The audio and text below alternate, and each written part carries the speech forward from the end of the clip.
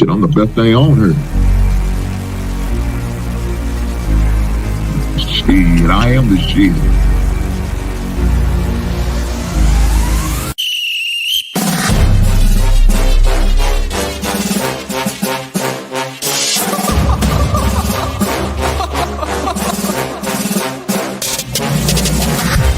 I'm not catching fades anymore. Gotta keep my hands clean when they come for the ball. Keep it smooth like a dawn, making moves in the dark. Cause I learned how to swim in the pool full of sharks. Now they coaches, cause they can't read all his motions. How the kid never switch codes, but he codes with focus. Staring down your team with a frozen, ice cold look that can end the summer solstice. Cause I'm more like the top dog. Keep on running game and the gang will accost y'all. I be calling plays from a plane while I'm off court. But we ain't the same, you a lame, I'm a mob star. Actually, I'm a top dog on a stat sheet. Off court, but I call plays for the athletes. Laughing when the cop cars try to catch me. Cause I rolled off in a taxi. With my feet up, I'm relaxing. Singing Figaro with no accent. While I pour strings from the streets in. Do it all with a straight face, I'm the kingpin. Top dog, top flow, boss mode, I'm the kingpin. Showstopper, top dog, God five, I'm the kingpin. They know I'm a dog and a beast, man. Yeah, I keep the peace with a piece, man. I ain't got no time for a piece, man. Why would I respond to a pawn? I'm the... Hold up. If I let my dogs off the leash, they you might want to get out of Dodge while it eat. Honestly, they can smell the blood in the beef. If they don't leave anything behind at the end. I can see you soft, ever thought about retreating. If you never have, then they'll give you a reason. Better watch your tone, lose your bass when you speaking. Underneath the mask is the wrath of a beast. When you learn how to smile in their face, then go cutthroat. Then they wanna call you a con when the blood cold. I remember starving while y'all had a truckload. Now I'm with the mob with the call and the gusto. I'm a top dog on a stat sheet. Off court, but I call plays for the athletes. Laughing when the cop cars try to catch me. Cause I rolled off in a taxi. With my feet up, I'm relaxing. Singing Figaro with no accent. While I pour strings from the streets in. Do it all with a straight face, I'm the kingpin. Top dog, top flow, boss mode, I'm the kingpin. Showstopper, top dog, God five, I'm the kingpin.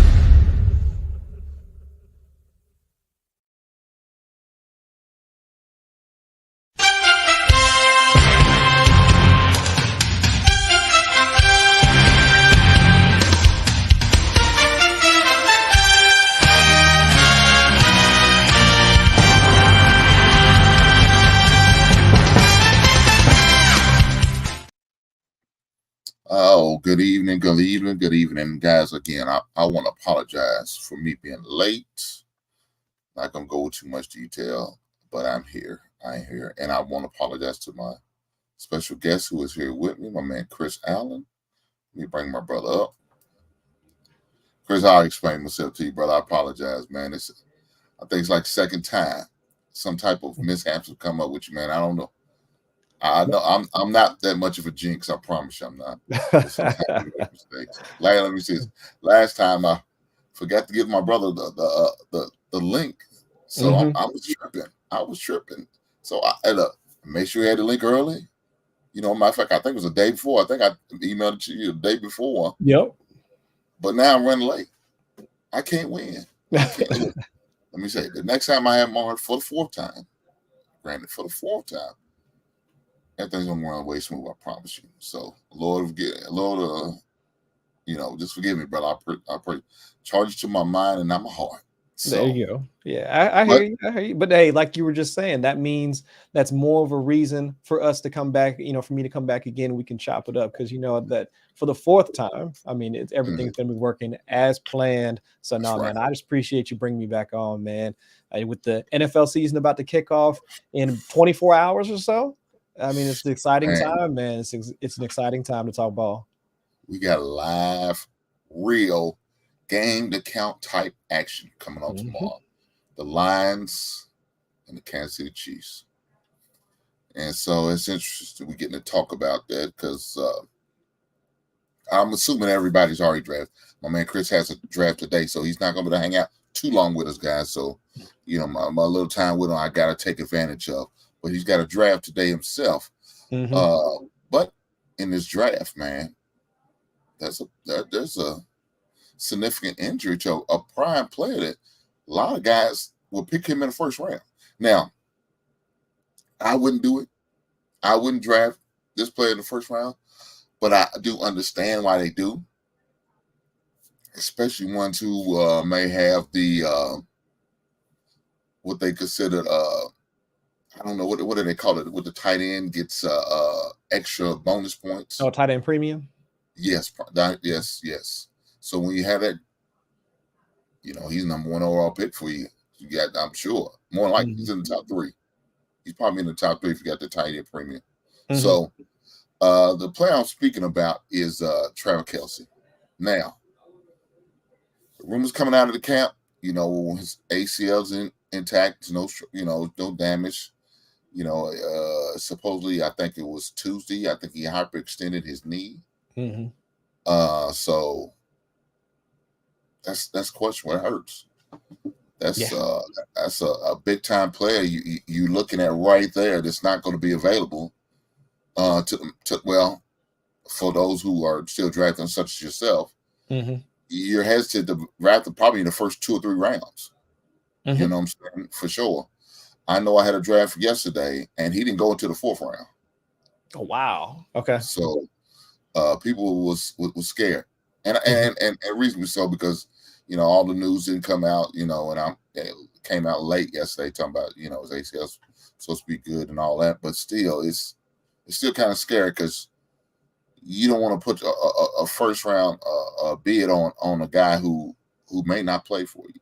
Unfortunately, the situation is what it is. So what's your take on it? Right now, I mean, if he falls to the 4th round, I do think that's a little bit of value, but trying to navigate drafting a tight end, I mean, a position that you only start one player each week, right?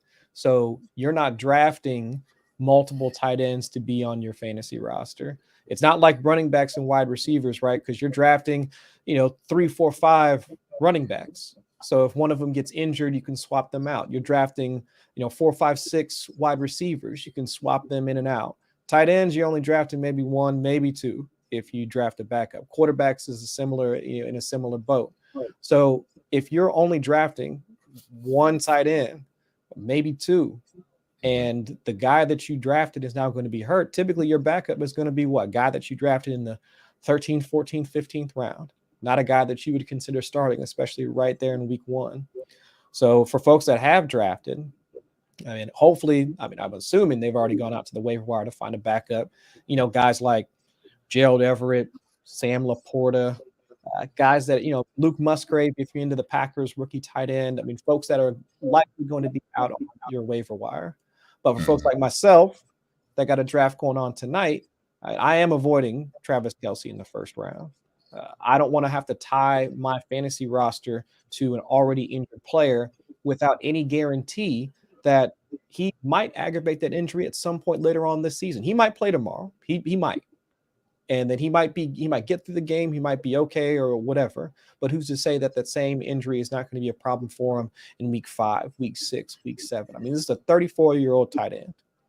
So I don't know much about bone bruises. I don't know much about hyperextending your knee or nothing like that. But I do know if you just got injured, something that was that severe that you got Adam Schefter tweeting about you on Tuesday, and you have to play a national football game on Thursday, unless you Superman or somebody with, unless you Superman, Wolverine, somebody with healing factor, that's going to be problematic. I mean, I feel like that's going to be something that's going to be lingering for the rest of the season. So for right now, I'm avoiding Travis Kelce in drafts. And honestly, I think the conversation that we probably should be having here soon is, if Travis Kelce ain't right, how does this affect the rest of the Chiefs offense?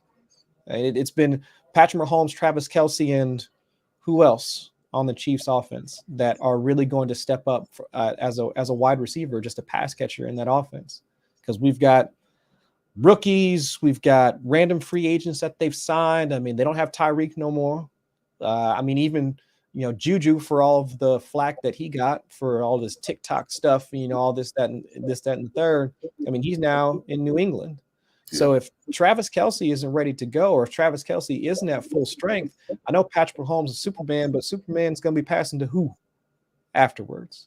I mean, you got there's Tony, and then you got maybe Sky Moore. I mean, those are two. Are they going to be your starting two receivers? I mean, that's what it sounds like. I mean, that's going to be plenty of opportunity. So you might have to rely on the run a little bit heavy today. I'm hoping so. Right. I'm thinking about maybe put him in his flex spot. I wouldn't plan on starting him, not at all. But may have to look him at the flex spot this weekend just to see. Right. Roll the dice, take my chances early, and then if not, hopefully I can make up on Sunday's game if he doesn't give me what I'm expecting him to do. But I may have to roll the dice if I had. Well, I think I got a couple of investments in him, so I may look into possibly starting him. Just for that purpose. But look, we know we're going against Detroit Lions. It's going to be a lot of offense being scored in that game, man. Because Detroit's got a nice little offense. The Chiefs got a nice little offense. Defense is not going to be a premium. As far as that defense, I don't know if Jones is even playing. I know it's a possibility. He said he's talking about sitting out. I don't know how long he's going to sit out. Is he actually going to sit out a regular season game?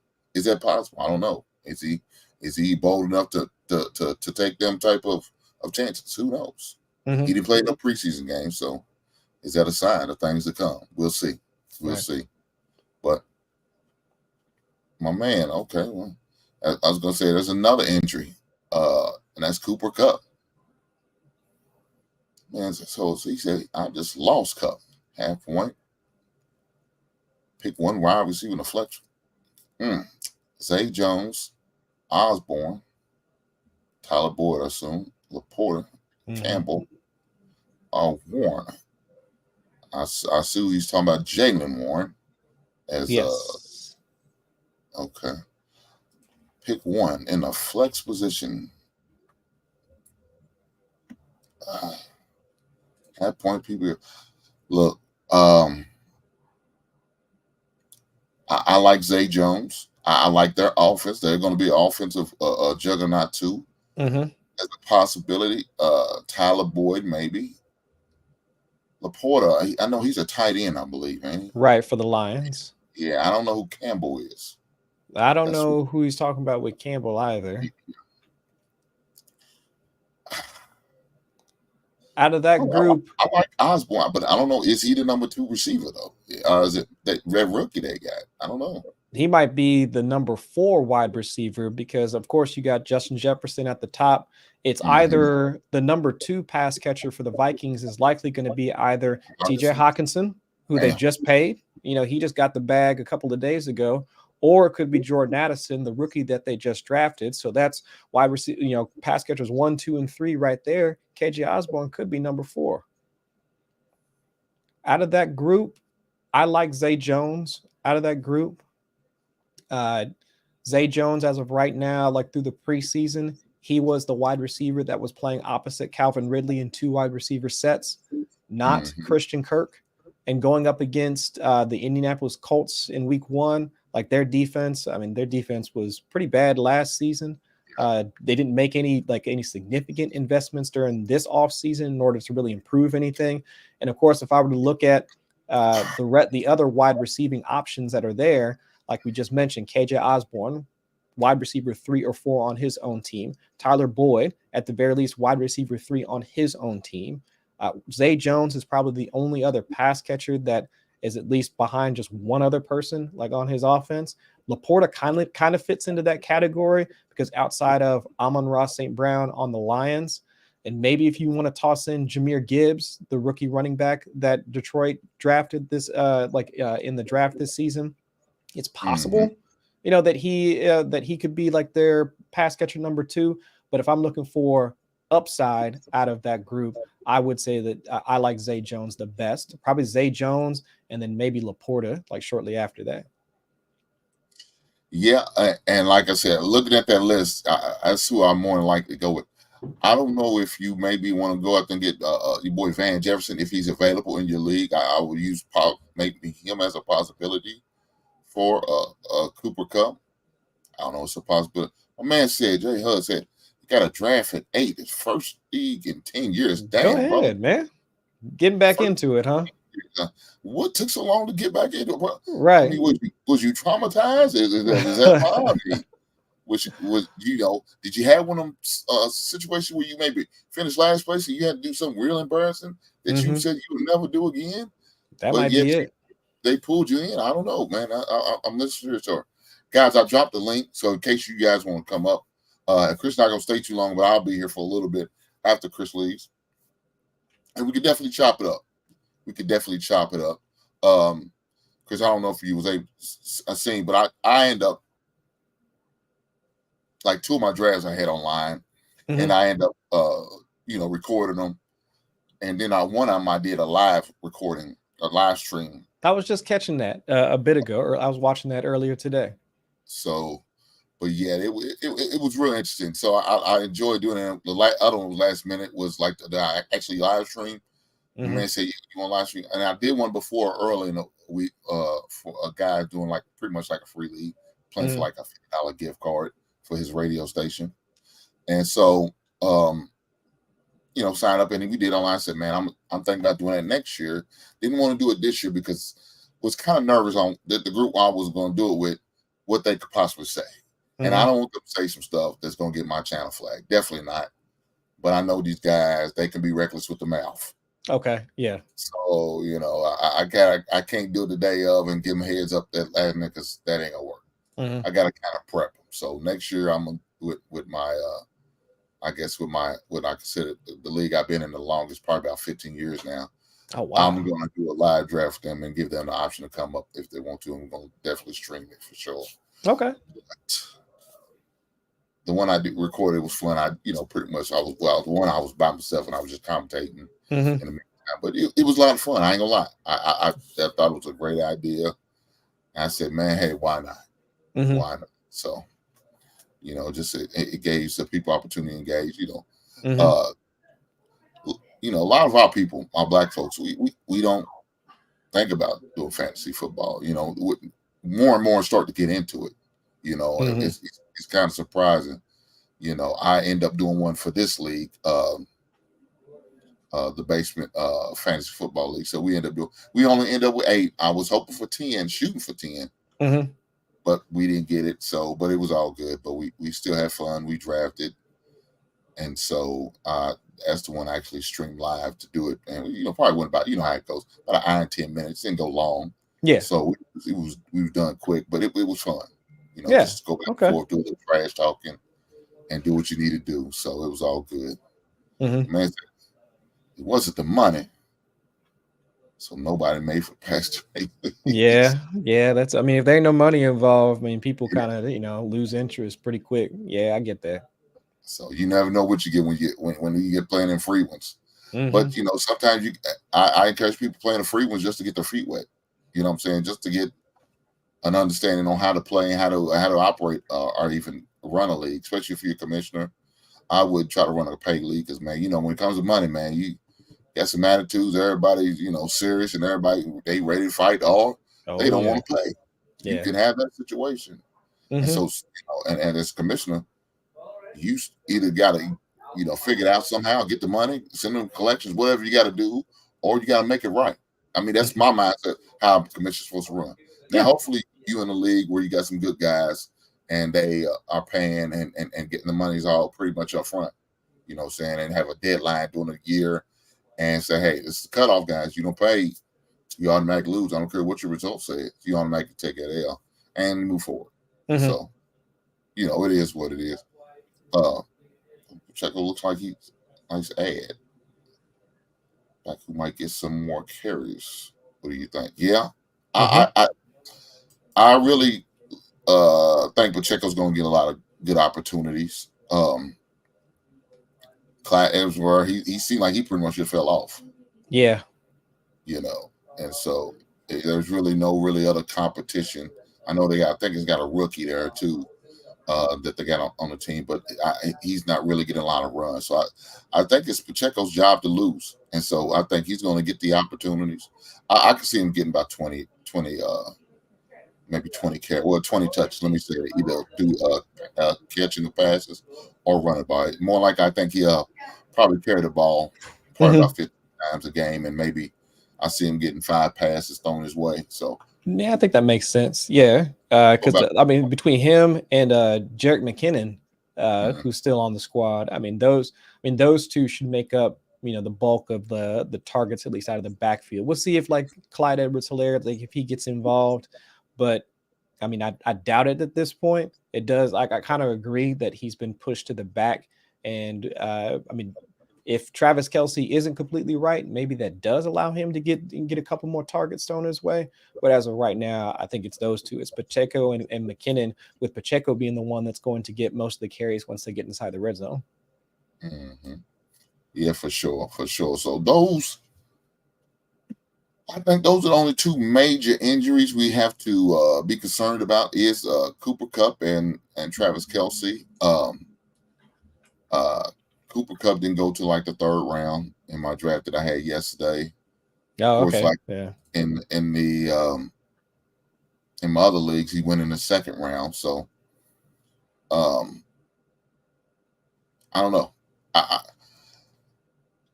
had Cooper Kupp 2 years ago. I didn't have him last year, and I guess I'm kind of glad because he didn't have the banner year that he normally was. So but the year I did have him, man, he helped me win a title in a couple of my leagues. I had him in 2 leagues where I think he won with the triple crown of football, the most touchdowns, the most receptions, and the most yards. I think he had all in 1 year, a couple years ago, not last year, but year before last. And so he helped me win a title because of that. So, yep. Mark Andrews hurt too. Who Lamar Jackson throw to? Well, if Mark Andrews more likely miss a game, he's got that tight end. Likely. Isaiah Likely.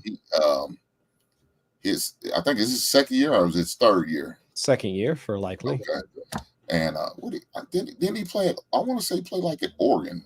I thought I remember him at Oregon. You might be right. I could be wrong. I don't know, but I had him last year. Oh, Coastal Carolina. That's where it was. I was totally off. Okay. Yeah. I had him last year when he got his brief moment, and I started him the one game where he did actually shine. And I kind of trying to roll with him, because his tight ends, one of them, tight end kickers and defense, one of them. If you don't get the top 2 or 3 tight end, you just it's just a crapshoot. So I was on the waiver wire streaming tight ends, like I was doing my defense and my kicker, and I used him 1 week, and he helped me out, helped me get the win. But guess what? The next week he was nowhere to be found. He was nowhere to be found. So the only thing about the tight end position. And that's why I understand why people draft Travis Kelce so early, like in the 1st round, in the top 7 picks, because it's a man. You hurt if you don't get the top 2 or 3. You're just rolling the dice, right? So it is what it is. It is what it is.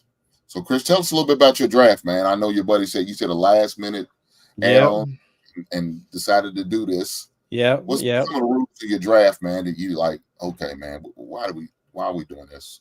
So it's a 12 team, but this is the reason why I always get frustrated with this draft is because the standard nowadays for fantasy football drafts is either full point PPR or half point PPR, right?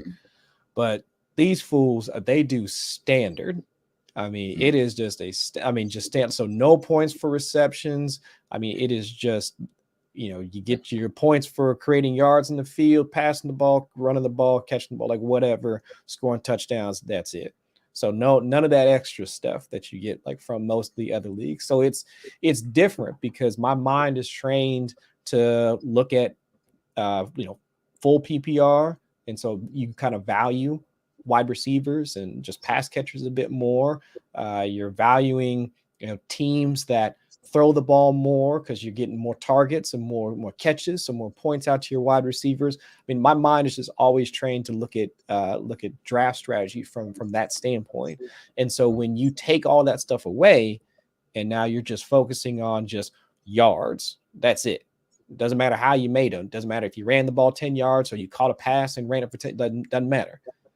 So like that's always it's a trip for me, just having to go all the way back to focusing on draft or like fantasy production from that standpoint, when you have to do just a full-on standard draft. I mean, changes everything. It changes how you draft your team. It changes what type of players you want to target in the middle and late rounds, the types of players that you want to have on your bench. I mean, all of that stuff changes. So I mean, I don't mind the switch up. It's just I always have to remember that's the format that we're using, because if you get into it thinking that, because everybody's been talking about zero RB drafts, right? You go the all wide receivers, and then once you get into the 5th, 6th, 7th round, that's when you want to start targeting running backs. That's been the strategy that folks have been pushing for a number of years, but after last season, that's ramped up like quite a bit more. That's just not going to work in a standard league, right? Because you're going to need running backs that carry the ball a lot, like the Isaiah Pacheco's of the world, but even, of course, like your higher end running backs, like the Derrick Henry, Saquon Barkley's, and all those dudes, in order to just get the number of touches that you need on a weekly basis to create fantasy points. So it's just different. I mean, it's funny because, standard was the standard, like 15, 20 years ago. But now that fantasy football has gained so much interest, people want to see bigger scores and like more points and just make the game more fun. And so you'll have teams you'll have fantasy leagues where if you're not scoring 130, 140 points per week, you probably falling behind. You taking an L each week. But now in a standard league, the average is probably like 90 points. It's 80, 90 points per week. And you're just looking at your squad thinking like, oh, am I not scoring enough? But in the standard league, that might be just enough in order to win your league. So it's just different, man. So no flex position or nothing? Nope, no flex position, no nothing. It is as bare bones as it gets. I mean, y'all might as well go to the time where you had to read the paper and add up your own. That's what I'm saying, man. That's why it is such a trip. Because I'll hop into the draft and then thinking, okay, I'm going to draft, I'll get my wide receivers early. I'll get maybe like one running back early and then focus on running back later. But then it's like, nah, man, that's just not how it works, because the way the roster's set up, the way the scoring is, unless you get just like the balanced roster, like 2 really good running backs, 2 really good wide receivers, good tight end, just all that. I mean, all of those strategies that most people think about, discuss, and debate throughout the entirety of offseason, all that junk just goes right out the window, because you're just drafting like just a basic fantasy football team, and that's it. Yeah, so if I was in a situation like that, for example, I would go with 2 running backs back to back, first 2 rounds, then give me 2 receivers. That's it, and then maybe look at a good quarterback, maybe in the 5th round. You know what I'm saying? Maybe the 6th. But you might as well, and unless you take a questionable or a running back, or a wide receiver, where you may have even skip the quarterback in the 5th round and go for another receiver or another possible running back as a backup. Gee, that's crazy to even think people still play like that. So no bonus for 300 yards, no 150-yard bonuses or nothing like that. See, yeah, that would drive me crazy. I said, man, guys, I can do this. Right? I appreciate you guys, but you might have to find somebody else. In fact, let me have my son. Son, you want to play this league? Well, no, we put a good bit of money down on it. Like that's the reason I come back, is because we put a good bit of money down on it. So it's like the prize is kind of worth working through, like just all the weeks of looking at your roster and just kind of being like, man, I only scored like 90 points or something like that, or only I have to draft this way or whatever. But if I can put a little bit more money in my pocket at the end of the season, hey, I'll take that. That's all right. Well, I think I have an idea on what you're talking about, especially the money part. the one on league I've been for so long, man. The funny thing about it, we got all the way up to $100, and it's a 2-league thing. It's kind of funny. Mhm.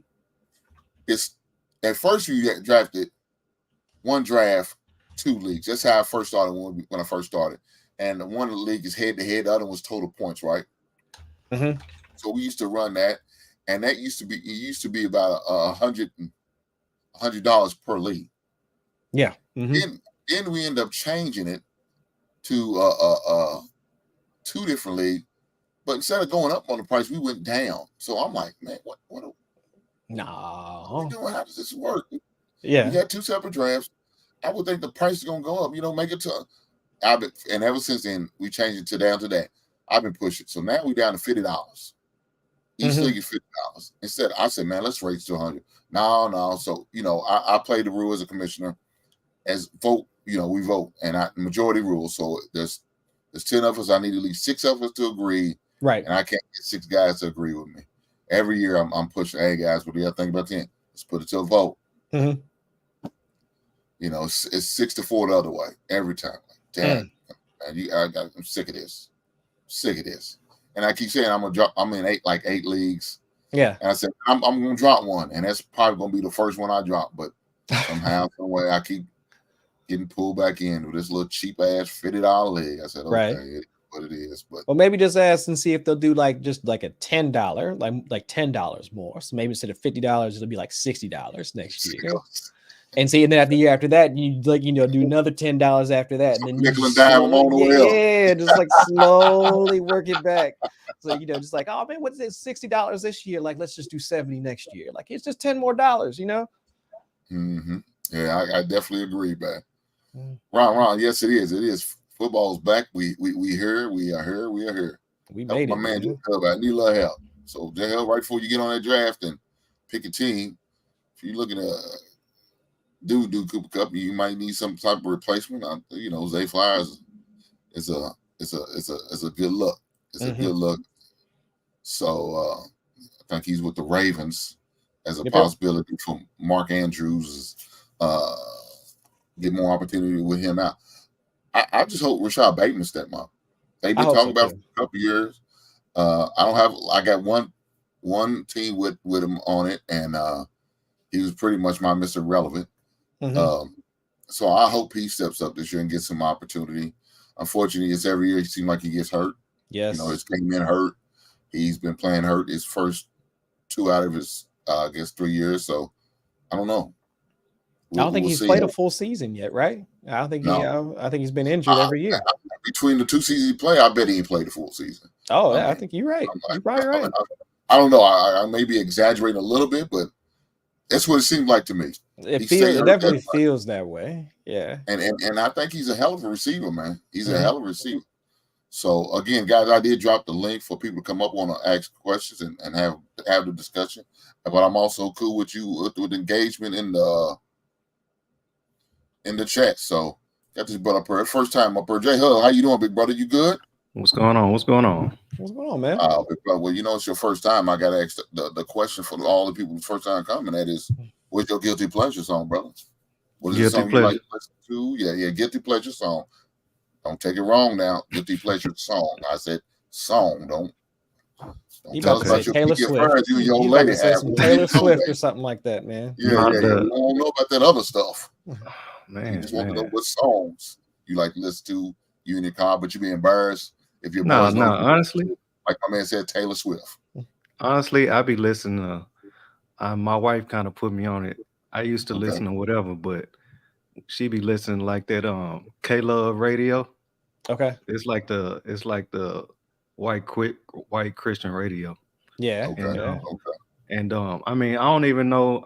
When I first started listening, I didn't even know most of the songs, but I just got tired of listening to Glorilla and stuff all the time. Every time I hop in the car. Oh, well, yeah, that'll work. Anybody out, I believe. What? Someone says a white Christian radio station. What's one of the songs you heard on there? You said, "Damn, that's kind of catchy." I don't know.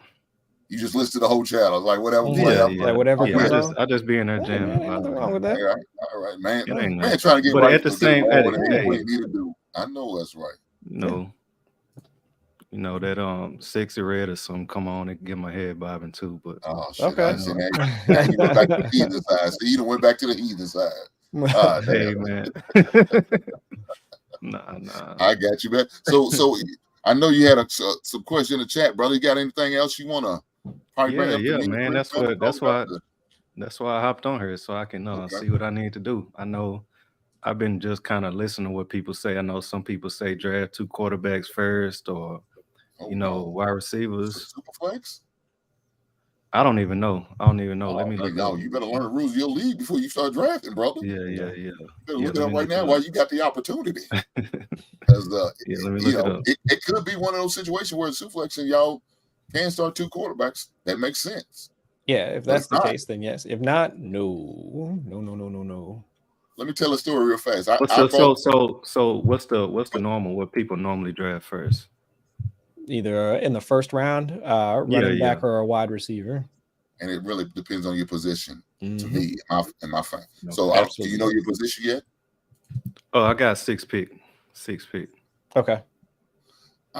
You're probably more to look like maybe at a Chubb or maybe a Derrick Henry, or if you're looking at receiver, maybe a Tyreek Hill, maybe that could possibly fall your way. I don't know. What are you feeling? Are you feeling a wide receiver? Or you feel like you're gonna go for the tailback? Who, me? Yeah. I had no idea. That's why I said I ain't played fantasy in 10 years. Okay, yeah. So that's why I came on here to get some help right quick for my draft, man. Well, look, at the 6th pick, I'm gonna tell you right now, I'll probably more than likely, if Derrick Henry was available, I would look at him. I would go with Nick Chubb before I go with Derrick Henry. Just my personal opinion. At that spot, because the first 3 or 4 receivers more than likely going to be your Jeffersons, your Chase, and maybe Hill will be your first 4. McCaffrey more than likely be maybe your 4th pick. Maybe Eckler will be your 5th, and so you at 6. I would look at Chubb or Derrick Henry, because the reason why I say that, because the running back is so thin. And you fought that far down, I would definitely take a chance on. Yeah, that's what I was kind of looking at too. I noticed I ain't been paying attention, but just looking at like the draft list, the automatic list, it wasn't too many names on there. You know what I'm saying? That I was really familiar with. You know what I'm saying? Yeah. So I would definitely encourage you to do. Well, it's probably too late, like you said.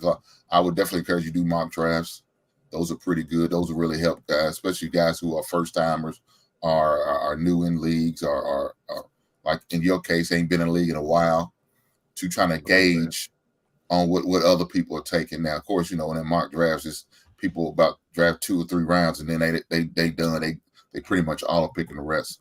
But that kind of gives you an option as a how you may want to look in the first round. So that'll really, I think, will really help you. But yeah, again, I'm gonna say this. I would look at maybe a Nick Chubb or maybe a Derrick Henry, or like I said, if one of those receivers like Hill falls to that spot, maybe, but that's more likely what's going to be available to you is the Chubbs, the Derrick Henry, the Saquon Barkley, somebody like that. Yeah. How can you tell what kind of league it is and stuff like that? It says a snake draft. Are you on ESPN? Yeah, ESPN. All right, so go up to the top. There's so the one tab says My Team. Should be another tab that says League. Settings. Yep, Settings. and go to League and go to Settings.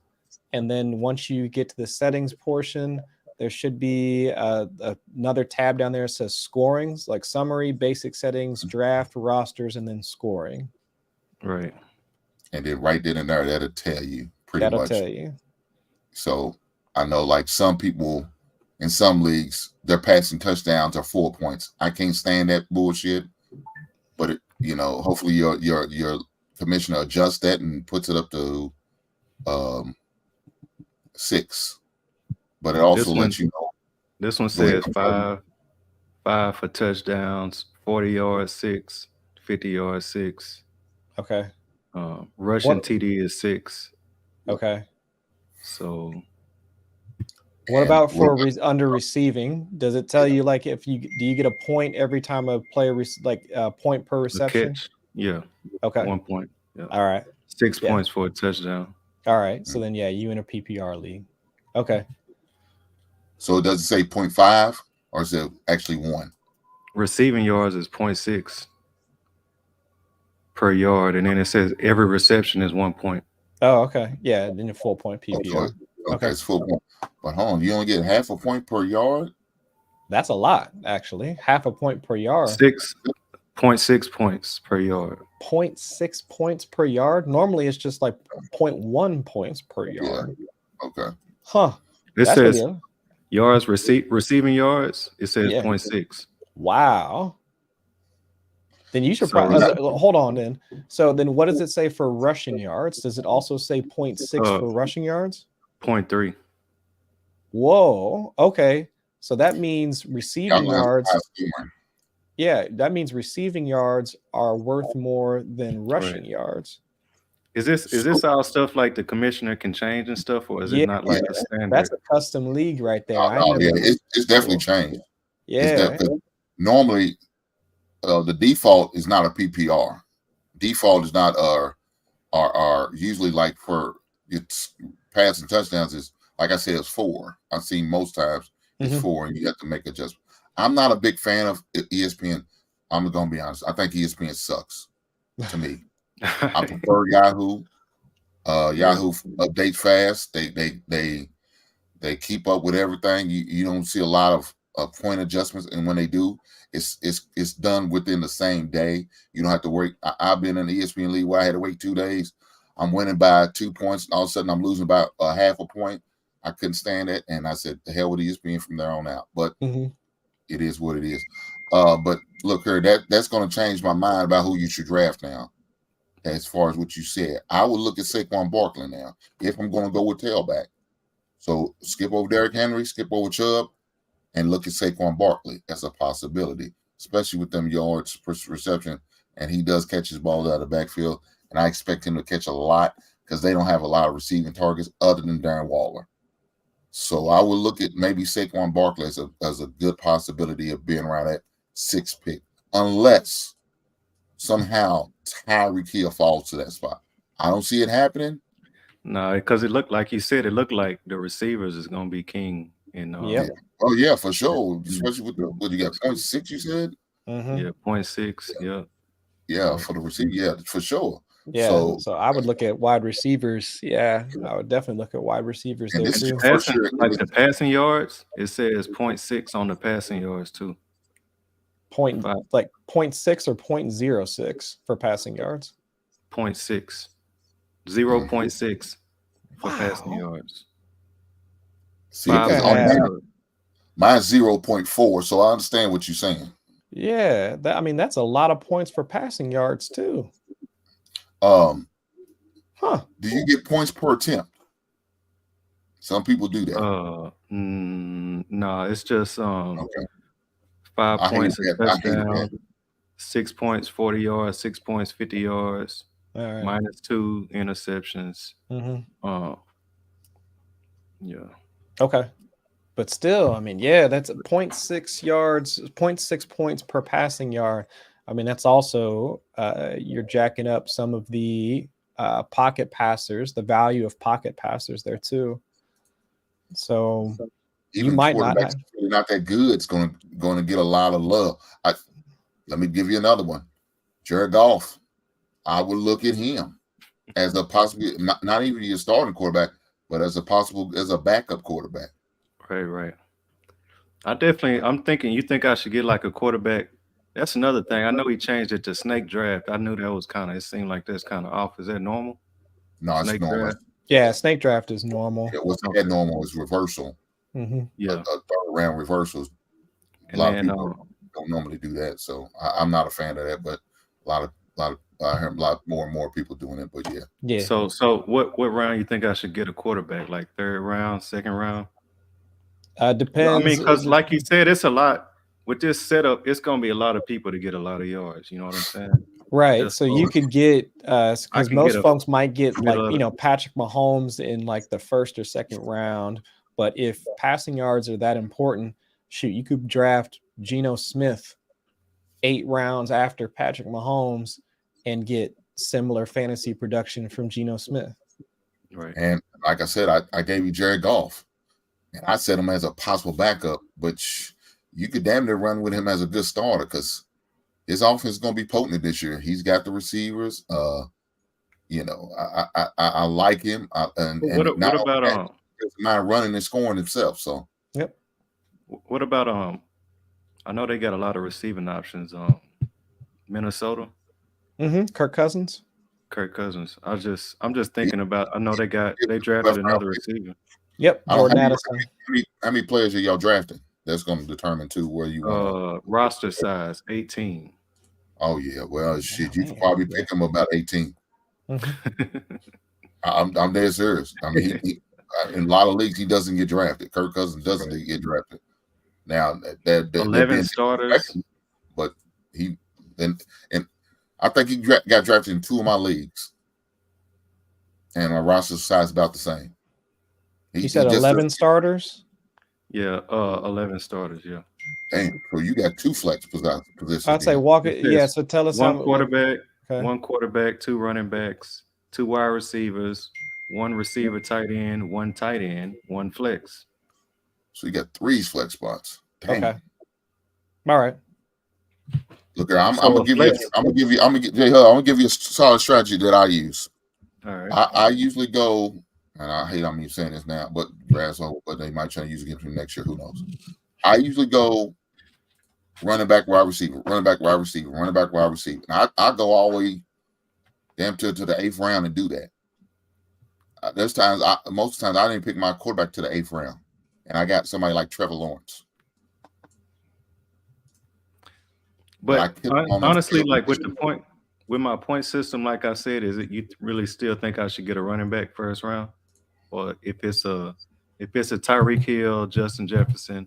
Now, like I said, they just got Justin Jefferson. No, don't even worry about no Jeffersons. Don't even say that word unless you got a bunch of idiots in your draft. Right.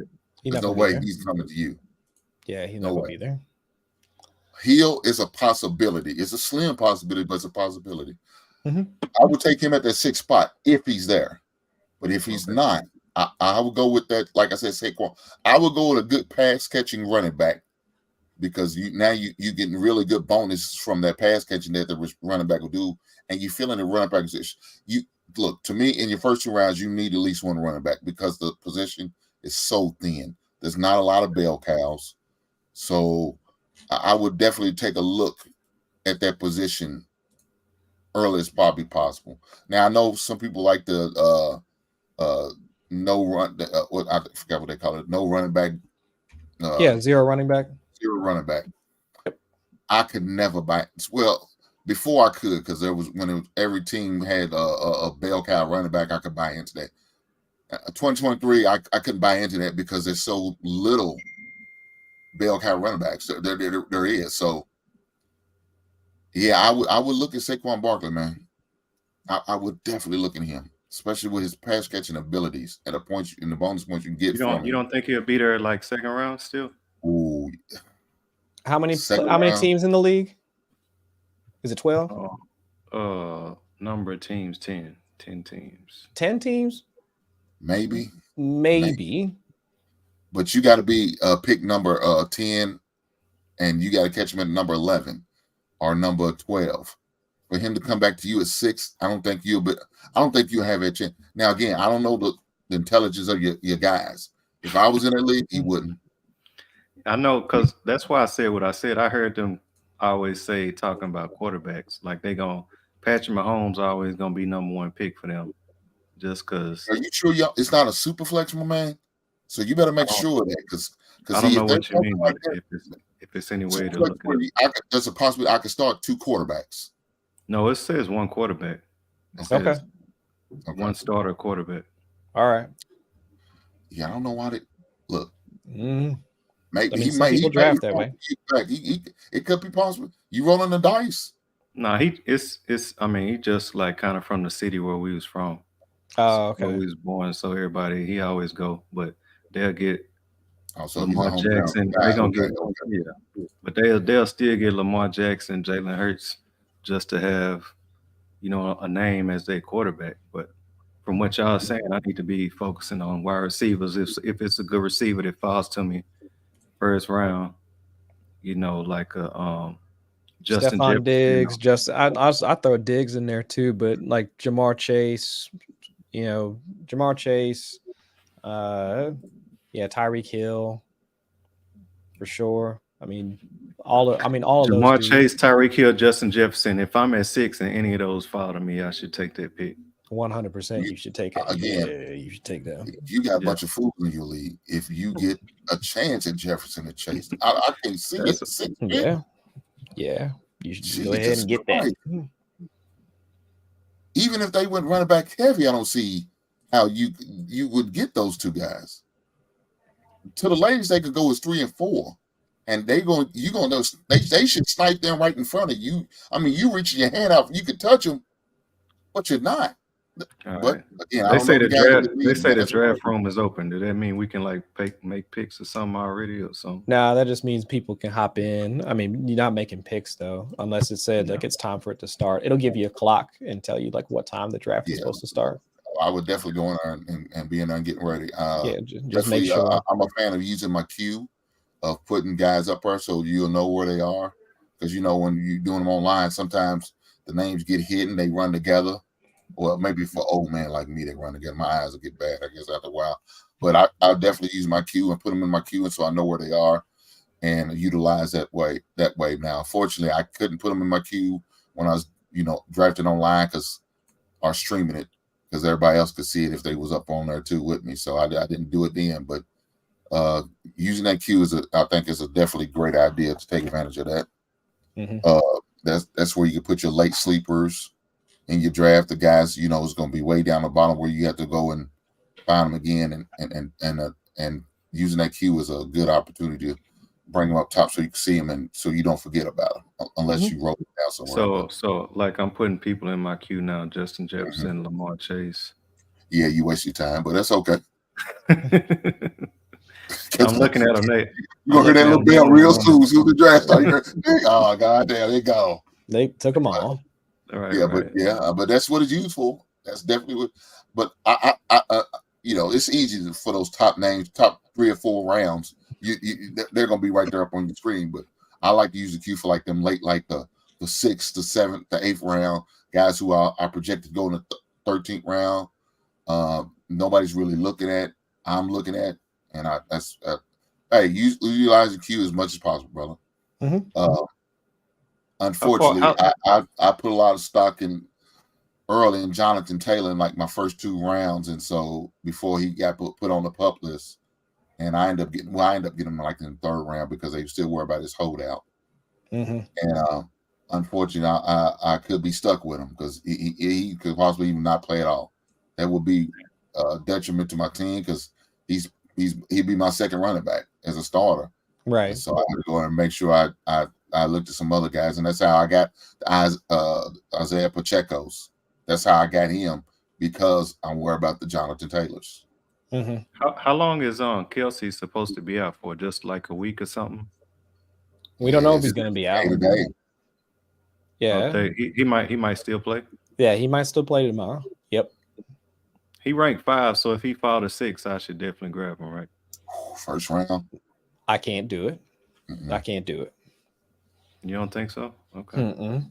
Nah, brother. I'm just saying he's ranked number 5. That's why. Yeah, but the ranking hasn't adjusted for the injury news. See, that's because you and ESPN, Yahoo, they already adjusted. Yeah, He's in the 2nd round in Yahoo, but yeah, I can't. It's my first, because when your first round pick, you really need them. That's like in real draft. When first round picks, you expect them to be there. Matter of fact, it's not. They don't even have time to sit back and learn anymore. You're expected to play, right? And if he's gonna miss the first week, that could be detrimental to your team, especially a position like that. I would project him in the 2nd round, no later than the 3rd for sure. If maybe get him on the turn. Mm-hmm. What is like flex? What's the flex position? What is that? So That's just another wide receiver. that could be a running back, it could be a wide receiver, it could be a tight end, any Okay. offensive player, not a quarterback.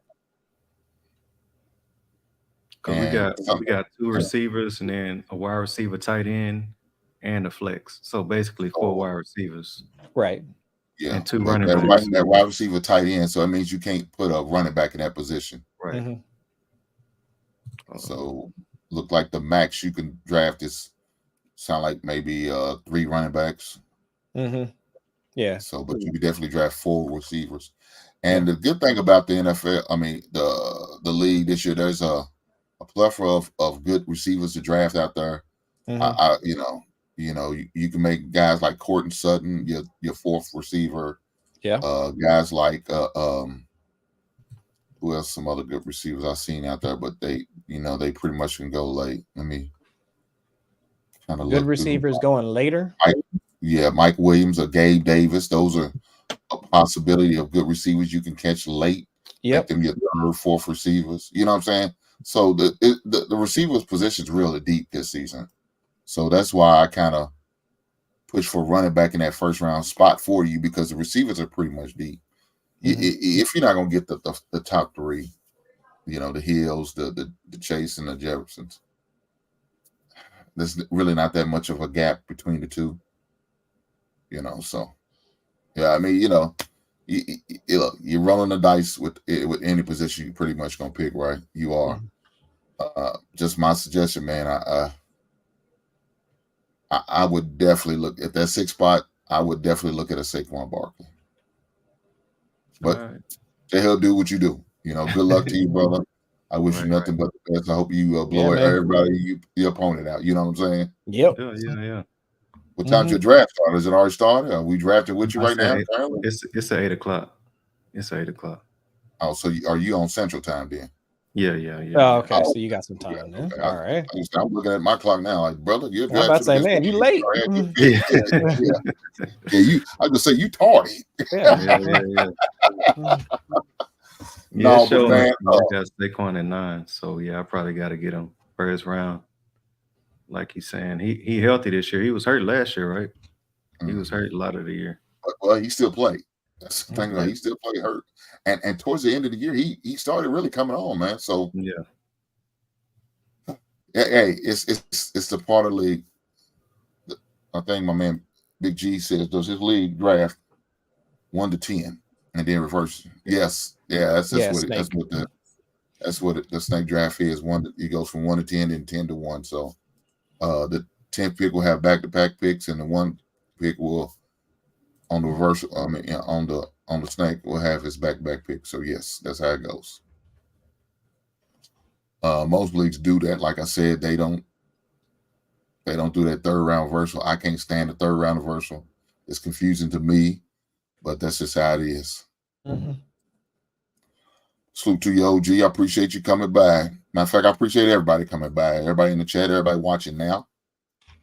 I thank you guys. I just wanted to make sure I had this show just to last minute, some drop ads or some adjustments that, certain people may need. We're able to help my man Jay Hub getting ready for his draft, first time in a decade. So it's been a long time. So he's kind of got to knock the dust off of his draft skills and get it back into it. So, we're trying to help guys out like this, that need that help. So that's what we're here for. Yeah, man. Have a good conversation and talk about it, man. So Chris, what is your strategy about to go into your standard league draft? What is like we were talking earlier? It's probably gonna be 2. So I'm drafting from the 5 spot. Okay. So I'm probably gonna look at going running back early. I'm hoping Eckler will still be there at 5. Probably not. But I'll probably look at starting running back, and then looking at the wide receiver position like after that, because I want to I want to have two solid running backs to start off my draft, and then I'll look at the wide receiver spots like after that. Especially when and for you guys who maybe wasn't here or just now hearing this, Chris is playing in a standard, old school standard league. So that's why he's taking that strategy, and I understand. Yeah, I mean it is wild that folks still play this way, but it's $200 a piece in order to get into this league. So I mean, I'm like, all right, Now see, that's the type of league I'm talking about right there. yeah. That's the type of league that tweaks my interest. Mhm. I'm locked in. I'm having fun. I'm talking a little shit, especially if we was in person, just to try to knock you off your block a little bit. Right. It's That's like the type of league for the I'm money, talking about. hey, I'll pay attention to, I'll get up for something like that. Yeah. Yes, for sure. For sure. And it gives you that little bit more oomph when you, oh no, this $200 league. I got to get this money. Right. Yeah. It's I mean, like when I that's always why support- that's the way I typically think about it. It's like it's probably I don't know if it's a good thing or a bad thing, but it's just when you're thinking about, how much time and effort you want to put into something, I think it's the, right to think about like what's the return on investment? Like why am I putting my time into this? And almost to, what J Hub was saying earlier when we was talking to him in the chat, and he was saying the last league that he was in, that it died out after 3 weeks because it was a free league. I mean, that's what happens, sometimes. So once you put a little bit of skin in the game and folks having to pay, they have to pay, and that's when they start paying attention. That's when you start to get a little bit more action in the league, more folks making waiver claims, maybe you get a few trades here and there, something like that. And I think overall it just becomes much more fun. But I think the only problem is that there's a balance, right? Like you can get enough money in the league to get people interested. But I think when there's too much money in the league, that's when folks start to get, upset because they're losing, and they want to call out collusion with if folks like put a trade through or something like that. And that's when folks get upset and want to pull up on you. So I think there's a balance like in all that. But I think either way, there should always be some sort of skin in the game because that keeps everybody interested. Well, for a guy like my man OG Go Dirty, he's trying to learn about, I'm here to learn about the fantasy draft. Mm-hmm. I'm trying to get into it. I would encourage somebody like that to get into a free league first, maybe a home league. Get your family members together, and do a league. That would probably be my first introduction. I wouldn't necessarily tell you to jump into one that pays right offhand because, if you get into a pay, depending on how much you're paying. If you're paying $20 to do a league, okay, that's a drink for yourself at the night spot, right? But if you get into like maybe $50 or higher, and now you're talking about a little change, and those dudes are probably a little bit more serious about it. They're not one of those ones that's going to allow you to adjust in that learning curve. They're not. Mm-hmm. Free one, they might like, okay, whatever. It is what it is. Right. But so I would definitely encourage you to do maybe a small free league. Do something with your family. Say just for bragging rights. You know what I'm saying? At the family, you remember I kicked your ass in our fantasy league last year? Something like that, man. Yeah, you know what I'm saying? Something like that. So I would definitely do that to be my introduction into the league. So yeah. Oh, he said to learn, not to learn. Okay, I got you, bro. Well, look here. This is what I do it for, to help brothers and sisters out who want to get into a league.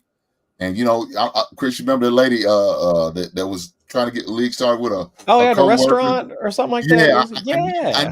I need. Hopefully, I get to hear from her. Yeah. Hear while you're here. She comes up and let us know if everything worked out, and hopefully, that was a motivational factor for her and her coworkers to do. I don't know. We'll see. I hope so too, because it sounded like that was going to be like it. I thought I was just happy that she was kind of excited to do it, and organize that for her coworkers. So I hope you do hear from it. Let me know like if you do, because I mean that sounds like that'd be a lot of fun. Yeah, definitely. This is and we all look at fantasy football. Doesn't matter your sex, your religion, your gender, doesn't matter age, none of that. I did it for my son and his friends, his basketball team. They did a fantasy league draft. They did it for free a couple times. Then 1 year I bought them a trophy, and so they got to play for a trophy. So it was cool for them. You know what I'm saying? So it is what it is. Now he's in college now, so we not gonna say nothing about him still playing or not. I'm not gonna say anything because apparently he's not playing. He's not allowed to according to NCAA rules. So he's not. I'm just saying he's not. That's all I'm gonna say. Okay. But Big G said. When they say it's He's not right. about the money, I know they lying. It's always about the money. He's Shit, absolutely right. what you said. It is about the money. Look, guys, again, I do at least 3 in-person drafts, and 2 of the 3 are high price one. One is $300, the other one's $200. Mm-hmm. When you talk about those type of dollars, boy, everybody's an enemy. I've seen husband and wives enemies, gang the enemies, draft time the enemies. I said, look, I tell you what, we're not gonna do. We're not gonna draft at y'all house. Y'all mess around, get into argument, put us out before the draft's even over. So we'll never have them host a draft. So, but with that being said, hey, look, I've seen those things happen where they falling out, they argue, they don't talk for a week because they playing each other, or feel like there's somebody sniped them at the draft. You knew I was looking at them, I was talking about them. You heard me talking about with my friends, and you went out there and picked them. Hey, it's all fair and love and war, baby. It is all fair and love and war. So it's just, it is what it is. So yes, sir. Big G, I already know, man. I already know. How much y'all putting online? How much skin you got in the game, J Hub? That's what I'm sitting here arguing with about right now. They talking about $25. I'm like, at least make it 100, man. Jesus, 20. That's it. If you're gonna do it, man, do it, man. That's what I'm saying. I already know. You already know. It's ain't nobody. That's a whole nother thing. They ain't putting the money up right now. You know what I'm saying? So see, that's kind of a problem. People gonna already. Yeah, already. $25 ain't nobody put the money up front. What they waiting on halfway through the season? Hank, this your channel. I ain't gonna say what I want to say, but you know what I want to say. No, go ahead. Go ahead. As long as you don't say nothing about the community or my Jewish brothers and sisters. No. Some races, you good. No, come on, man. Like you said, $25. You can't scrape up $25 for the league. Man, you got to collect you should be playing fantasy football. But you can play. This kind of go back to the point Chris is making. By the third league, you 0-3. You know your team trash. You gonna stop caring about the league, stop playing, and then you know what I'm saying. When it's time to get paid at the end, you ain't gonna wanna put the money up. That's why I'm sitting here going back and forth with right now. It's like I'm gonna play like you said just to get my feet wet. You know what I'm saying? So next year I'll be 100%. Yeah, you know what you do next year? Look to get into the basements fantasy draft. There you go. Right. That's what you need to do. I mean, at least, well, I'm gonna go call my fellow fantasy owners out now. I was suggested at 200. I said, cool, I'm with it. It could be 2-3. You know, the more it is, I need money before the draft. Yeah, I ain't get a dime from one person other than myself. I said, oh shit. So then I wasn't gonna do it. I like throw my hand. I said, no. The guy hit me, said, hey man, let's at least do it for a amount. I said, okay. I put it from $200 down to $50. That's how low it is. Also now people paying. I said, God damn it, y'all should have said it when I made it. When the suggestion was made, y'all won't that high. I could have went down. I would, but I want at least minimum 10. I only got 8, but which is cool. We still gonna do what we do. We had our draft and it was fun. You know what I'm saying? I had the draft, we had fun. So we're gonna rock it out. But look, sound like it could be an open spot for you. It's $50. Well, I don't know. I'm at least try to raise it to 100 this time next year. But I'm more like if you want in it, you just make sure you hit me up, email me, or hit me up on IG, and we'll make you one of the 10. Yeah, so I'm glad you did say that, but that also gives me an opportunity. I do a FanDuel weekly draft where you draft your teams. You got a salary cap, and you got to, I don't know if you know anything about that, but we have a salary cap, and you draft your team, and it's $10. It depends on how many people get. I would like about 20 people to do it, but if not, if I just get about 10 to 15, I'm just going to make it winner take all. But I do have the option of paying out first, second, and third. Now, of course, FanDuel's going to take their fees. It's not free. They're going to take their fees. So don't get mad. Well, it's supposed to be $10. I'm supposed to get $100. No, they got a fee. You got to pay the fee. You got to pay to play. And so they charge a fee. And I think last year the fee was about like $15. So if you want it, you got $85. So right. I'm gonna definitely do it this year, and what I do is every Wednesday, I'll post a link either to my stories or my Facebook basement page, or on I definitely posted the link when I do my show on Wednesdays too. So I will definitely have it there in case y'all want to sign up and try your luck. Try your luck. I check it. I never did the FanDuel. I only did like the regular, just straight sports betting. Like with the parlays and stuff like that. Yeah. I never did the FanDuel. So. Parlay, I wished I got in on that when the Colorado Buffaloes was only projected to win 3 or 4 wins. Like 17 points or something like that, right? They was like 17-point underdogs or something like that. No, they was 20. For that game, they was 20. It ended at 20. But I'm talking about for the season. No, I ain't talking about. I'm talking about they projected to win 4 wins. Oh yeah, so that's right definitely now, over that. I project them at 7-5. Yeah. But that win against TCU, I think they could go 8-4. That's just my projection. Unfortunately, I didn't get to put no money down on it because right now our online is not till the end of this month, September, like 27th. We can go in person on the 7th, but online is not to the 27th. So I have to go to Indiana, which is a bridge away, to place bets. Okay. I just didn't go over for that. So unfortunately, I don't want to plug it. It's other websites you can go to do that kind of stuff. You know what I'm saying? But it's not the website. In Kentucky, it's not online gambling. Not going yet. That's the only thing. Oh, okay. Got you. It's not that. I mean, we're going to have it on 27th. It's going live. Okay. I just can't do it here. Now I can go to Indiana, like where my son goes to school at. I could go over there, be in his dorm room, doing my bets, and that's what I was doing. Davis move in. I was putting some bets out there, some prop bets and all that. But okay, look at you. I got to bet. He's on campus. He's at shout out to Indiana IUS. Okay. University of Indiana Southeast. So he plays basketball over there. So that's where he is. Is that the one? Is that where you at? Yeah. But I mean, you know what I'm saying? Yeah. Well, y'all got everything legal with that place. Nah. It ain't. That's one of the Texas. It ain't legal over here. So they don't legalize online gambling. What? No, you got to go to Louisiana, Oklahoma. Damn. So you can do just about anything else in Texas, but comes to sports. They're about to make it legal. They about to put a big casino right where the Mavericks play and stuff. Oh, okay. They're about to get a new stadium and have a big casino and everything in there. That's what they say. So it's only a matter of time for them, Yeah. But back to fantasy, right? Yeah. Back to fantasy. But yeah, y'all talk about y'all team so I can know what I need to do. Chris said he got the number 5 pick. I'm trying to write down the blueprint right quick. What I need to do in my league. So if I could get, just looking at the players available, if I could start off with a solid running back, so at 5th overall, you can probably get Austin Eckler at 5. 12-team league for this one.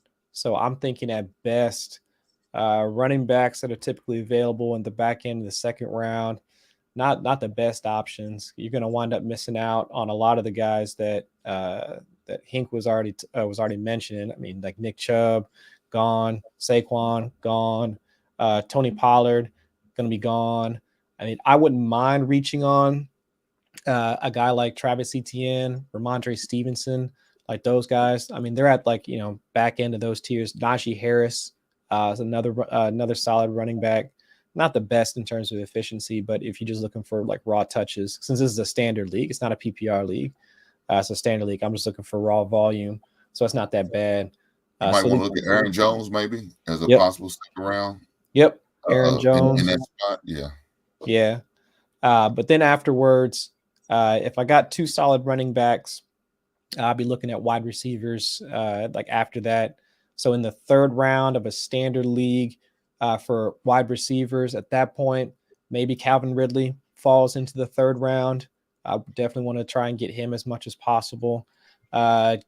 Keenan Allen. I know we were talking about Mike Williams earlier. Keenan Allen is more of a PPR target, but in standard, I mean, he'll still rack up enough yards. I'm pretty high on the Chargers offense, like overall, to be honest. So he'd be another guy that I'd want to target. Drake London is another wide receiver that I'm kind of digging. I think Atlanta's offense is actually going to be pretty solid this year. Kind of excited to see what like Bijan Robinson does, the rookie running back that they drafted from Texas, right? So I think that's the general blueprint that I'm looking at, like for the first like 4 or 5 rounds, is looking at 2 solid running backs to start off, and then afterwards filling out the wide receiver position.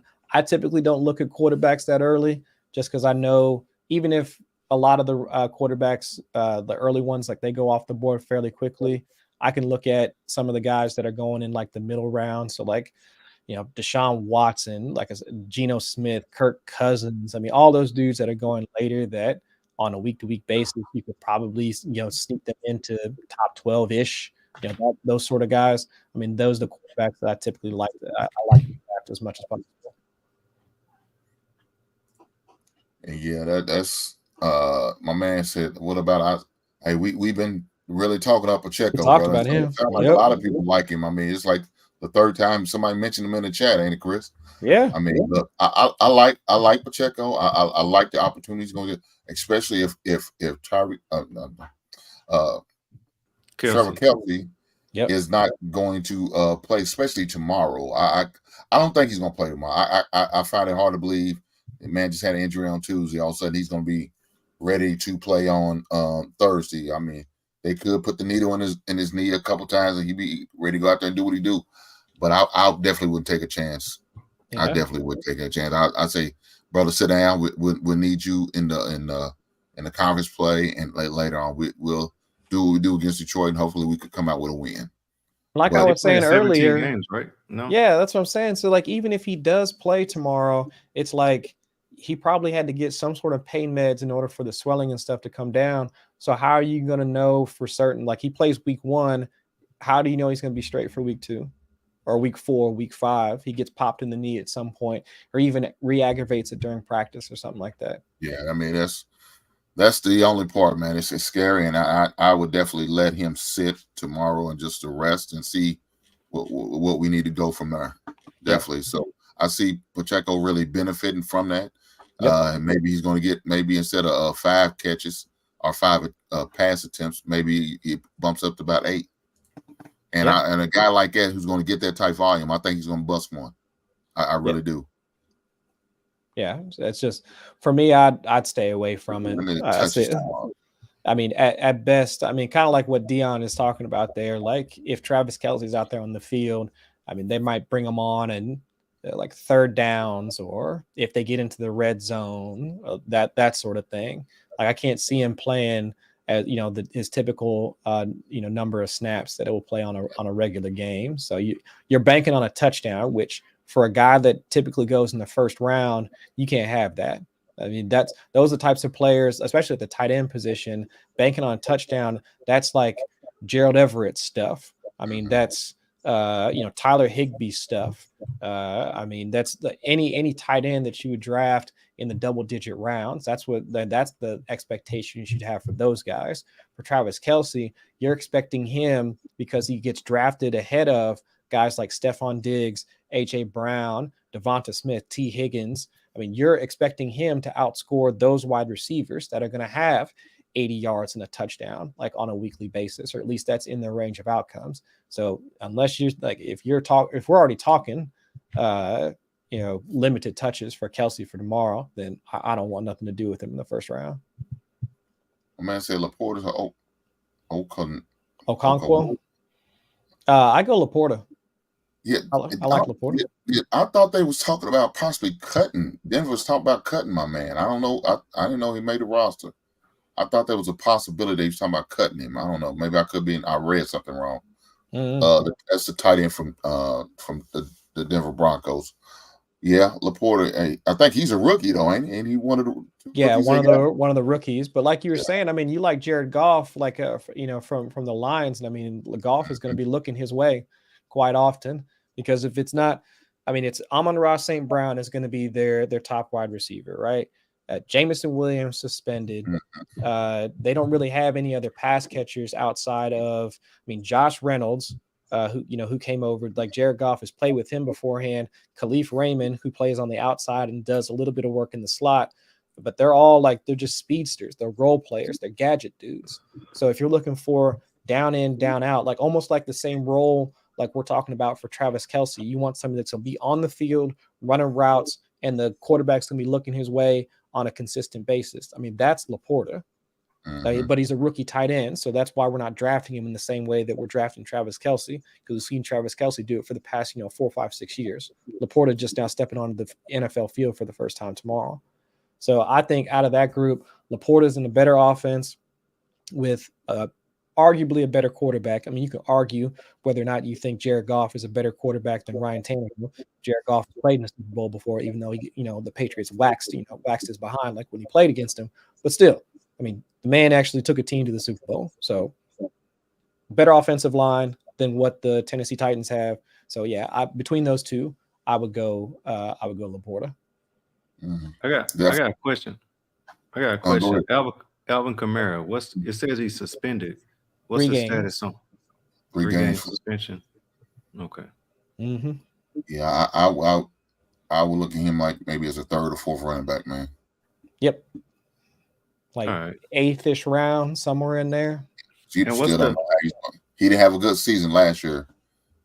Right. And he dealt with some injuries, so and you don't know how he's going to come back after sitting out 3 games this season.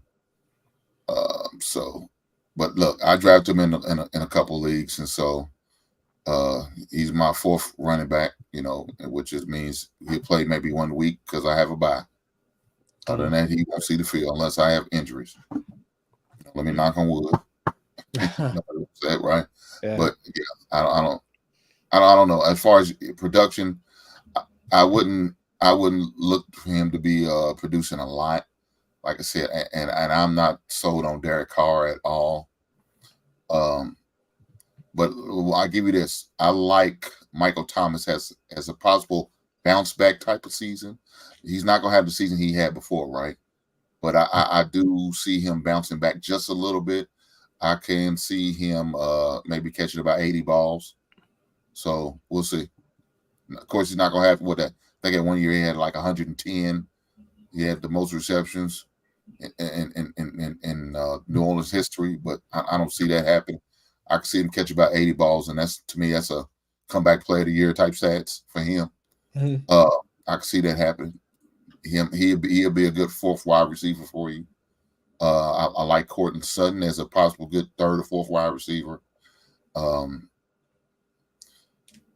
Who else I like at that spot? Look, I really want to buy into Bateman. I don't know. I don't know about making me your 3rd or 4th, maybe your 5th or 6th. If you have it many on your roster, I will look at it. But yeah, I want him to be successful. I guess I just want that for him. Because I like he's got good size. He's got the opportunities.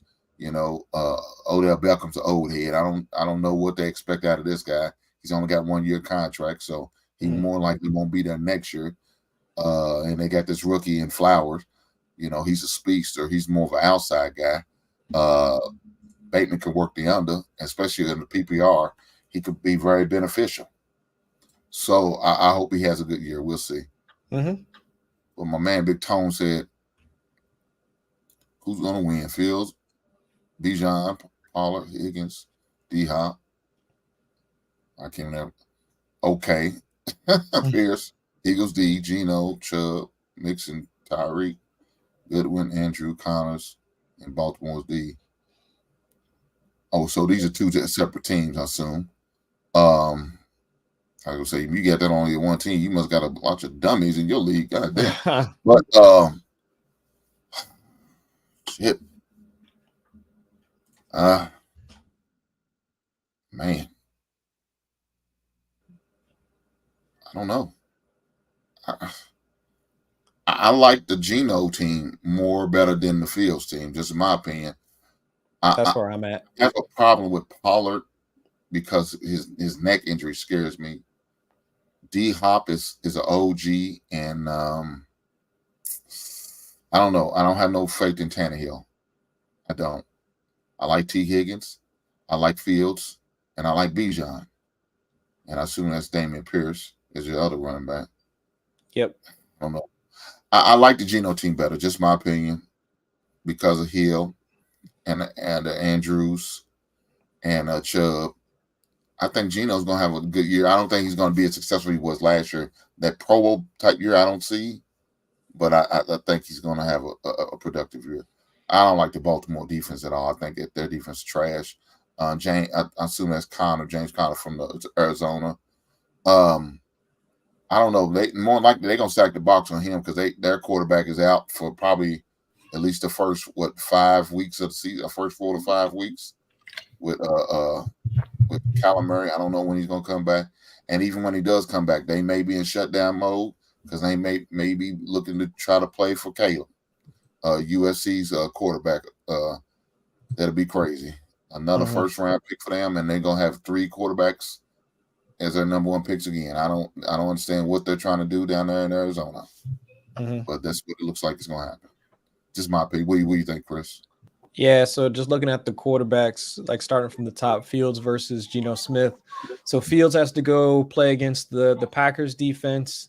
Geno plays against the Rams in week 1. Rams defense is going to be bad this year. So let's say even if Fields is projected to be the better player out of the 2 because of his rushing, at best it's a push, just given the defensive matchup for Geno. So then looking at the running backs, I mean, Bijan Robinson versus Nick Chubb, that's a push right there. I mean, Bijan, he might be fine. I mean, we'll see how he goes in week 1 against the Panthers. The one good thing, I guess, for Bijan is the fact that Brian Burns, their edge rusher, defensive end for the Panthers, he might hold in for that first week. But I mean, Nick Chubb versus Bijan Robinson, that's a push. Joe Mixon versus Tony Pollard. I mean, Mixon playing against the Browns run defense. Tony Pollard has to go up against the Giants. Okay, fine. I'll give the point to Tony Pollard. But looking at the wide receivers, Tyreek and Chris Godwin versus T. Higgins and DeAndre Hopkins. I mean, T. Higgins, like, while again, I'm a Cincinnati Bengals fan, but that's the wide receiver 2 for the Bengals. Tyreek, unquestioned wide receiver 1 for the Dolphins. DeAndre Hopkins, while he might be the wide receiver 1 for the Titans, playing with a like relatively bad quarterback on a team that's not going to pass as much. Chris Godwin, I mean, looking at what's going on right now in Tampa Bay, Mike Evans saying that he might hold out. He gave the Buccaneers, I think, until Saturday. I think the 9th, I thought, was the latest report saying that if he's going to shut off all contract discussions if they don't give him his extension by the end of this week. Godwin could wind up being the wide receiver 1 for the Buccaneers, which might not mean much because he's got Baker Mayfield throwing the ball. But either way, especially since, and also they're playing against Minnesota. Minnesota got a bad defense. You don't even need to talk about Mark Andrews versus Chig Okonkwo. Mark Andrews is the better tight end. Mark Andrews just came back to practice today after that quad injury. And then Connor, he should be fine. Arizona having to play Washington's defense, which Washington has a solid defense, but you're still getting all the touches because they ain't got anybody else on the Cardinals outside of Marquise Brown. So, yeah, I think that Geno team and the Baltimore D, while I agree with you, Hank, Baltimore's D, they're strong in the spine, their linebackers, safety, all solid. Their corners are problematic, but they're playing against Houston in week 1, man. They're playing against a rookie quarterback. I mean, they're about to light that boy up, I think. Yeah, and something like that, I would just, and this is the reason why I stream defenses, because most of them are terrible. Not everybody has the 49ers or the Philadelphia Eagles or the Buffalo Bills or the Jets. And if you don't have them 4, yeah, you just rolling the dice out here. You just get what you get and hope you don't get a negative points. That's it. Yeah. Just like kickers. You just hope you don't get negative points. That's it. I'm wondering about the 49ers defense, man. I'm wondering about this 49ers defense this year. I don't know if they're going to, because I see them come off the board so early in drafts, and I'm just wondering at what point, after so many years of them either losing players or coaches, does that defense go bad? I think the offense is going to be fine because they got Kyle Shanahan, and he's just an offensive mastermind, and that's fine. But they just lost D'Amico because now he's the head coach for the Texans. Yeah. Right. So it's just like, is that defense going to be the same as it was last year? I don't know. Remember, man. before D'Amico got there, they had a good defense with my man from the Jets. So Saleh, yeah. I mean, Saleh, good coach. I mean, I'm just saying, I don't know. Hey, they look, they got some dogs at the linebacker, at the safety, and the corner spot that I love. I mean, Fred Warner. I mean, Talanoa Hufanga. I mean, they got some good. I mean, they got good players. And that's and it's look like I'm a Bears fan, so that's the Bears mantra of what they're trying to build over there. I can see it. They got they use the same blueprint the 49ers did, and I understand that, and I love it because I love that type of defense. I'm a defense guy. I'm a defense first dude. So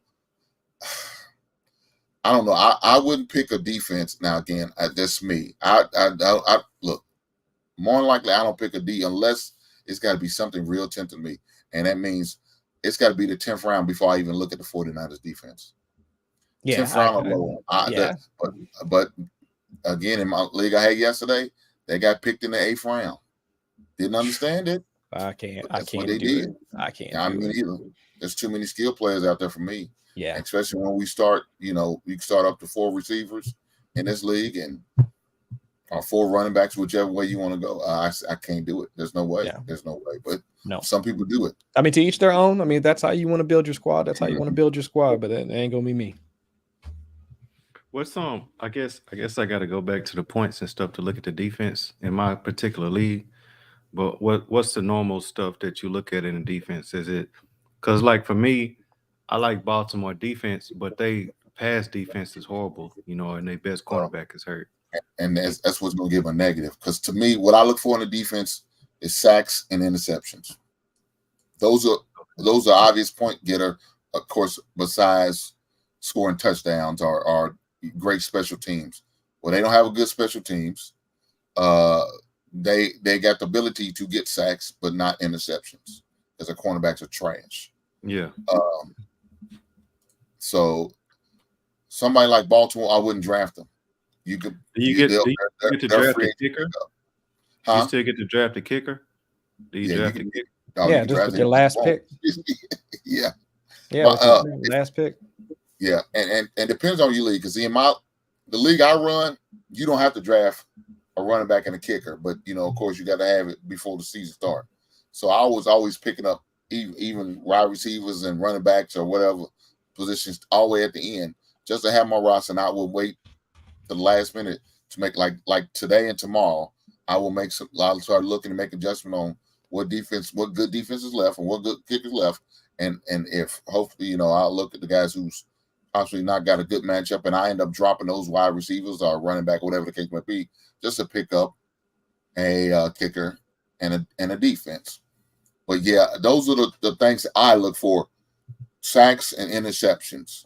More than likely, there's some bad defense out there, right? But more than likely, they're not going to allow them to score 35 points on them. And I think usually around the 30 mark is where you start to lose points. That's the only thing you really got to worry about. Other than that, if you're not going to get that, like I said, the top 4 defense that I named out, like the Jets, 49ers, Buffalo Bills, and the Eagles. If you're not going to get those 4, it's a crapshoot pretty much to me. I just look at bad offenses that these defenses are going to be playing against. Because, like, for Baltimore, I agree with y'all that their corners are going to be terrible, but they're playing against the Texans offense in week 1. So it's like, they should have plenty of chances to sack their rookie quarterback. But also, I mean, if Baltimore is not going to work, I mean, Dallas having to play against the Giants offense, while the Giants made it to the playoffs last year, I mean, there should be some concerns about how good they're going to be in year 2 with Daniel Jones and Brian Daboll. The Broncos defense, like, while the Broncos offense was terrible last season because of Russell Wilson, they play against the Raiders in week 1. That's Jimmy Garoppolo. So, I mean, that's another way to look at it too.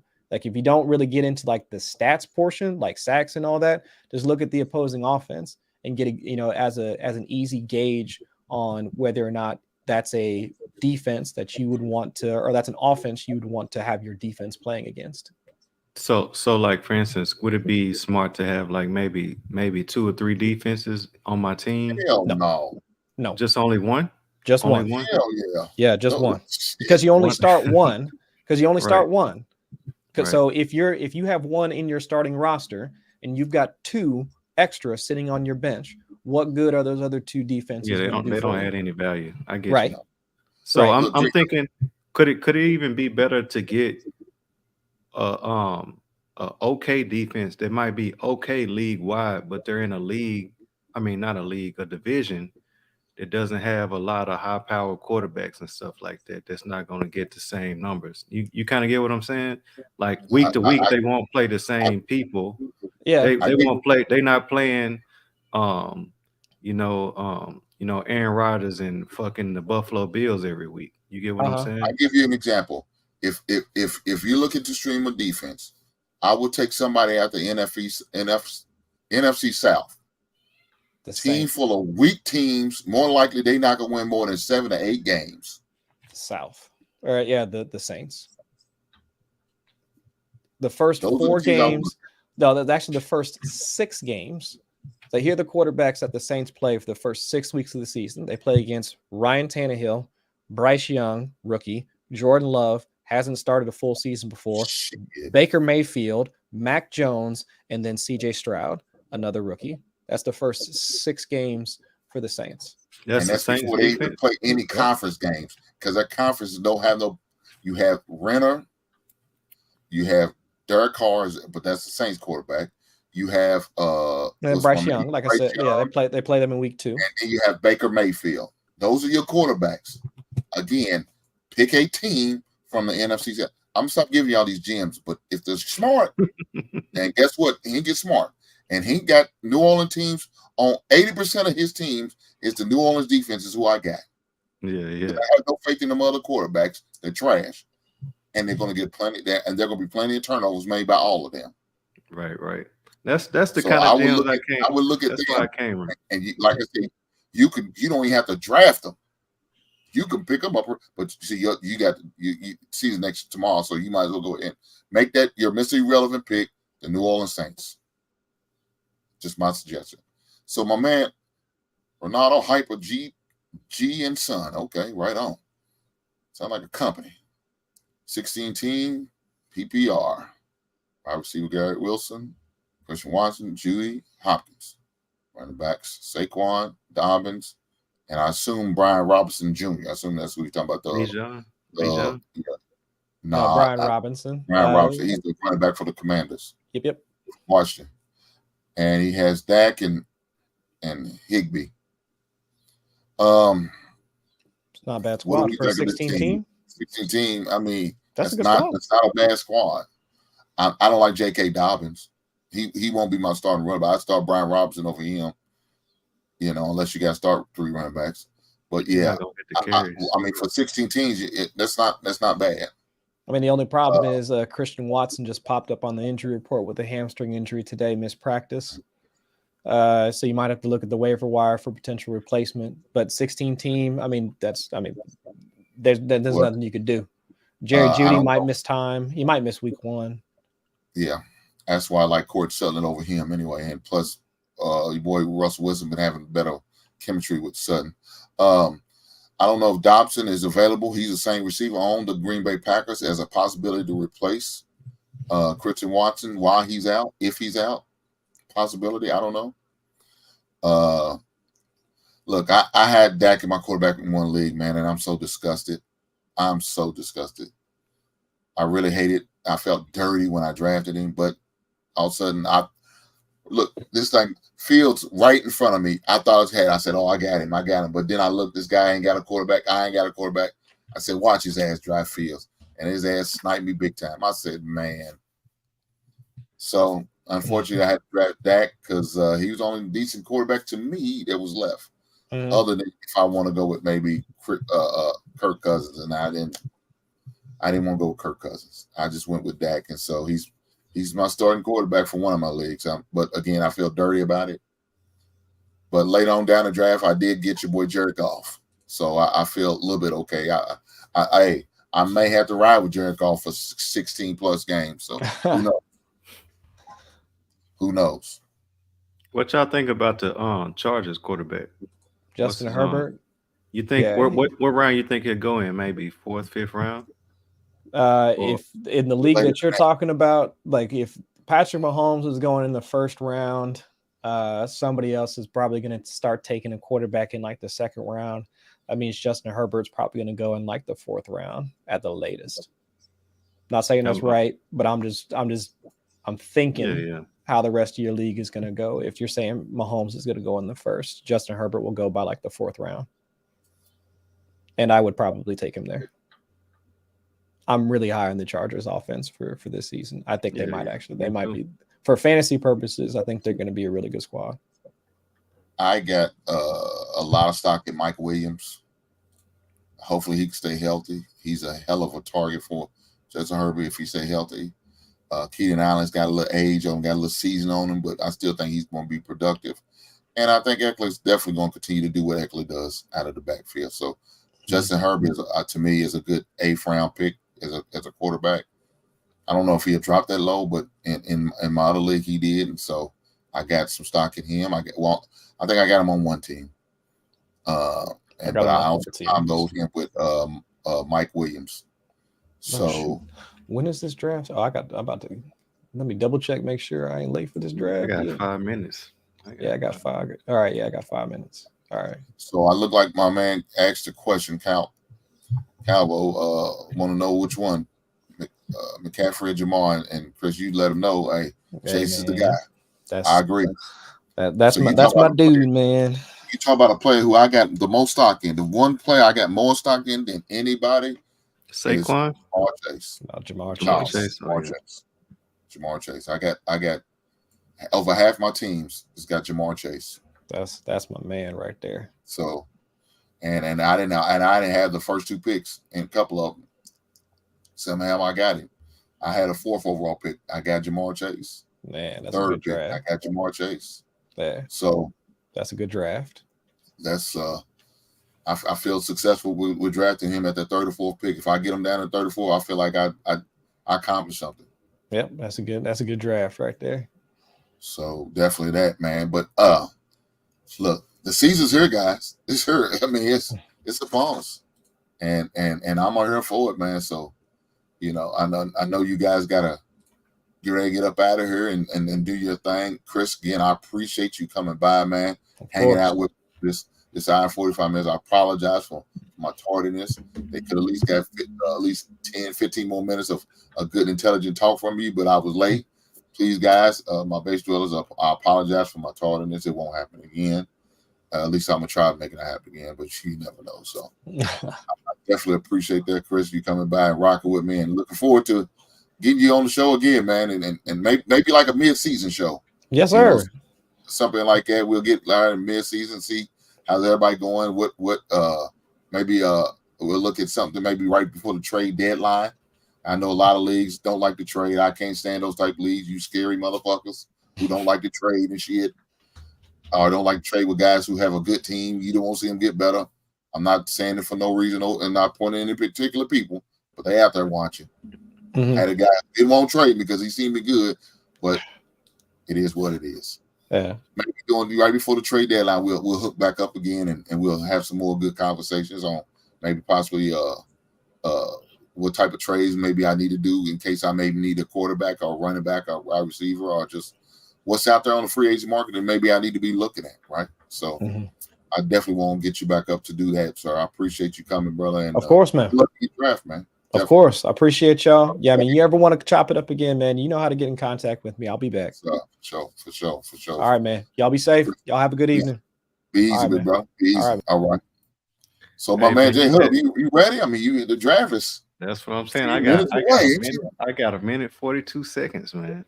I'm ready to Look, man, you done gave me Hink in the basement done gave me all the game. I'm about to mess these dudes up in the draft. I just got them to agree to Hink. We putting up $100 now. You know what I'm saying? Shit. That's what I'm talking about. And because of what we've been talking about, I said everybody put their money up by week 3. because like I said in here about if once whoever 0-5, they ain't gonna want to put their money up. But you know what I'm saying? They gonna stop playing and not want to be in the league. You know what I'm saying? You really gotta, for me, you gotta put your money up before the league start. Just for me, Yeah, moving that's forward. You know what I'm that's saying? my But motto. I just kind of joined this one last minute. But you know what I'm saying? I'm ready to rock and roll.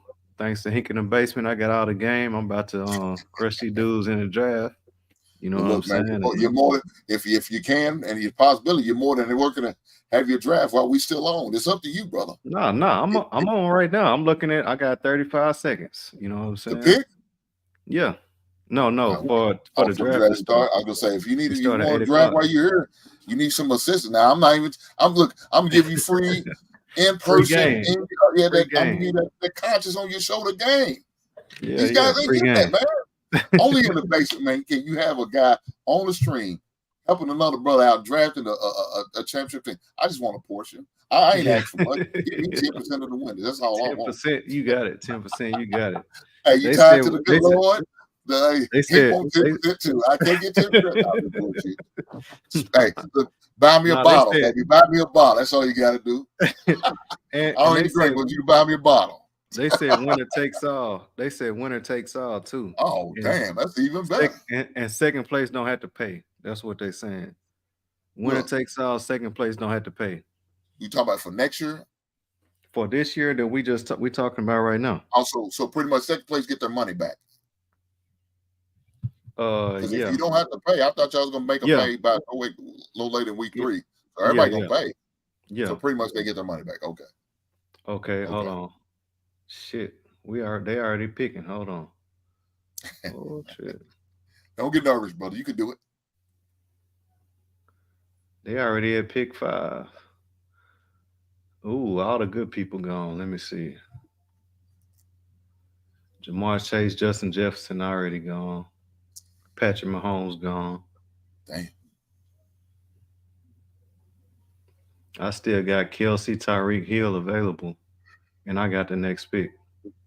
Christian McCaffrey, Austin Eckler still available. What pick are they on now? They are on pick 5. I got the pick right now. Who's available? Austin Eckler, Christian McCaffrey, Travis Kelsey, Tyreek Hill. Take Austin. Take Austin. Austin Eckler. Yeah. Yeah. It don't look. It sound like you got a crush on Travis Kelsey. I know, but right now we don't know the health and his well-being. I can't touch him, man. Not especially not a first round pick. Like we discussed, man. You expect your first round pick to give you good things. I expect at least 15 plus points or better from my first round like, pick. I kind of feel like some of these first round picks you can't miss. You know what I'm saying? Yeah. It's the 4th and 5th round, 6th round picks. If people are still drafting to computer drafting, then they're gonna make the best available. But oh yeah, for sure. People gonna make bonehead picks, and it's gonna be a lot of good people still available. Well, it sounds like some bonehead picks was made in that draft because there's no way Eckler got to you. So I'm trying to let me see. Justin Jefferson went first, Jamar Chase second, Dak Prescott went third. Bijan Robinson went 4th. CeeDee Lamb went 5th. CD, I should have got Tyreek. Now that I'm looking at it, I should have got Tyreek Hill. But the way they drafted, there's gonna be plenty of good receivers in that second round. I promise you that. It sounds like these guys don't sound too. Now, are you sure this is not a super flex? Even so, it's not 2 quarterbacks. Okay. No, it's just probably a quarterback. Cowboy. I'm in Texas. It's probably a Cowboys fan. Yeah, but let me help you out too. Do not ever draft with your heart. Do never. Yeah, draft with your heart. That's kind of what I'm like I wouldn't say a fan. I stopped being a fan a long time ago, and I just like watching the game. I like watching good games, And my favorite team is the Ravens, and I like watching them play. But if you ask me about Lamar Jackson, how I think about him, it's not going to be a Ravens fan take. You know what I'm saying? Or, I'm not just going to tell you how I feel about him because that's my favorite team. I was a Lakers fan, and when they got Dwight Howard, right, and I was like, I'm all in. I got NBA season pass. You know what I'm saying? I watched every game that season, and they was trash. They had Dwight Howard, Steve Nash. I thought they was gonna be cold, and they was trash. And after that, I said, I'll never. That was a hard watch right there, bro. I said I will never put my heart and soul into a team again. You know what I'm saying? And I'm gonna just watch it for the game and enjoy the game. You know what I'm saying? And I've been like that ever since then. But if I haven't been in tune with you know, I still like sports, but I don't have that emotional connection to one game. You know what I'm saying? Or one team. My bad. Especially where I'm in Texas, everybody love the Cowboys. You know what I'm saying? When I used to go to church all the time when I was young, they would get out of church at before 12 o'clock every Sunday. Right. You know what I'm saying? Because it was a religion, baby. Because if you didn't, the men was gonna be gone, and you know what I'm saying, they wasn't gonna be there anyway. They gotta sit down and watch the game. So, you know. Yeah, but look, I still got I'm a Bird fan. I still got my emotional ties. I'm a fan of Kentucky Wildcats.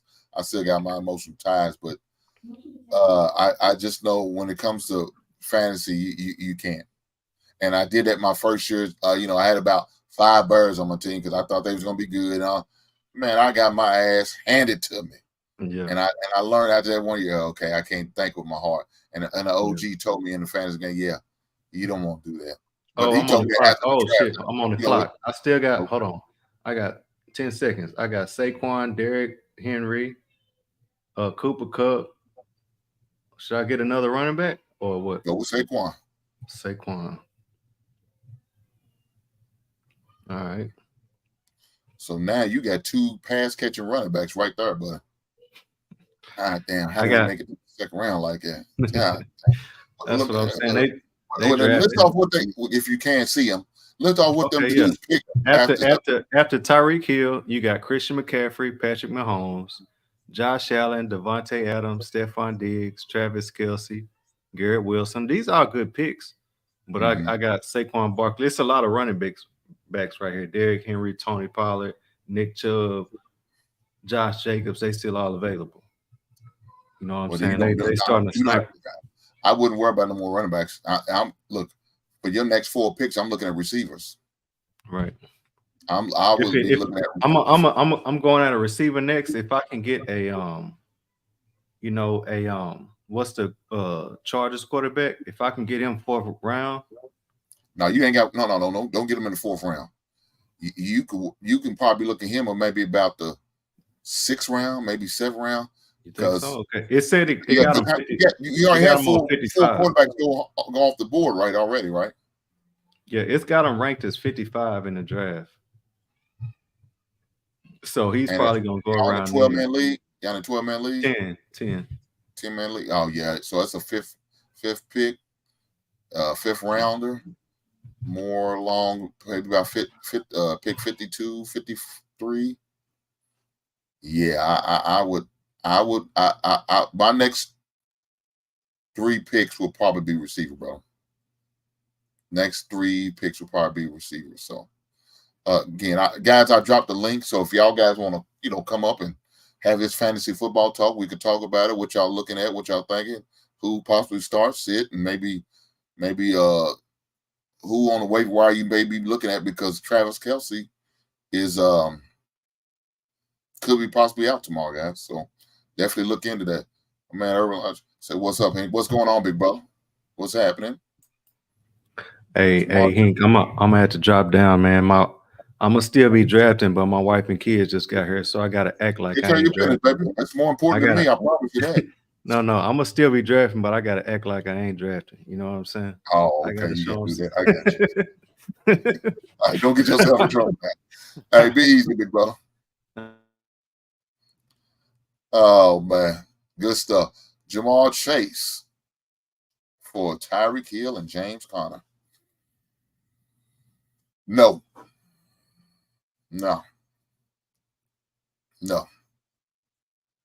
Guys, man, look. Jamal Chase is the real deal, man. I'm gonna say it right now. I think Jamar Chase gonna have a better year than Justin Jefferson. I think Jamar Chase is gonna be one of those receivers who could possibly break that 2,000-yard mark. It's my opinion. As long as he stay healthy, he's got 18 games to do it. Well, I think not actually 18. I think 17, but they play 18 games. One's a bye week, of course. I think Jamar Chase is going to be one of those guys going to be chasing for the 2,000 more. Now, I think Jeff Jefferson is one of those receivers who could do it too. But I think those are the only two receivers that can possibly make a serious run at it. Tyreek Hill maybe, but we know the health of their quarterback and Tua is kind of questionable. And if Tua's not there, I think Tyreek is going to take a hit. So, yeah, that's the only reason why I say no. Should I start Mathis over Najee and Ramondre Stevenson? I assume that's who you're talking about. I would start Madison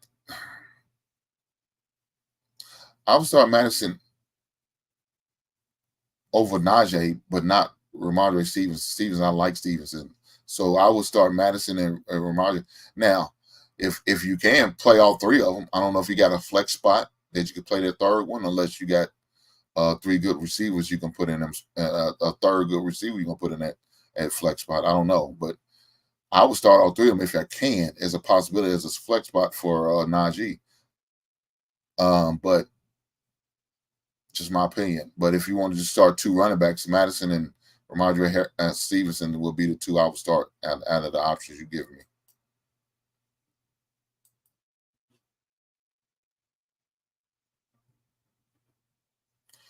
Yeah, because the matchup with Najee plays against the 49ers, guys. So I don't see no win for my man. That's the reason why I wouldn't start him. What about Najee versus DJ Moore for the flex? Yeah, you don't have to worry about that. Najee wouldn't be a starter, brother. Najee plays against the 49ers. And the style of running he plays, he's one of them plotter type running backs. He's not a speed burner, and that's not going to help him against the 49ers. They're going to be on his ass. So I would definitely start Madison and Ramondre Stevenson and sit Harris and DJ Moore at the flex spot for sure. Because that Green Bay secondary is trash. They got one good player. And I don't know if he's even healthy to play. So Najee Harris would be the guy that would sit down.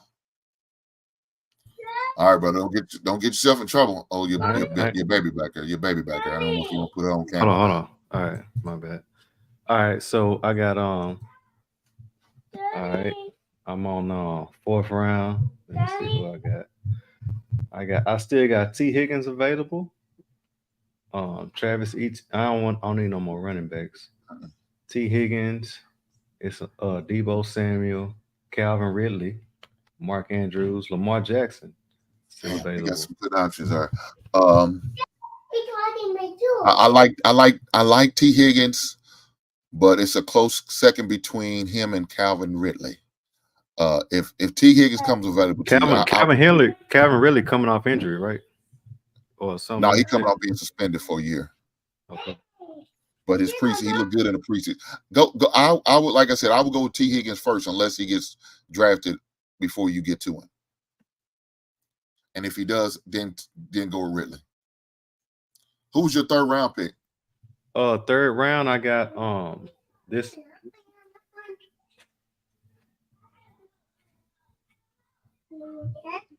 Oh, hold on.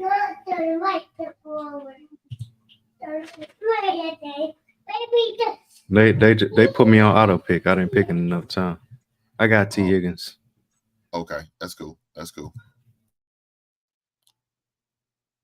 But who was your pick in the third round then?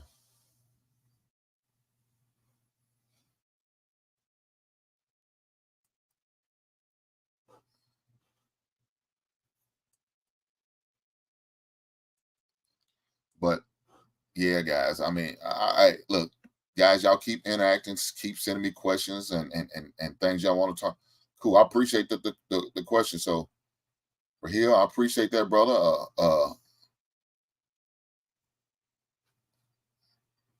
Urbanology 101. I appreciate that. Hey, Thank hey, you. I got Cooper Cup and T. Higgins, so I ain't mad at that. Oh man. I got Austin Eckler, Saquon, Cooper Cup, and T. Higgins. That's my roster so far. Damn, man, you should have got really Higgins in the third round instead of Cooper Cup. The only thing about Cooper, man, he's hurt, and so I don't. It could be an ongoing lingering problem all year. So make sure you get a couple more good receivers. And let me tell you Well, this: I gotta get a quarterback. I'm about to be in the 5th round. I don't have a quarterback yet. look, how many other quarterbacks? How many quarterbacks have been drafted so far? If you can see real fast. I'm trying to. I don't know how to work this shit. Hold on. Oh, let me see.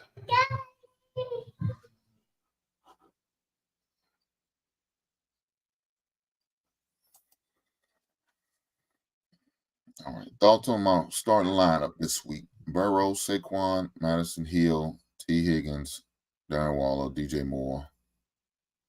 I assume the Dolphins defense and Tyler Bass is your kicker.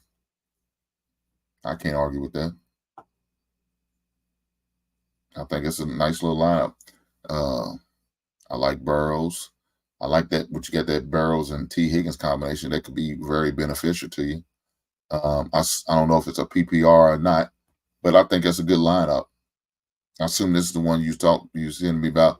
That's why you're gonna send out Najee. Yeah, let Najee rest a little bit because he's running against that 49er D. But I don't think it's gonna be no win for him. I don't think it's gonna be no win for him. So he says an 8-man full PPR. Yeah. Hey, Hink, I'm looking at the quarterbacks drafted. I got Dak drafted, Mahomes drafted, Josh Allen drafted,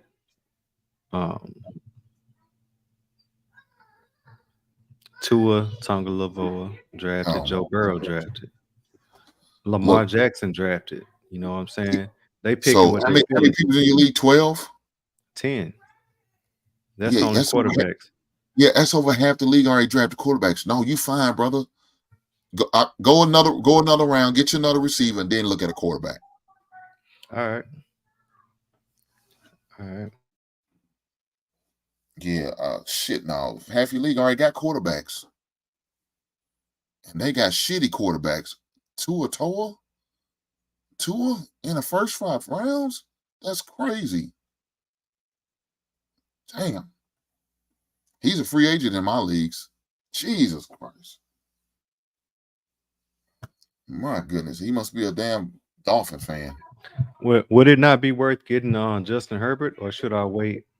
Aaron Rodgers is 139. I wouldn't mind having Aaron Rodgers. Dude, again, that's what I'm saying. Half your league already drafted quarterbacks. You can wait. You got Trevor Lawrence. Sounds like you got Kirk Justin Cousins Herbert. still available. Kirk Cousins, Justin Yeah, Herbert, don't Kirk look at him. Cousins, Aaron Rodgers. Don't look at him at all. Don't look at him at all. All right. Not as the draft. Free agent, yeah. You got Justin Fields. Man, you got too many good quarterbacks left, man. So yeah, I go with another wide receiver first, brother. Or if there's a decent running back that's decent up there, I would go him. But I would go with another receiver. Reason why, because you got Cooper Kupp, and I don't trust his health all season long. So with that spot, I feel like you need to back it up with somebody good, especially when you can start up to 4 wide receivers. So yeah. I tell you, I would look at Devontae Smith from the Philadelphia Eagles as a possibility if he's still available as a wide receiver. I don't know what my man says. There says, James says, what do you think about Hank Mahomes, Dobson, Most, Rasheed Monster, Devontae Smith, Calvin Ridley, Kyle Pitts, Rashad Bateman, the Jets D, Greg Zuerlein as a kicker. Not too bad. It's not too bad. You hurting it running back. and you got two guys that injury prone. That's the only thing about with Dobson and Moisture and Rasheem Moss. Let me tell you this, brother. I definitely would look to get a Gus Edwards, and I can't think of that. There's a rookie. I think it's T. Bixby that's down in Miami. I would look at possible them two guys as possible backups on your roster because of the health and well-being of Dobbs and Moisture. They two injury prone type running backs. So you got to be careful with that. But I do like that. Devontae Smith, I like that. Cavalry, I like that. I don't know, man. I look, I don't already consider Kyle Pitts as a bust. Yeah, I know he's only in his third year, but yeah, I don't have no faith in him. I don't think he's living up to nowhere where he was when he's with Florida. So, yeah. But hopefully, maybe he might bust out and break out this year. Who knows? And I said, I see what you mean at running backs. Yeah, that's the only thing. Them two running backs, man, they injury prone, man. That's like J.K. Dobbins right now. He's really playing hurt, practicing hurt, man. He really is. And also, he'll start off good, but he'll mess around and get hurt again. What's up, big brother? Man. I know you got to say. Go ahead. Man, I forgot to turn off my auto draft, man. I got two people I wasn't trying to get. I got Mark Andrews and Aaron Jones. That's not bad. That's not bad. That's not bad. Aaron Jones is running back, right? Yeah. From the okay. Yeah. Dude, turn off your damn auto draft, dog. I did now. Now, but I got to get a quarterback now. I got well, yeah. Well, now Justin Herbert's still up there. I'm 3 picks away. I told you he would be. I bet you him and Justin Fields are probably still available. Justin Fields is gone. Okay. What about Trevor Lawrence? I'm playing with brothers. He's still all the black quarterbacks gone. Oh, what's wrong with your racist teammates, man? They drafting all black quarterbacks. Oh, they pro-black. They pro-black. God damn. They blackity blacks. Yeah. They got What's the flag one from behind Chicago? Them. What's the one from Chicago? He gone too. Justin Fields. Yeah. What about Trevor Lawrence? And you said Trevor Lawrence, Justin Herbert still available. So I would go with Herbert first, then Trevor Lawrence if for some reason they get unblack, blackity black, and decide to go get him a white boy. If Herbert is here, I'm picking him. Yeah, that makes sense. That definitely makes sense. So what is this? The eighth round? 7th round. 7th round. Okay, that's not bad. And he's projected 55, so I can't be mad at that. No. I mean, that's a hell of a pickup right there. But I bet you everybody in the league got a quarterback by now. If it's only 10 of y'all, you probably the last team that doesn't have one. Right. Or if you are, I will hold off now. Are you? Are you the only team that don't have a quarterback? Oh, let me see. I don't know how to break it down that way. I'm on the clock. Okay. Well, hold on.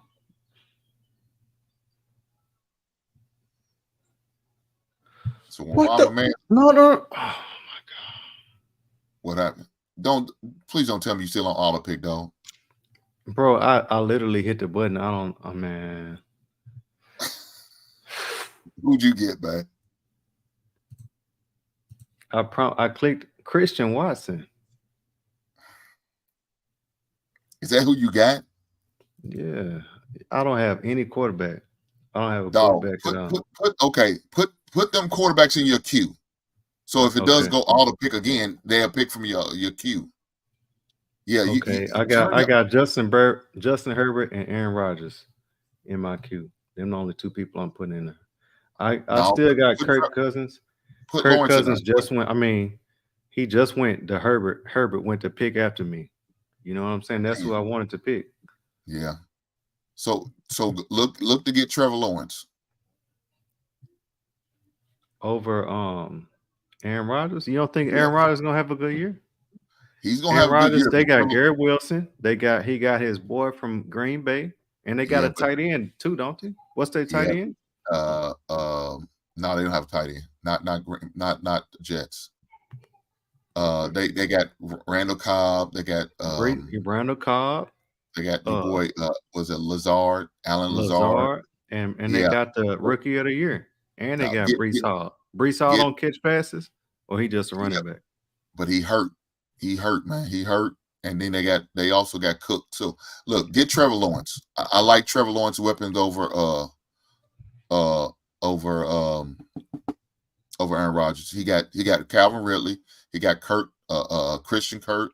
He's got Evan Ingram, and I like his weapons.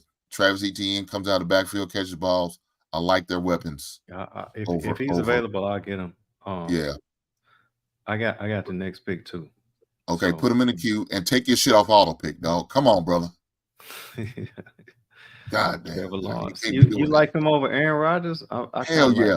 No, please don't convince. Look, if you're not gonna pick, if you're gonna like go you with said, Aaron I Rodgers, ain't gonna pick with my feelings. I don't want to pick with my feelings. So if you're gonna go with Aaron Rodgers, you ain't got to draft him right now because he'll be there later on in the draft. Okay, I got the draft right now. Trevor Lawrence is my pick. Okay, good.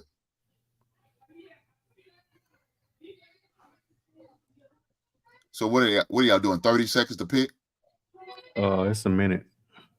Damn, that's a long time. Okay. Did you pick him? Is he on your roster? Yeah, I got him.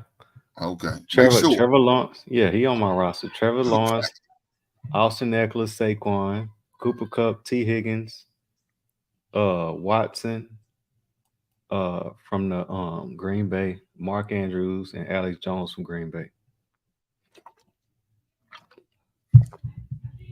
Okay, I got Jones as a flex, but I really didn't need him, but it was on auto draft, like I said. No, that's a good flex. That's a good flex position for him. That's not bad. That's not bad at all. My man said, should I get rid of Christian McCaffrey for Josh Jacobs, Miles Sanders, and Quentin Johnson? Hell no. CMC is my only running back right now. Wide receiver, Amari Cooper, Metcalf, Mike Williams. 16-team PPR. Hold on, dog. How did you draft? And you didn't draft a second running back at all? Look, my man, let me tell you what you might want to do. Trade one of these receivers for a running back. That's probably what you want to do. Maybe trade probably your most see if you could trade Amari Cooper. And more likely if they're smart, they probably look at you and laugh at your ass. But if that doesn't work, go with DJ Metcalf and trade him. See if you could get DJ Metcalf for Josh Jacobs. Throw it out there. But no, I wouldn't give up Christian McCaffrey for Jacobs and Miles Sanders. Look, Philadelphia had one of the number one offense, and Philadelphia had no respect for Miles Sanders. That's why they allowed his ass to leave. So I don't know. I mean, what's in your free agent mark? Let me ask, is Gainwell, is he a free agent out there? Is he available? I think he's more than likely going to be the starter over Rashad Penny. I'm not Rashad Penny, but Swift. If you looked in during a preseason, he was going with the ones. Greenwell was going with the ones. Also, Hub. That's a good late round pick for you as another Kenneth Greenwell from Philadelphia Eagles. I would look for him. Maybe Greenwell. I never heard of him. Greenwell. He's a running back from Philadelphia Eagles. I would probably look at him maybe in the 15th, 16th. One of your last picks of the draft. Maybe before you pick a defense and a kicker, pick somebody like Gainwell.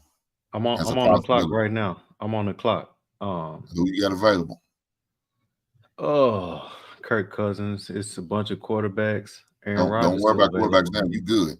You don't need no quarterback no more. Let me just go to wide receivers. I go wide receiver running backs from here on out because you got a tight end already. You good. I still got Terry McLaurin available. No, don't. Take There's him. a reason why. No, don't take him. Don't take him. Hollywood Brown, Tyler Lockett, Drake London, Go with Christian Drake Kirk. London. I like Drake London as a wide receiver. What's wrong with Terry McLaurin? He hurt or something? He hurt. He got something with his toe. I forgot what they call it. What do they call it? And what do they call it with his toe? Hank, I ain't gonna lie, I went against you on that one. I took. God. You took Terry McLaurin anyway. Yeah. God damn. Boy, you I can't. You gonna stop fighting eventually. You gonna stop fighting eventually. I can't lie. That name looked too good. But see, it's still some good receivers out here. I still got Lockett. If you worry about a name, you should have went with Lockett. That's more appealing than Terry McLaurin. Yeah, he's a number one. I didn't see Lockett there. I said his name, but I wasn't even thinking about him. But I'm trying to. If I can get number one receivers, number one targets, that's gonna get most of the targets. I don't think that's what I'm saying. I don't think he's gonna be number one. I think Dotson's gonna be number one. You don't think Terry McLaurin gonna be number one? He's gonna be hurt all season, brother. You heard it here first. You gonna be really disappointed with Terry McLaurin all season because he's gonna be hurt. They had Hollywood Brown available. He don't think he's gonna be a number one either. No, because he's gonna have a problem with his quarterback. Kyler Murray ain't gonna be there for most of the year. He's still dealing with that ACL. So we don't know when he's gonna come back. I think they did put him on the PUP list, so he's gonna miss at least first 4 games. And what about Michael Pittman? I thought really highly of him a couple years ago, but it's like he done got passed around like a side piece or something. Yeah, the only bad thing about his quarterback is a run first quarterback. I mean, he may pass some, and he is number one. Oh, and what's his Anderson? What's his name? Anthony Richardson. So that's the only thing about him. So yeah, I don't see nothing out of him. It's going to be touch and go with that. Now, he may not be his number one target.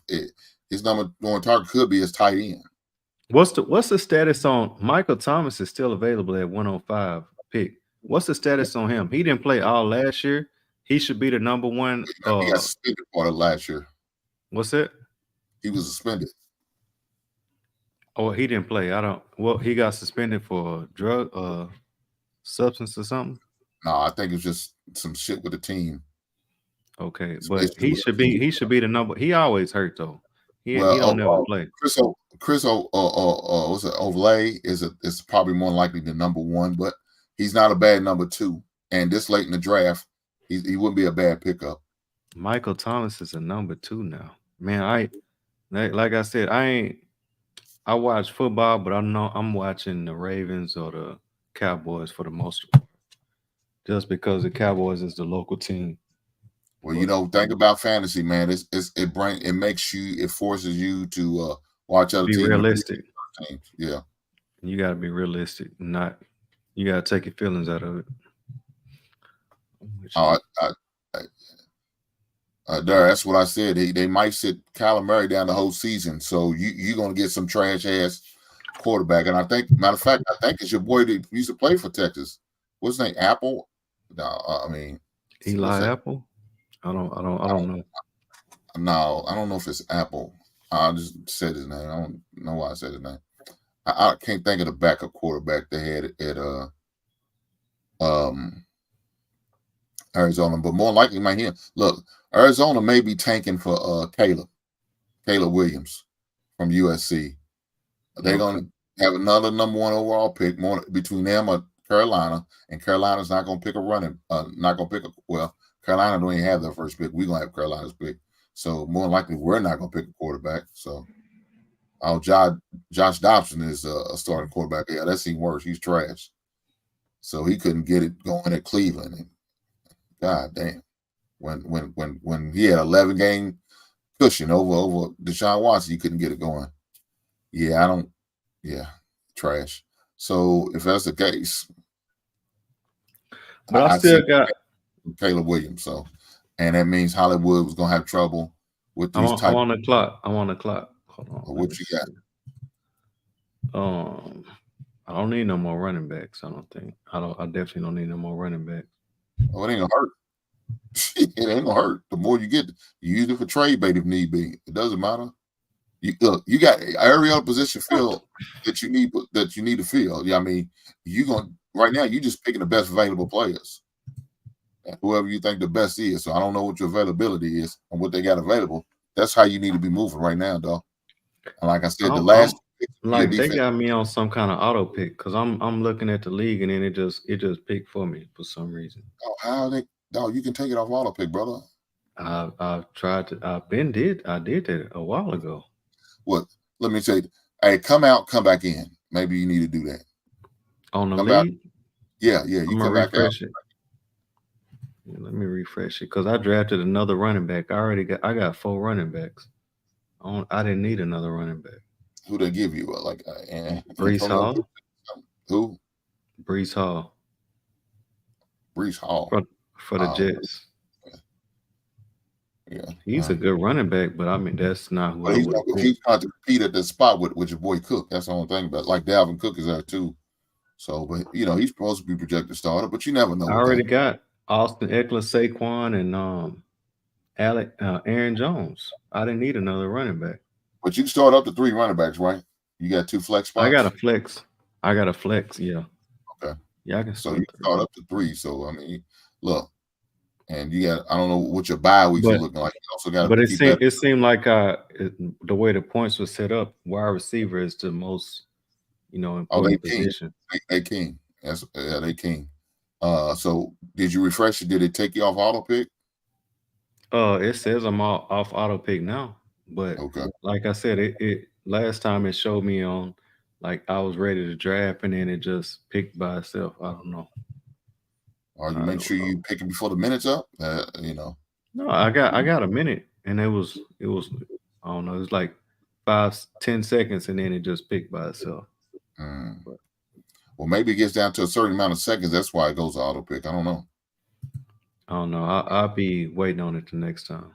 But I got it. Man, you supposed to be prepared a long time ago. Now you keep letting auto pick your shit, but they look like they're helping your ass. Yeah. Hey man, let me shout out. I can't forget this. Read the chest. Actor figure of the week is Jason Voorhees. Okay. Album of the week is Criminal Minded, BDP. Shout out to Boogie Down Productions and KRS-One and DJ Scott LaRock. R.I.P. What my man say? Okay, Mark is still in there. I ain't seen you in a while. Mark, it's good to see you, big brother. Good to see you. But yeah, man. Hey, football season here starts tomorrow, guys. Less than 24 hours. We'll be somewhere in the first quarter of the football game. I can't wait. After I get off this live, I'm gonna go and adjust my lineups. I got to eventually pick up I'm on the clock. Okay, what we got? So at the same time, we doing God's work by helping the brother draft.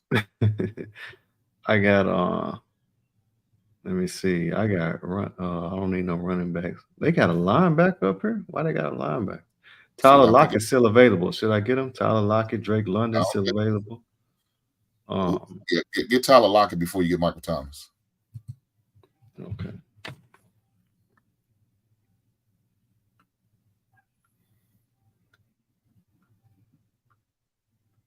Yeah, I would get Tyler Lockett before I get Michael Thomas. In fact, how many more picks you got?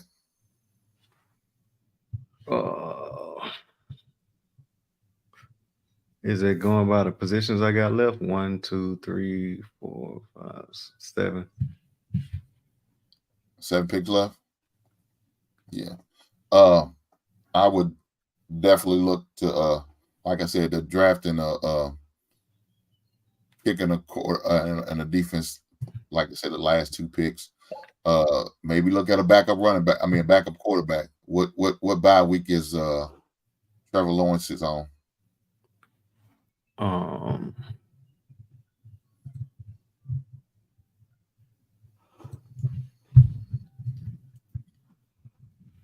Let me see if I'm looking it up. I'll find it. Let me see.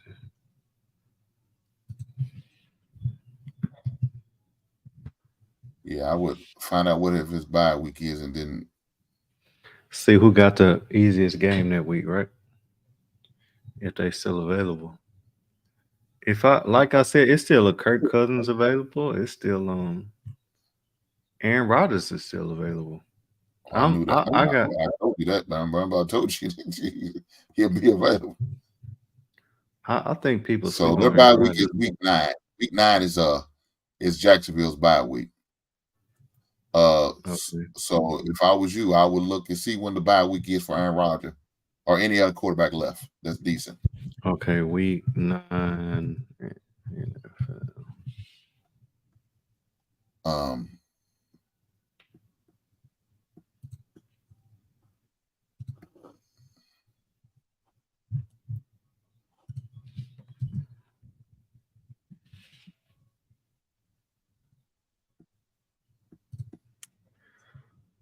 Okay. So week 9 we got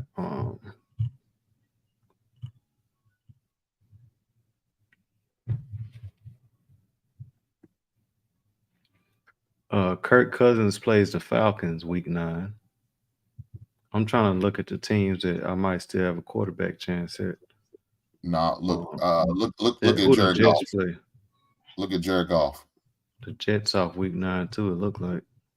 Okay, so you ain't gonna get Aaron Rodgers.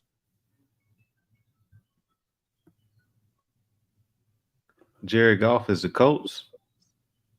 No, Jared Goff for the Detroit Lions. The Lions. They don't play that week either. Are they off that week too?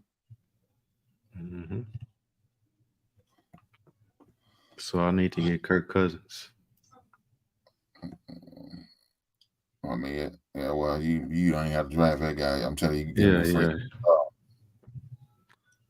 But I would look at it as a possibility of a backup quarterback who, like I said, doesn't have a bye week that week. Yeah, I don't. That was the only 2 guys that's really good that's available still. So,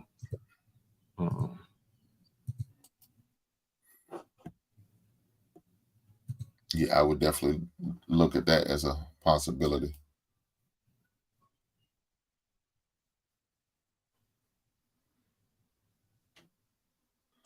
see, you got me over here talking. I done missed my pick again, man.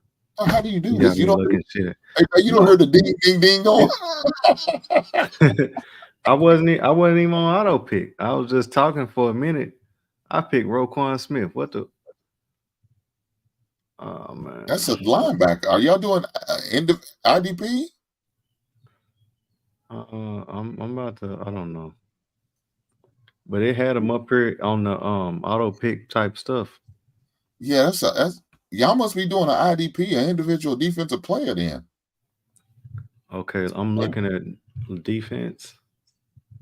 No, don't pick no defense at all. Don't pick no defense. No, I'm just looking. I'm just trying to figure out. If you get a point for tackles or something, I don't know. Yeah, you get point per tackles and interceptions and fumbles and sacks and all that. If that's how you doing it. So y'all ain't gonna see my NFL fantasy league draft. I'm a low key ninja savage. I hear you, Mark. I hear you, brother. Right on, be a savage in this piece. I understand. I'm the same way. What's up, guys? Y'all consider starting Montgomery over Dobbs or Javonte for week 1. Look here, man. I'm gonna tell you this. You may not have a choice. You may have to start Montgomery. That might be your only choice because J.K. Dobbins any moment he can go down. That motherfucker walk to the practice field all of a sudden he hurt. Javonte is coming off a injury, and I like some RGP run. I like him, man. I got him as a backup in a couple leagues because I don't see Javonte Williams make it through a whole season. So with upside with Montgomery is, I don't know how old you are, brother, but Montgomery's going to play more of the position like a Zach Crockett. Because back in the days when Zach Crockett played, Napoleon Kaufman used to get him all the way down to the 5 5-yard line. And guess who they send on in there to punch it on in? Zach Crockett. And he had about 40 touchdowns on 20 carries for the season. So, yeah, I can see that your boy Dave Montgomery doing that same role. Now, if an injury comes up with my man Gibbs, I could see it more of a role for him. But yeah, he's probably going to be in the red zone. He's going to be a red zone threat for sure. So don't be surprised with that. So yeah, Montgomery, I would start in week 1. There's a lot of points going to be scored in that Detroit game. So any investment I could get on that Detroit and Kansas City game, I would definitely go with that.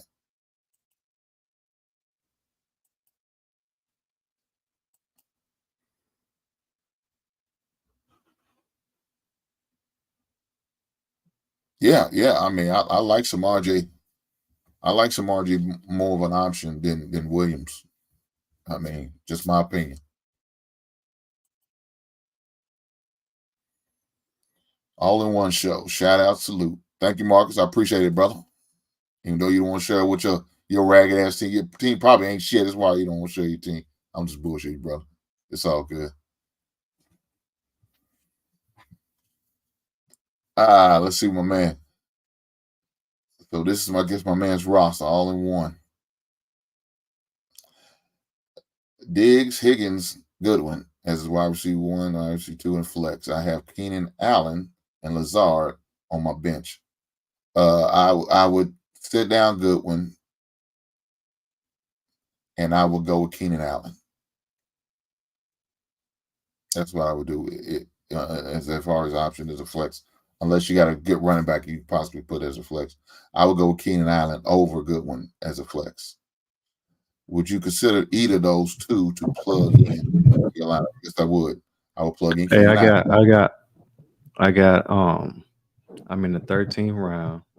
Okay. I got Trevor Lawrence, Austin Eckler, Saquon, Cooper Kupp, T. Higgins, Watson from Green Bay, Mark Andrews, Aaron Jones from Green Bay, Roquan Smith for some reason for defensive, Terry McLaurin, Breece Hall, Tyler Lockett on my bench, and then I got 15 seconds to pick. Michael Pittman still available. Michael Thomas available? Nah. Juju Smith-Schuster still available. DJ Chark. I'll take DJ. I mean, I'll take Juju over Michael Pittman. He's the number 1 down at New England. I think I got. Oh man. No, you don't tell me y'all to pick again. Yeah. God damn it, Jay. This 1 minute ain't. Better, bro. You got to do better. This 1 minute. I gotta put people in my queue. That's my thing. Yeah. That's why I said you guys at queue, man. So if they do take the best value player, they'll take from your queue normally. So yeah. I got James Cook. I got James Cook from Buffalo. I already got 4 or 5 running backs. That's you fine. Okay, excuse me. Trade bait possibility. So you never know. My man Bolo TV says blessings to Hink. J Hub in the chat. Right on, my brother. Right on.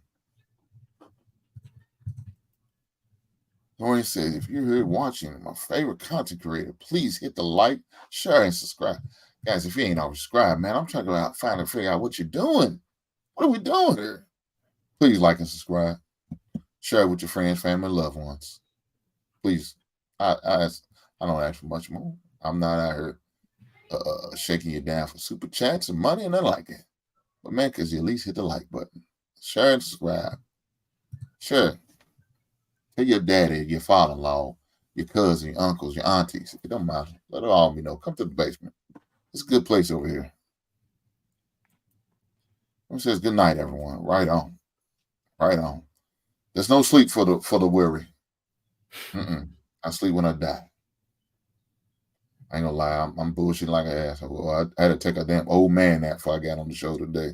That's why I'm late. I ain't gonna lie, guys. I'm late because I had to take an old man nap. Yeah, it's part of life, man. It is what it is. You keep living, that's what happens. Oh man, how old's your baby girl? I seen her come up. I see you saying, "Daddy, how's your baby girl?" Man, I got a 12-year-old. I got a 7-year-old. My baby girl she's 4, about to be 5 on the 13th, and then my son is 3. Okay. Yeah. All right. You done? Or you plan on trying one more time? Nah. My wife got her tubes tied. Okay. So unless Yeah, I find another wife somewhere, that's all. damn, That's all. say it ain't so, J. Don't slim pickings out here, brother. You better stick with what you got. Yeah. You're right. I mean, I done said that to my wife a lot. I was like, man, I don't know if I can get back here out here in these streets anymore, man. It ain't the same like it used to be. A lot of stuff done changed.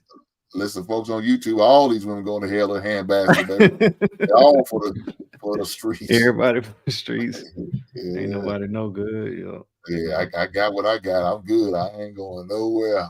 Mm-hmm. I thought we in this for the long haul. Yep. We until we can't be in it no more. So I still got a kicker, 3 bench players, and defense and special teams. Who'd you get for your backup? Kirk Cousins, and who you end up with? Quarterback backup. Let me see. I only have one quarterback. Okay, well then So I still got Kirk Cousins already gone though. Okay, well look for the best available backup quarterback. Daniel Jones, Anthony Richardson. I don't want them. Geno Smith, Russell Wilson. Russell Wilson might bounce back, man. I don't know. No. Let me tell you this. Look at Geno Smith. You think so? He had a good year last year. You only gonna use it for 1 week. It doesn't matter. Right. So since you got Tyler Lockett, maybe you could double up that weekend. You never know. Make sure he don't have a week by 9 like your starting quarterback though. How bad does Kelsey injury hurt Mahomes? Now, if he misses a significant amount of time, I think it hurts him a lot. Because he's playing with some receivers that are young in the game. I think the other 2 receivers are been in the league for less than Sky Moore was a rookie last year. It's only a second. And Tony's, man, he's injury prone too, so he can't stay on the field. Yeah, I think it hurts him. I think he's going to utilize his running backs out of the backfield like McKinnon and Pacheco a lot, and Edwards if he gets any run. But Mahomes gonna make the way out of no way. Look, we look. Mahomes is Mahomes. He's gonna do what he need to do, but is it gonna put a damp on his stats a little bit? I think so. Who you think on Geno? You think Geno's the best backup over Russell Wilson, Matthew Stafford? I think he is. Derek Carr, Jimmy G. Yeah, I would go with Geno as long as he's not on the same bye week as your starter. Okay. No need to go out in them streets. Big G, I already know. Nah, them tubes tied up. Them tubes tied up for me. My wife had 4 C-sections too, so they was like, hell no, you ain't having no more kids. Oh, yeah. She tired of them cutting up on her. Yeah. She tired of this shit. So yeah. At least the doctors was. Well, why did you get a vasectomy then? Why didn't I? Yeah. No, I didn't. I don't mind having kids. I wouldn't mind having a couple more. Oh, you more? But that was before I had these. I had 2 back-to-back. They, 3 and 4 years old right now. I ain't trying to have no more right now. Yeah, no, that's right. So you need a little time. Yeah, I guess. Yeah, they gotta be in school somewhere. So I ain't can run off the daycare bill up. I know that's right. No. Let me see. Rate my full PPR 12-man team. I feel the running backs are trash. But let's see. Got Mahomes, ETN, Montgomery, Chase, Watson, Hawkinson, Lockett, bench, JSN, I don't know what that means. And P. Ryan. Is JSN initials for a player?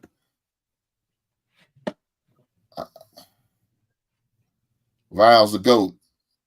Could you explain to me what JSN means? I don't know if that's initial for a player or something else, but I don't know. I don't know about that one either. Yeah, you are hurting at the running back position, and that's why I was telling these guys.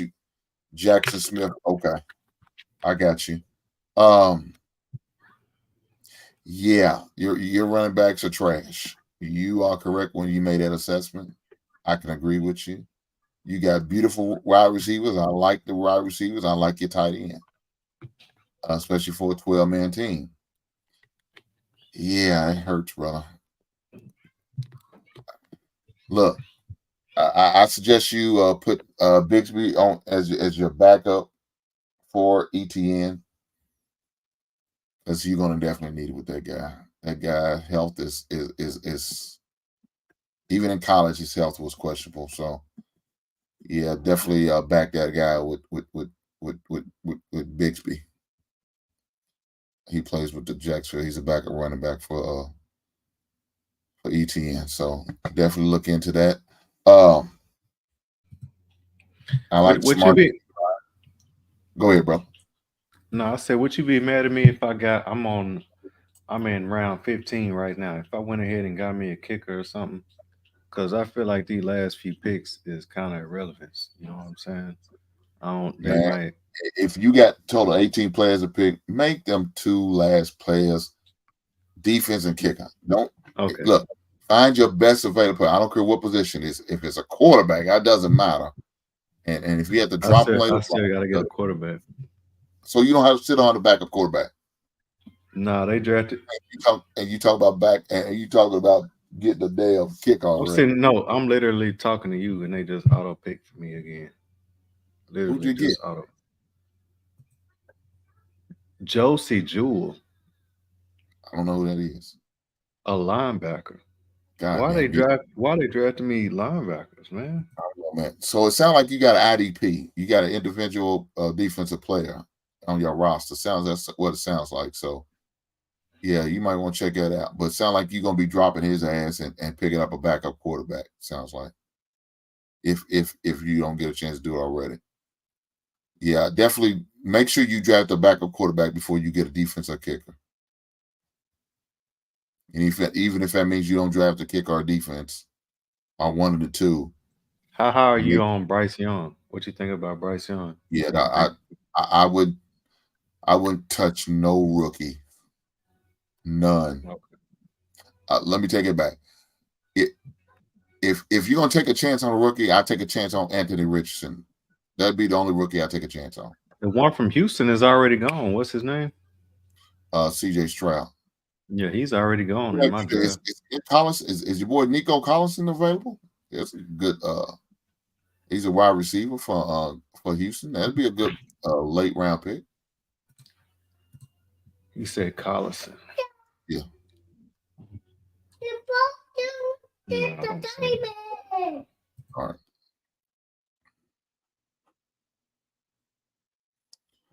My man said, rate this starting lineup. Let me see what we got. What we got?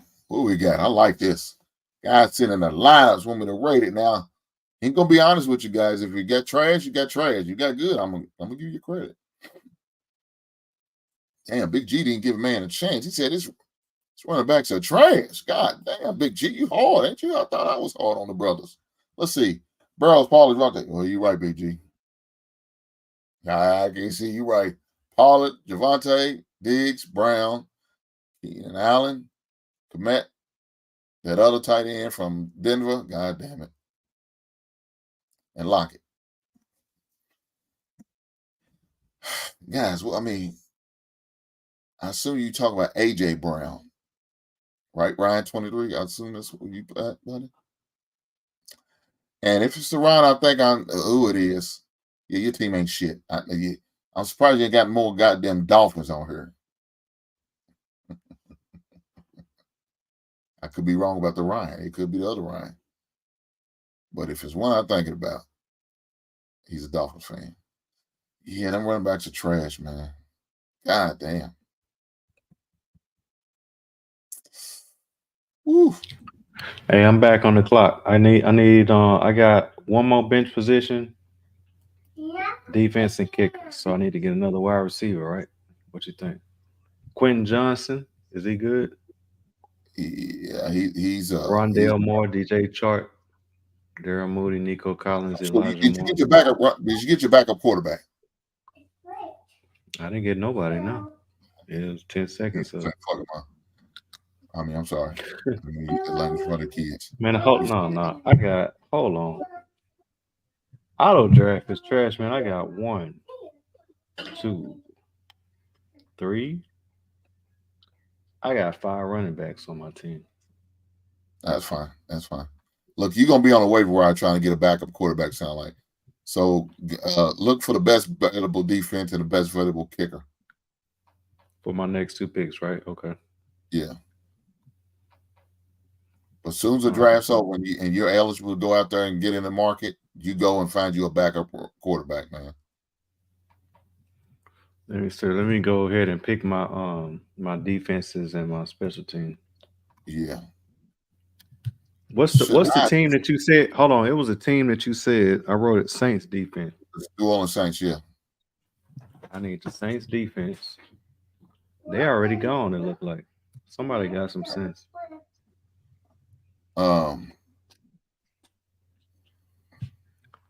Saints. Everybody picking their defenses now. Saints defense is gone.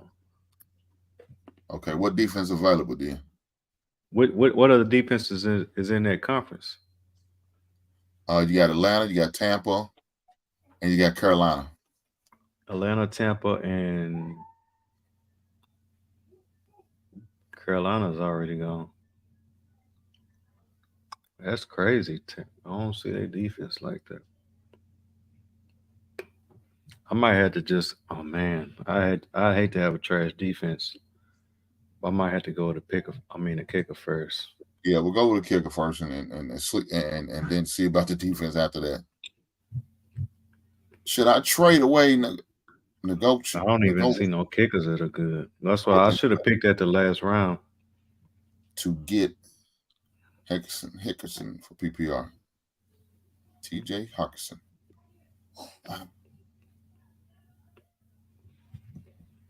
No, I wouldn't do that because I like Cortland Sutton, and I see him as the number 1 receiver, so I wouldn't trade M2 for Hockenson. I wouldn't. So I think your boy's gonna be a go-to man for Deshaun Watson. I'm not high on the Cleveland Brown receivers. I mean, I'll do it like Elijah Moore. I don't like Amari Cooper. You don't like Cooper? No, hell no. Yeah. Amari Cooper's terrible, man. I know he's an old Cowboy, and y'all probably got a soft spot for his ass. Nah, I ain't never liked the Cowboys. That's why I was a Ravens fan. I was born in 91. They won the Super Bowl and stuff when I was in kindergarten. You know what I'm saying? Ever since then, I had to live through the Quincy Carter days. You know what I'm saying? Stuff like that. Not the Quincy Carter. Quincy Carter and Tony Romo. Yeah, Quincy Carter, Tony Romo days. Just finished my draft, 10-man PPR, 2 flex spots. I'm on the clock right now. Uh-oh. Get that kicker. Jason Myers, is he good? Seattle. Jason Myers, Tyler Matt Gay. Off his what points? Whose offense scores a lot of points. So who got the most PAT attempts, right? Is that the best? With that and possibility of kicking field goals. So is Detroit's kicker available? I got the Bills kicker. Okay, that's not a bad pick. That's not a bad pick. So now you focus on defense, the best defense available. Look at all the defense available. It's gonna be trash, but it is what it is at this point. Yeah. So he has Tua, Eckler, Aaron Jones, St. Brown, Higgins, Furman, Cooper, Goodwin, Gay, Patriots, Daniel Jones, Jamal Williams, Charbonnet. I mean, shit, Charbonnet. Well, Charbonnet. I don't know how you pronounce it, dude. That's a backup running back, I think, for Seattle. I think is where he's at. Mike Williams, Deontay Johnson. Oh man.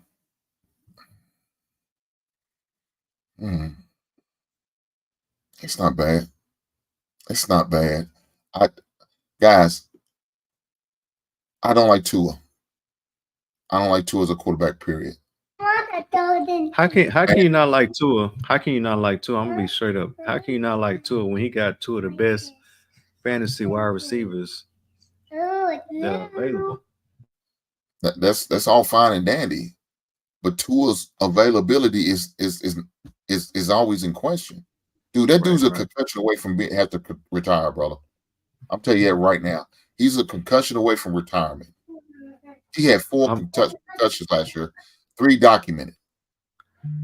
I'm be honest with you, he the same way we talk about emotional picks. That's kind of an emotional, situational kind of take on it because I'm on the clock. Hold on, I gotta get a defense. Patriots, damn, these defenses is trash. What's the conference you said that's trash? The Bucks, the NFC South, the Bucks, and who else is in it?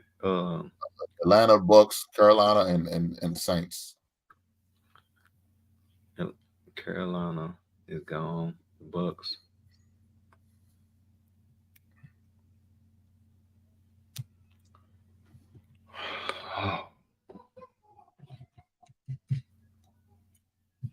Damn. I got the Raiders, the Patriots, the Commanders, Panthers, Broncos, Lions, Raiders, Seahawks, Bears, Giants, Rams. All these defenses trash. Well, I tell you this: go with the Commanders. I like their front. I like their front 4, so they're gonna get a lot of sacks for you. And they're gonna be better than the Patriots. Because Patriots are on here at 171. The other one is 281. Yeah, but Patriots got to play Buffalo twice, the Jets twice, and Miami twice. All right, I went with the Commanders. I went with the Commanders. If I lose my draft league, Hank, I'm coming at you for my $100 because you told me to pick the wrong team. Look, I'll let you borrow. You just got to pay percentage. That's all. So you borrow 100, you pay me 150. That's no problem. I'm just talking. My team is set though now. No, you good, but the thing about Tua, like I said, he had 4 concussions last year, 3 of them documented. Right? They did this young man a disservice. Really, he really needs to retire because he had concussions in college. He had injuries in college. He came in the NFL with a whole hip. So, with that being said, man, he stays on. He's gonna stay on IR probably for the rest of his life, especially with these concussions, man. That's why what's his offensive line like? Did they draft the offensive lineman, a tackle first round, or anything like that, or anything that can help us out? Nothing, right? Yeah, but I don't. It really unless you got a team full of Orlando Browns or Jonathan Hodges. If they put hands on him, any hit he take could open him up for concussions. He already had, like I said, he had 3 that's documented, and once you start getting one, there's more and more to come. That's why I don't like it because I don't think his availability is going to be there. I can't rely on him week by week by week by week. And if I can't, your best ability is your availability. And if I can't rely on you, I don't trust the backup quarterback they have to throw the ball to Hill and Waddle. That hurts. And then they don't have a run game. That hurts. Okay. Excuse me. So that's why I don't like Tua.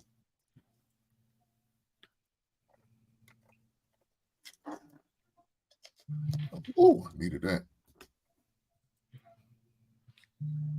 Yes, AJ Brown 12. Okay. Yeah, but Ryan, you're running back to trash, brother. I ain't gonna lie. Big G got it right. You're running back to trash. but the rest of your team is good.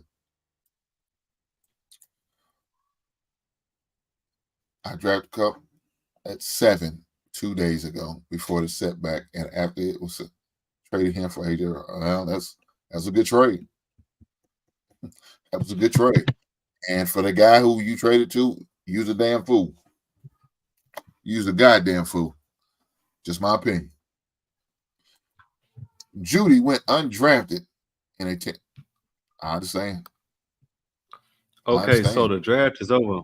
My draft is over. Is it like some people I can pick up right quick before everybody else pick them up? It's got to be set. No, it's got to be locked in first. So you probably won't be able to do all that until probably about for another 5 to 10 minutes after the draft, because it should go through like a timer.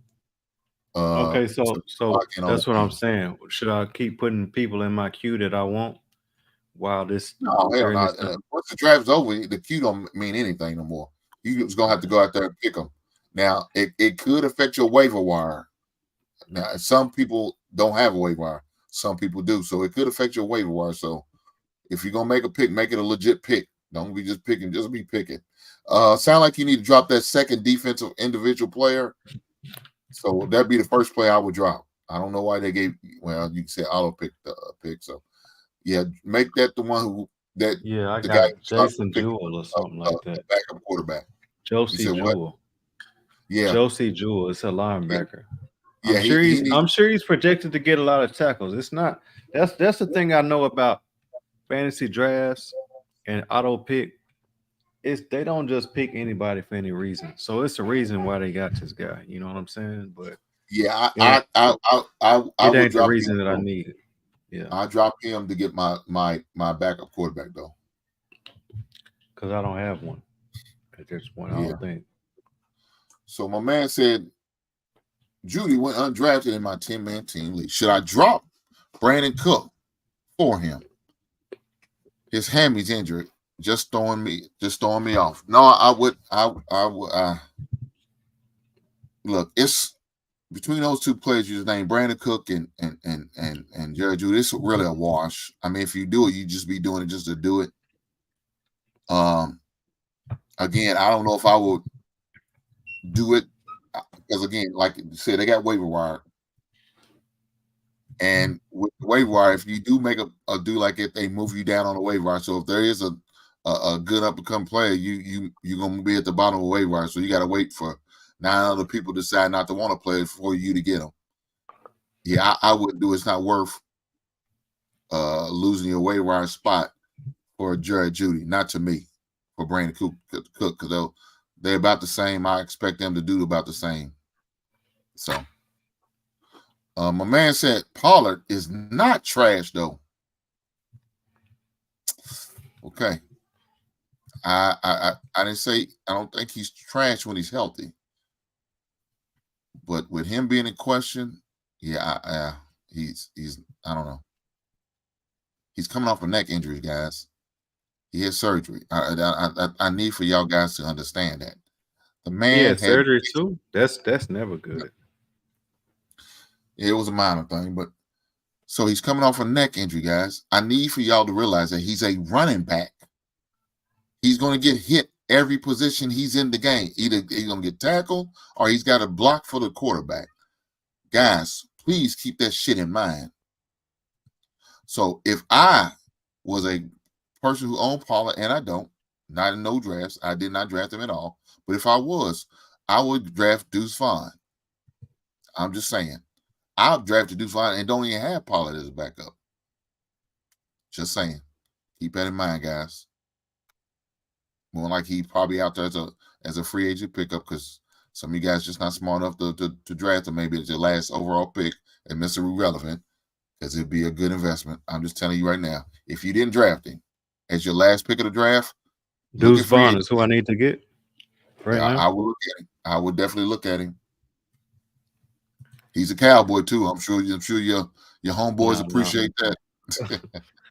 I know. I would definitely keep him as a possibility, man. Even though you got 5 running backs, make it number 6. A man said, should I trade away Aaron Jones for Kenneth Walker? Hell no. Hell no. Aaron Jones gets a lot of passes, gonna get a lot of opportunities. So no, I would not do that. Burrow's gonna be a league MVP. I got you. To make that team work. Hey, I wouldn't be surprised. I definitely wouldn't be surprised. So, should I trade James Conner? He's my flex. I got Jacobs and Mixon and Madison bench right now. My wide receivers are Chase and Watson. Yeah, and Watson's not impressed with Watson, but I understand. Yeah, if you could trade away James Conner for a good to decent receiver, I would do that. I would definitely do that if I was you. What's up, y'all? Just drafted a 12-team PPR team. What do you think? Mahomes? Allen? Keenan Allen? Okay.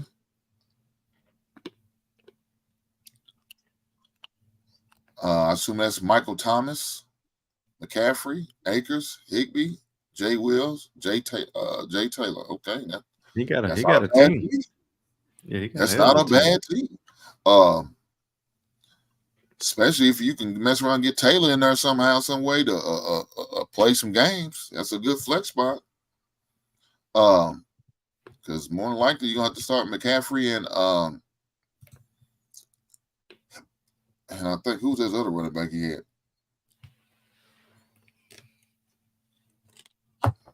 Jay Wills. Well, look here. I don't know what the rest of your bench look like. Samaje Perine. Dude's fine. Possibilities. I don't have no faith in Jay Will. But I like your team. I like what you have to offer. Definitely that. Akers. Oh, okay. That's your other running back. That's not bad. Cam Akers. Okay. Yeah. Well, right now you got to start with Cam Akers and McCaffrey. That's going to be your starting running backs. I will use Jonathan Taylor as a flex spot when he gets to play after week 4. That will definitely be a possibility if I was you. Like I said, I'm not impressed with Jay Will. He's more of a he's tradable. To me, he's tradable. So that is my opinion of your draft. So, Ghost, sound like you did a good job, brother. You got some good picks. Yes, Commanders defense for sure. Yeah. I like their front four for sure, and they got a good linebacker. So, yeah, they can create havoc. Now, the quarterbacks are questionable and safety's questionable, but at least you can get an opportunity to get a fumble or create fumbles and get sacks. So, Sutton Dotson for my flex spot. Sure, you when you say Dotson, I'm sure I think you're talking about the Green Bay's Dotson or the Dotson or maybe I don't know. I assume you're talking about Green Bay's Dotson. Yeah, I would go with Sutton. I would go with Cortland Sutton as my flex spot. Trade Jefferson for Diggs and Gibbs. Hell no. Hell no. No. Don't you do it. Don't you do it. Hey, sometimes, man, we try to be too smart. We outthink ourselves, and that may be a move you trying to outthink yourself. No. The only thing about it, Gibbs is a rookie, and he could have a great season, or he could, struggle. That's the only thing. And I don't like to put a lot of faith in rookies. Okay. Jaheim Dotson, I got you. Yeah, I would still go with Cortland Sutton, brother. I would still go with Cortland Sutton. My man, please. Is that, I don't know. It might be a young lady. Whoever this is, Killer, Vicious Killer. Yeah, don't trade Jefferson. Don't do it, man. I know you got Amari St. Rich and Higgins. Hey, you got a hell of a look. Jefferson started Amari. Hey, Saint Amari. Yeah. Amari Saint, whatever I had to pronounce it. I forget. Those are your two starting receivers and Higgins as your flex. Or if you start 3 receivers or whatever. Yeah, don't do it. Don't trade it, man. You'll regret it. You'll regret it throughout the season. I promise you that. What we got here? Yeah, Jaheim Dodge. Yeah, I still, again, what it is, I would definitely start Cortland Sutton. I would definitely start Cortland Sutton. So, yeah, that would definitely be my star. Hey, guys, which side are you on? Kittles, Madison, or Pollard, or Ingram? So, my man,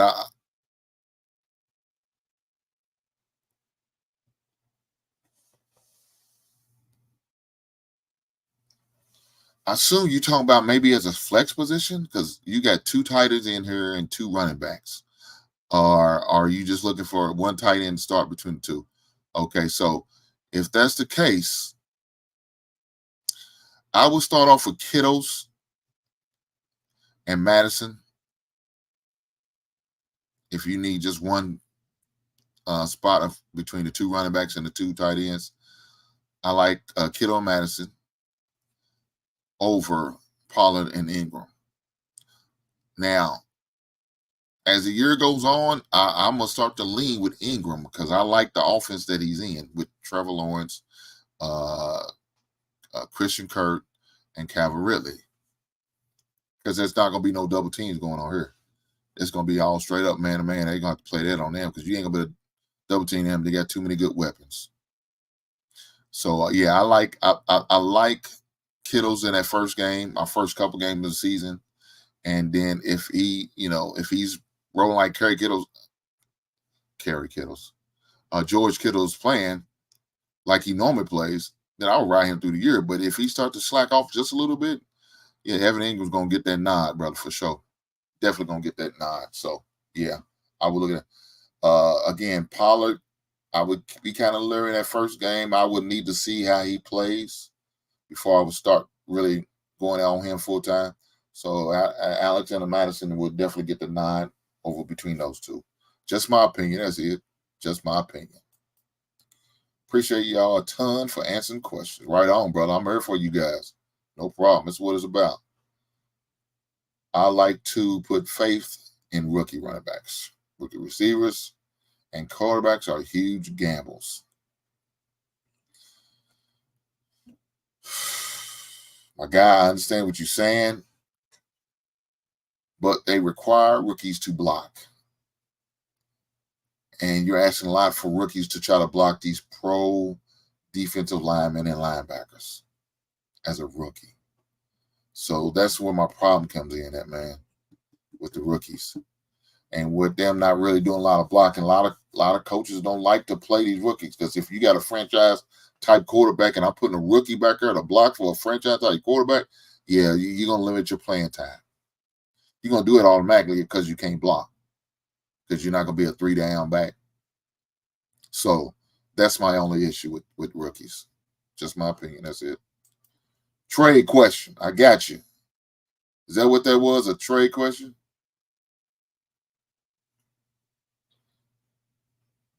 Or do you have a trade questions? If you got a trade question, you can post it. I'm here for you. My man said, you're the best, bro. Thanks a ton, man. Right on. Right on.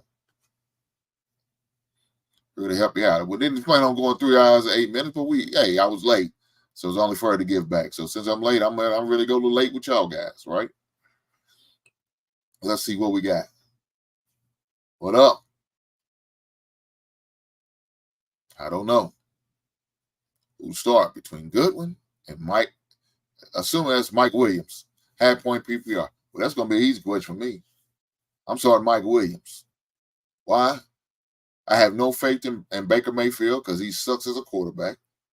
And I love Justin Herbert as a quarterback. And he's got good targets. Shout out to Mike Williams and Keenan Allen. I like those targets because they got a good running back. So guess what? He ain't going to be, again, y'all need to also worry about double teams. You're not going to be able to double team these guys because if you do, you're going to leave a receiver like Keenan Allen open. Can't double team Mike Williams. Like I said, leave Keenan Allen. You can't double Keenan Allen because you're going to leave a guy like Mike Williams. And then again, they also got a third receiver that's good. Your boys there.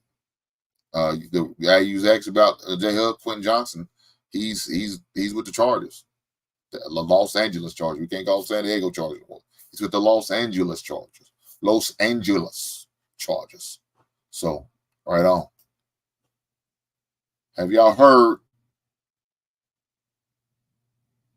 of the Billiton League? What is that? I don't know. It would be easy if you can explain it to me in your chat. I appreciate that. Or if you like to come up, the link is pinned to the top, and we can talk about it. But I never heard of that league. Right on. Let them know. How you doing, ma'am? You're looking good. I hope all is well. Yeah, no Ramsey for Miami. I was leaning towards Mike Williams. Should I be high on scoring games?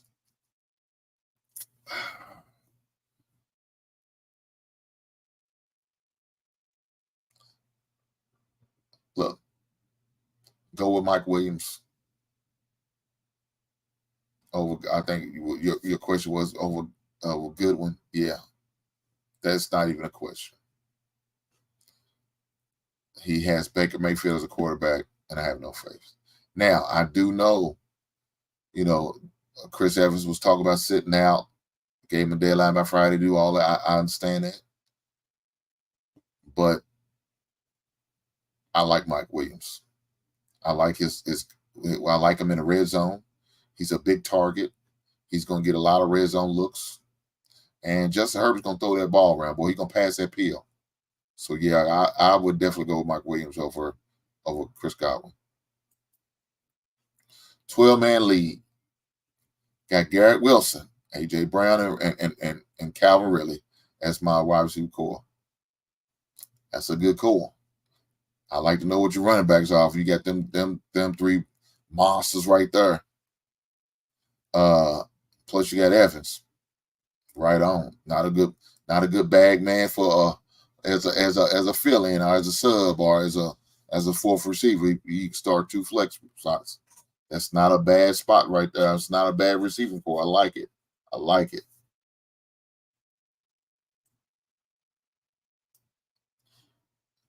A team that scores the lowest points that week gets eliminated, and the loser team players go into the damn.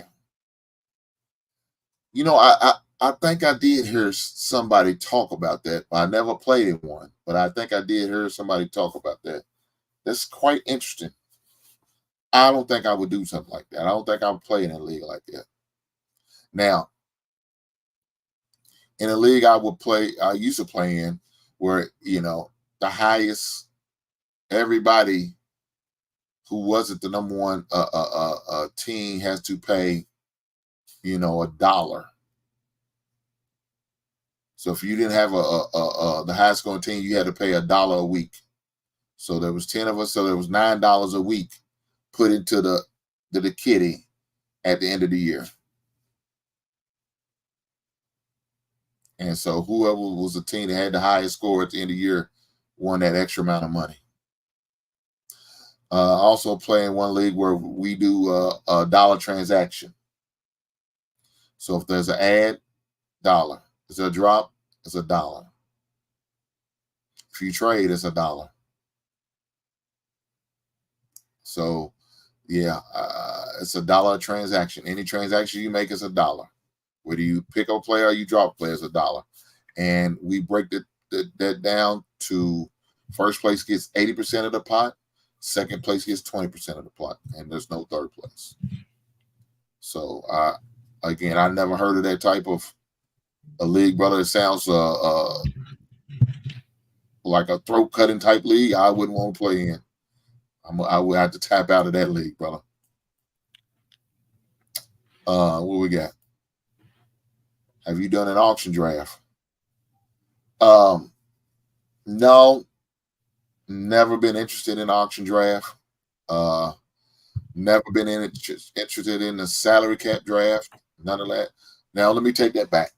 My FanDuel that I do every week. So, guys, if y'all interested, definitely tap in.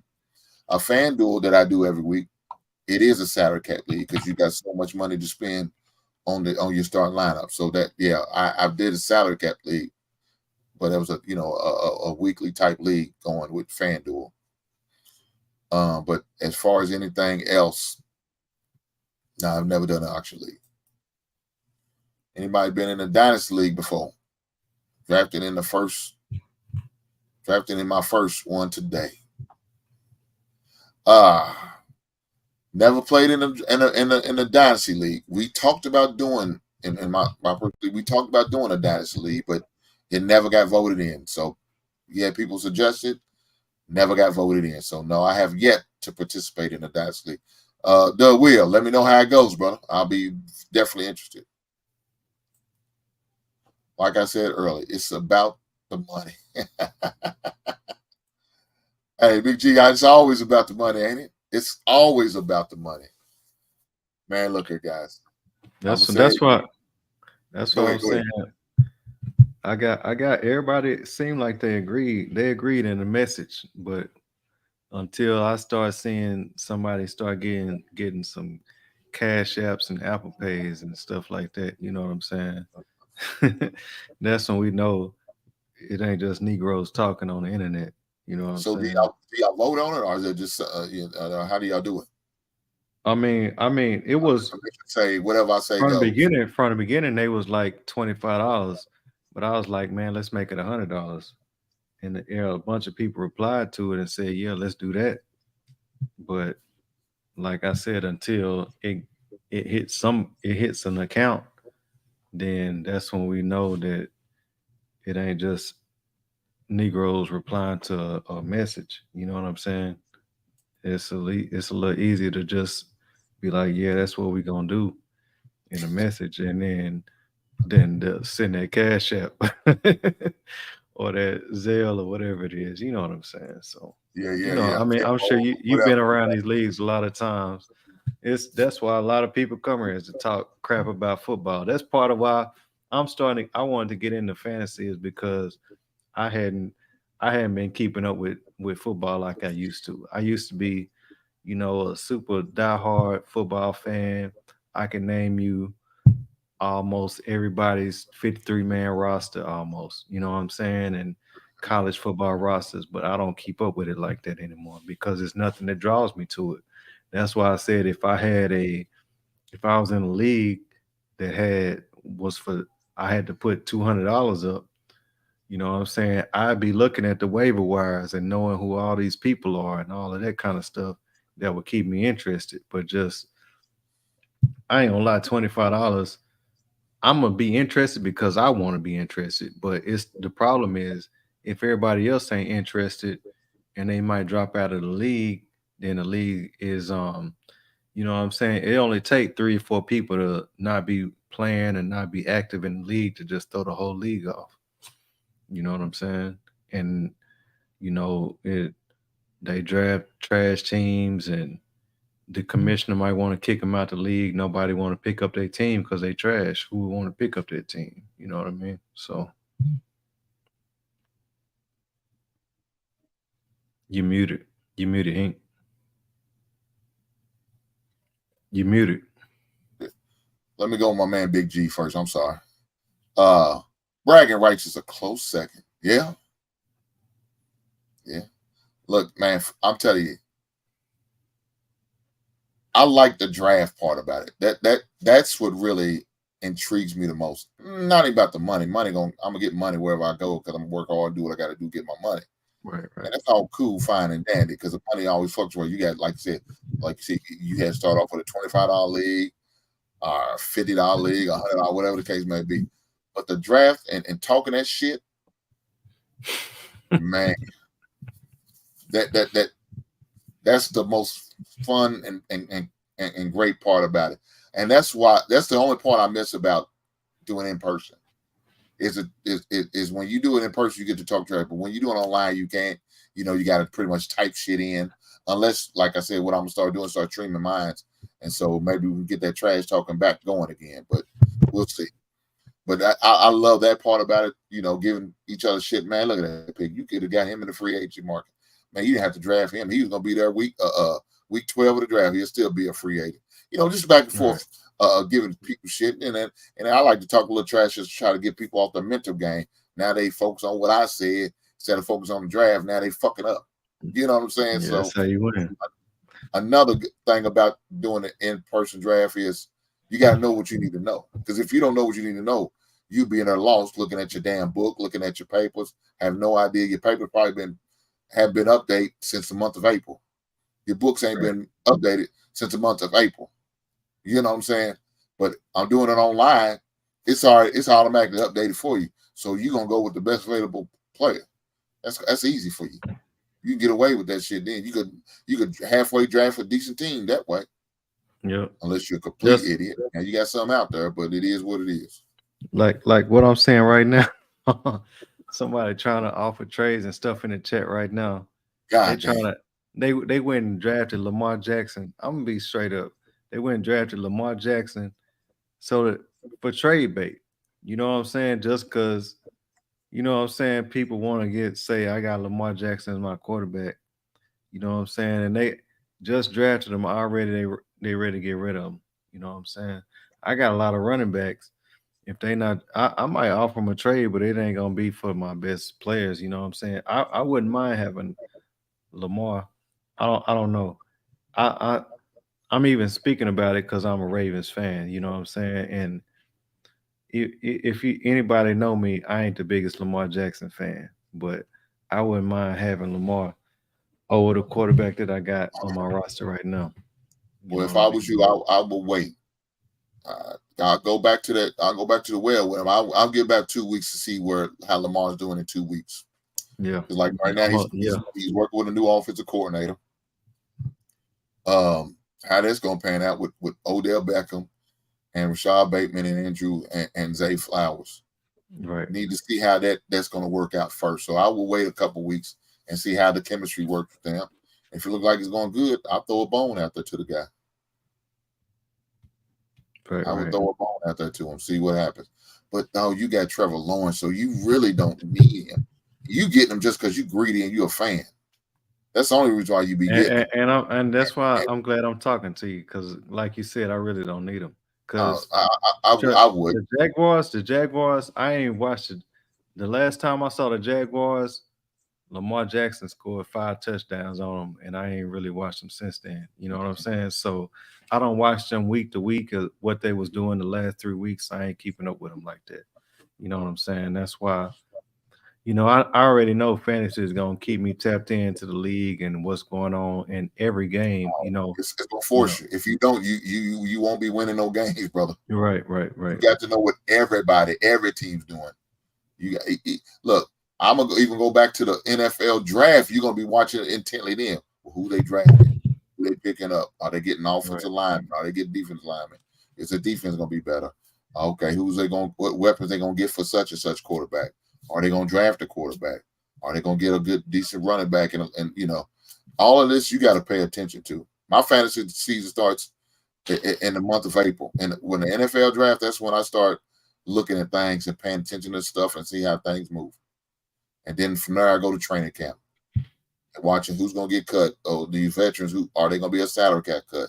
Who's going to pick up who? Man, I pay attention to all that shit. There's no off season for me. I pay attention all year round, brother. But I really get intent in doing the draft and all of that good stuff. When the free agency market opens up, I got to know all that. So, you know, it is what it is. Let me see what man got. I got full PPR league. Quarterback Geno, Pollard, Connor. God damn, brother. You fucked yourself. This is a god damn. I'm gonna be honest with you, this team is terrible. What's wrong? What's wrong? I don't see a lot of bad. I don't see no superstars. I don't see no super. First of all, you got Pollard and Connor. Who is Connor? I don't even know. James Conner, the Arizona running back. Arizona? I don't. Oh yeah, from Pittsburgh. He was at Pittsburgh first. Brother, you killed yourself out with this one. Amari Cooper. Jesus Christ. Yeah. My goodness. Look, you got 2 good receivers. You got a feasible quarterback. Tony Pollard and James Conner. Man, God, man. Do you really think Trevor Lawrence, my quarterback, is gonna be decent in fantasy? You know, I haven't seen them. You want Lamar bad as hell, don't you? Jesus Christ. God damn, you can't even hide. I'm trying. You can't even hide the bullshit. I'm trying to get you to talk me out of trading. I don't know why you trying to make that deal, though. Let Lamar be what Lamar is and ride with Trevor Lawrence. Because look, let me tell you this: you're gonna have to give up a decent running back. You're not giving up a decent running back for one. He's gonna want a decent running back. So he's gonna want either Eckler or I think who else you getting? Barkley in the second round. Barkley, yes, Saquon. Yeah, you're gonna have to give up one of those two for him. That's what he's gonna look at. Aaron Jones ain't gonna be suffice.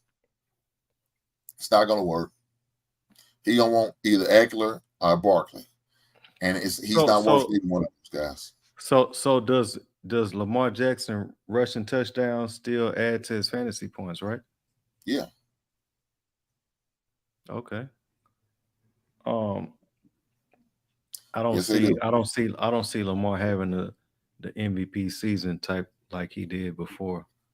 Even though I'm a Ravens fan, I would love for him to have it, but I don't see that either. So Lamar ain't had a real big season since he won the MVP. Mm-hmm. Yep. So I mean, he's been missing games every year. He's averaged about 3 games missing every year. Yep. So that's the only bad thing. And he don't show up in the playoffs, which is so how do the playoffs work in fantasy? That's a whole nother question I haven't asked. Well, see, it depends on y'all. So most of the times, if you got 10 teams, right? You got 10 teams in your league. Yeah. Normally, y'all take 6 teams to the playoffs, and they usually go from week. When's the last week of the season? I think it's 18. So usually, most times they don't go all the way up to week 18 because when you go week 18, you got a lot of teams that may already be clinched and they won't even play their starter. So that's why I always encourage people, don't go all the way up to week 18. Let the championship game be on week 17. So it should be 15, 16, and 17 should be your playoffs right there. So let me get this straight. So most people in fantasy, the fantasy league doesn't go into the playoffs. The playoffs The playoffs don't count for fantasy. No, not at all. Okay. I'm just trying to understand it all. So now you do have I can have a regular season superstar and he can be the best player on my team and he can be, you know what I'm saying? He can be the man because he can be Lamar Jackson. That's a great analogy on that because like I said, I don't expect him to show up. He hasn't ever done it, so I'm not going to expect him to do anything he hasn't done. And that's the Ravens on my team. I would definitely. Yeah, again, with Lamar, he's missing games every year. He's missed games. Look who decided to show up. You gonna tell us about your ninja team? Uh-oh. Yo, what's up, Hank? Oh, shit. My man said Montgomery, Najee Harris, week 1. Look here, guy. He's going against the 49ers. I'm just saying. Najee is going against the 49ers. And Detroit is going against Kansas City Chiefs. It's going to be a lot of points scored in that Chiefs game. So I will probably go with Dave Montgomery. Again, he's going to play that role where he's going to get on the goal line and they're going to hand the ball off to somebody else. And it won't be Swift or Gibbs or whoever the rookie running back is there now. So I will go with Montgomery as one of your week 1 spots. All right, what my man said, the NFL league loves fantasy football. I know they do because there's a lot of money to be made, and there's more eyes on the televisions. Even the average fan engages year after year. I know that's right. All right, I already answered that. I will say, look here. Your avatar tells me right now who you really won't go with. You won't go with Najee so bad. That's why you drafted. And you got a Pittsburgh Steeler standing over, look like a Cincinnati Bengal. I understand. I think that was when Juju hit your boy Burpit. I think that's what that picture's from. Yeah, I would go with Montgomery. I know it's gonna hurt your feelings, brother, but I'm sorry. What's up, Marcus? What you got, brother? Yeah, no, what's up, Hank, man? I wanted to come show some support to you, bro. I know I haven't been on these panels that much, and I want to say shout out to Jay Hall. Man, you incognito? You hiding from the law? What's up? Salute. No, man, it's just work, bro. You know, just working, you know, still that government contract and stuff like that, independent contract, and so, you know, bounce between both borders and stuff like that. So I'll be doing that kind of intel. Is that what we're doing? You're a basement affiliate? Is that what we are? Yeah, hey man, I got a show and I'm in the attic. You in the basement, I'm in the attic. We got to do between two ferns. All right, I got you.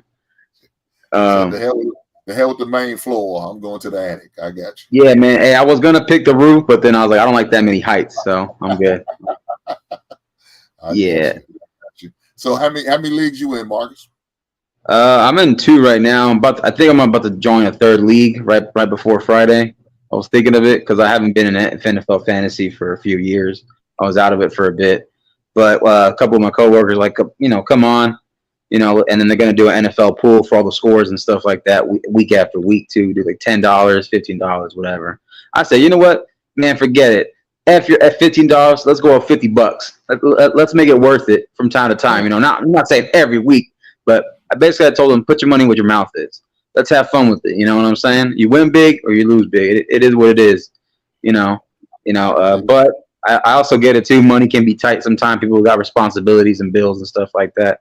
They can't be losing. You know, their woman will probably throw some shoes at them, maybe a fly swatter at them, maybe it cost them something. Is it possible maybe a brick too? A brick could be flown. Well, that brick might be caught in the case, you know. But we know how it works, you know. Hey, remember I told you, Hank, some of these marriages they might be holding you hostage, all right? But we'll see. But you know, back to the NFL fantasy thing, I got a pretty good team in myself. That's why when I told you earlier that comment I made about my sleeper team is like a Ninja Savage team because they're under the radar. You know, they got Lamar Jackson, who everybody criticizes because he's not so much known as a pocket presence passing quarterback, and then you know I got Trevor Lawrence. Those are my quarterbacks. So I got a pretty good dynamic duo between the both as long as they stay healthy. And then you got like Isaiah Pacheco. I got Tooney.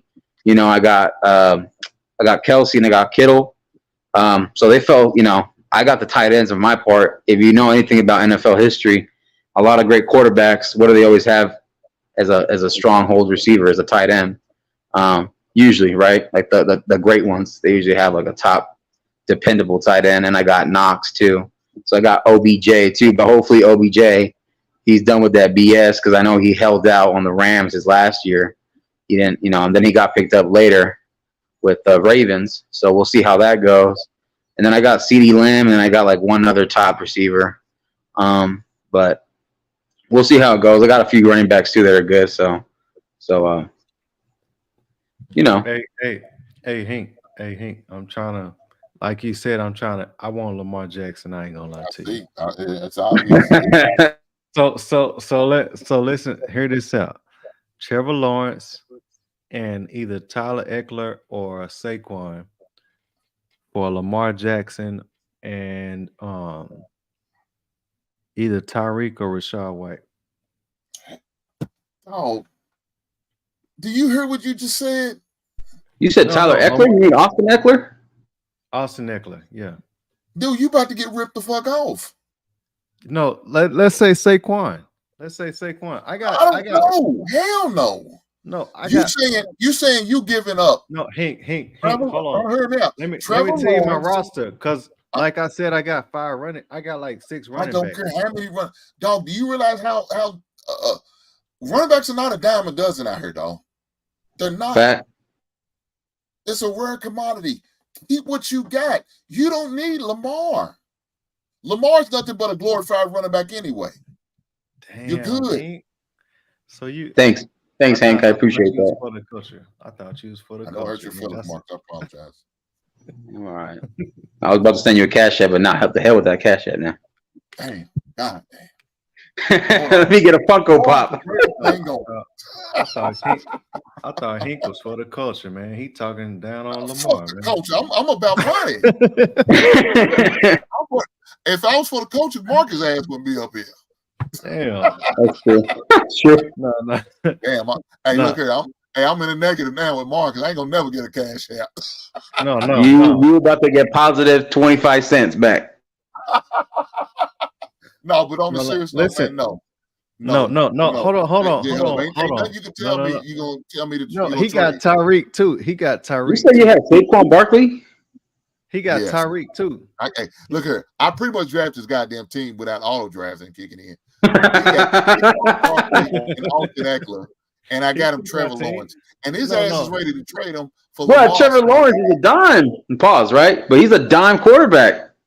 He's a dime quarterback. He's like the next up and coming guy that. No. You know. Y'all gonna have to give me the breakdown on Trevor Lawrence the last few games because no. Let me tell you this, dog. He won 9 games in a row in order to get them to the playoffs and win that division. That's who the Trevor Lawrence we're talking about. Last year, and he showed up in the playoffs against the Chargers. He's averaging 28. They averaged 28 points a game. Last 9 games, he averaged 28 points a game. That's 4 touchdowns, brother. Hank, that's I appreciate and he's right. Hank, Lamar I appreciate you. I appreciate you for talking me out of my stupidity and my favoritism for the sounds like Patreon running quarterback that can run fast. You know what I'm saying? He's supposed to send me 10% of his winnings. Yeah, 10%. 10%. 10%. I send my tithes. You get your pass of love offering. If I win this league, right. Hey, next J-Hub. Hey, Hank is gonna want those royalties. He's gonna want them royalties. It has to be just 10% now. We go a little bit higher if you show some real. No, you already don't try. Shout out to Hank. Hey, Hank Knight. Ain't no Suge Knight. Hank Knight. I ain't gonna lie. I'll take the 20, but if you send me 10, I'll thank you anyway. Nah. I honestly, like you said, I got a good team. I didn't know Trevor Lawrence was like that. Everything I heard from Trevor Lawrence was a lot of hype. This is his 3rd year now. He didn't do too well his first 2 years. I mean, maybe if he did, I paid attention at the beginning of the year. Like I said, the Ravens played him at the beginning of the year. It was like we scored 5 touchdowns. They didn't hardly do nothing coming back at us. You know what I'm saying? We kind of dusted them. So that's my perspective on him. I don't watch every NFL game. You know, I will this season. But you know, if he did well at the end of last season, you know, and he's always been a highly touted prospect, you know, I rock with him, you know. But let me tell you this: there's no I'll reason take my feelings out of it. If we gonna get this money, Hank, I'll take my feelings out of it. If he gonna be with, it's bad enough you put it in some of them picks you made. Your ass up there with only. Hey, what picks did you get that were bad? Hey, so tell me, let me know. What picks did you get that was bad? This is my team. This is my team. I got. I got Terry McLaurin. That was a bench pick. He on my bench. I got Trevor Lawrence, Austin Eckler, Saquon, Cooper Kupp, T. Higgins, Christian Watson from Green Bay. Right. Mark Andrews, Aaron Jones. They gave me Roquan Smith. We got a defensive player. Commanders defense, and Tyler Bass is my kicker for Buffalo, who scores a lot. I mean, I think overall you got a solid team. You got a playoff contending team in that caliber. But when it comes to points, I think I got Terry McLaurin, Breece Hall, Tyler Lockett, James Cook, Michael Pittman on my defense, on my bench. And I got Joey Jewell and AJ Dillon on my bench as well. So that's what I got. Who are your starting receivers again? Cooper Kupp, T. Higgins, I got Christian Watson and Mark Andrews and Aaron Jones as my flex. I got a running back as my flex. I would have rather had a wide receiver, but I got Aaron Jones as my flex. You Right wouldn't switch hey Hank, you wouldn't switch if you were him, would you switch Christian Watson for Tyler Lockett to start? Oh yeah, for sure. I mean, because I like Dotson over Watson anyway at Green Bay, and because he started off slow last year, I don't know if he's gonna, and now he's got a whole new quarterback in Love. I don't know how that chemistry is going to work, but I know Dotson and Love had a good chemistry, especially during the preseason. So yeah, I definitely would. But let me answer this question, man. Is trading the Jets D and David Njoku for the Eagles and Mike Myers. Mike Myers, is that the tight end still from New England? I don't know. But yeah, don't do this, man. Are you doing too much? That's a perfect statement. You're doing too much, brother. Don't make that. Don't make that trade. You just train just to say you trading. So text and with my man Big G wants to know what you've been smoking, brother. Was you smoking some of that Texas herb down there? You talking about me? No, J Hood. He wants to know what J Hood is smoking down there in Texas. Yeah, I don't know what J Hood is on, man. And J Hood might be on them left-hand cigarettes. No, the Mentos. He might got one of them Brittany Renner vape pens. We don't know. He may have one. Don't make that deal, man. Do not make that deal, J Hood. I know you got this love affair for Lamar because he's your quarterback of your favorite team. Put the good thing down. I got Stephon Diggs, though. I got Stephon Diggs, so I feel good too. And walk away from that trade. Look, there's a reason why this dude's willing to make that trade for that. There's a reason why. He knows what Trevor Lawrence is. I promise you, he probably wanted to draft Trevor Lawrence as a backup, probably, and you beat him out to it. So, no, don't make that trade, man. It's not a good deal. Nothing about this is a good deal. Nothing. He won't see how smart you are. Backup, that's my starter. He's testing your knowledge. What'd you say? No, I said Trevor Lawrence is my starter. No, I know he's your starter, but I'm sure he probably drafted. You say he drafted Lamar probably in the first 2 rounds, didn't he? No, I'm like I said, he didn't offer me nothing. You won't offer him that? Yeah. Oh God, damn! I was just trying to catch your man. You trying to show him how smart you ain't. Don't do that shit. God, I saw he got Tyreek Hill. If I could get Tyreek Hill for my backup running back and Lamar Jackson, it still ain't worth it. No. Yeah, but that's also hoping that Tua Tagovailoa stays healthy, also, because you got to have that quarterback for him to catch too. Again, that's why I don't like Tua. I don't like Tua, man, because his health.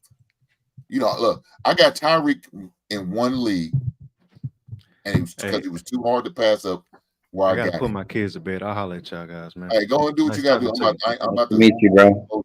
Anyway, so I ain't gonna go much longer. Got a couple more questions asked to me. So my man said, should I trade James Cook for Khalil Herbert for K9?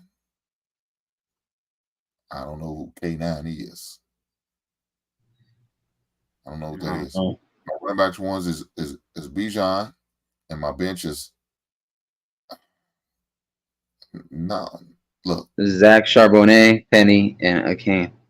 I feel like I feel like running back too. Should I trade James Cook and Khalil Herbert for K9? I don't know who K9 is. But no, I wouldn't. Look, James Cook is a good number 2 running back. I don't like Penny. And that's your boy from Miami. I don't know about him. No. I don't know Zach Charbonnet. That sounds like a wine. But I'm gonna pass on that. Akane. I haven't seen him. K9 for K9. I don't know who K9 is. Okay, so look like he's got K9 is Kenneth Walker. Dude, what is your love affair for Kenny Walker III? I don't understand. I don't like the guy at all. That's why your boy's gonna They talked about him as a Zay Charbonnet as a possible start over him. So when they talking like that, it's shit. No, I know Kenneth Walker had a good season at Michigan State, but no, I would not make that deal. I would not make that deal. So what my man says, should I trade Davante Adams for Amari Cooper and Aaron Jones? Okay, well, this is not a bad trade. I would make that trade. I would make that trade because now you're going to get a starting running back, and maybe Amari Cooper pans out for you, maybe won't. I don't have Garoppolo. I don't like him as a quarterback. Never have, never will. And I think it's going to be trouble in paradise with Davante Adams. So I would look at this trade. I would take a serious look at it. Look at the rest of your roster and look at that trade. I would have a problem with it. Not at all. Who you gonna cut to make room for Davante Adams? Because you got to drop somebody. So stop him from overthinking it. Give it 2 to 3 weeks at least, yeah. So should I trade Davante? Okay, I already read that. And I run it. Hey, Hank, who you got tomorrow? Huh? Who you got tomorrow for the game? I'm gonna still go with KC, even though they could be without Travis Kelce. I still like KC, because I like Mahomes. So that's who I'm gonna go with tomorrow. My running back is Kenneth Walker, and y'all love some Kenneth Walker, boy. Maybe y'all seeing something I'm not. I don't know. So he said, I have Diggs and Deontay Johnson at the flex. Okay. I like Diggs at the flex. Deontay Johnson, hopefully he has a bounce back season. We'll see. I'm trading Davante. I know. I think that's what I read, right? I think you're trading Davante and you're getting Amari Cooper and Aaron Jones. Like I said, I can go with that trade. I can go with that trade. I think that's a fair and good trade for you. You're getting Cooper and Aaron Jones. I can go with that, brother. So if you're gonna pull the trigger, pull it. I wouldn't fault you for that at all. I promise you. I'm pretty new to fantasy football. CBH been learning a bit, but digging your thoughts. I appreciate that. Thank you. You're more than welcome. And I'm glad I'm able to help you, my guy. I'm struggling with my week 1 starters. Full PPR week 2. Flex. I'm stuck between Mixon, Pierce. Oh man. Who would I like? Let's see. So you need 2 spots.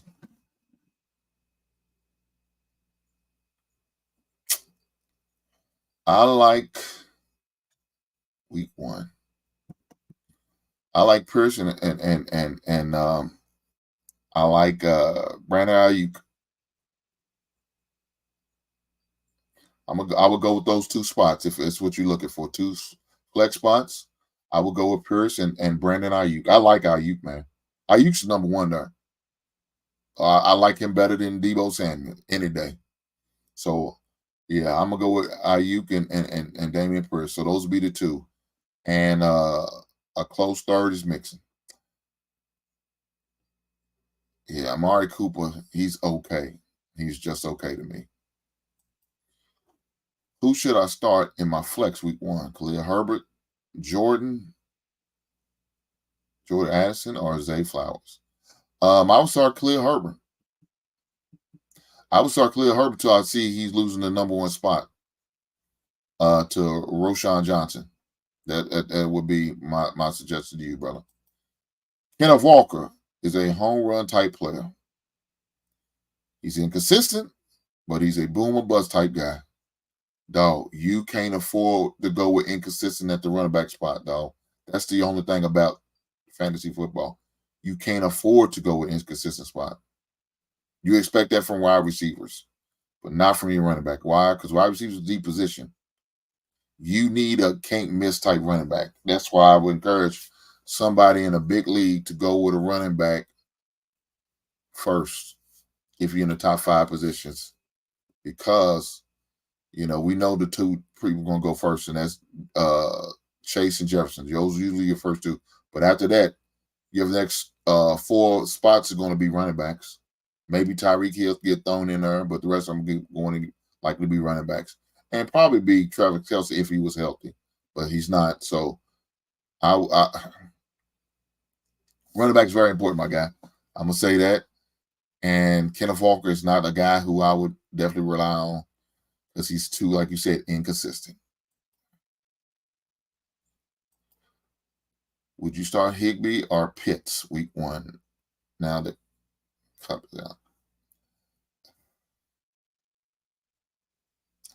It depends on the rest of your lineup, man. If your rest of your lineup is a good scoring team, I would go with a Cal Pitts. If you're going to need every point you can get, I will go with Higbee. So it depends on your lineup. If you got a pretty decent points scoring type squad, I would go with Pitts for his upside. But if I need for sure, no ifs, ands, or buts, I will go with Higbee. I know that really ain't helping you, but look, go with Higbee. Go with Higbee 1 because, like you said, Cooper Kupp is out, and so that definitely going to help his opportunities to get targets.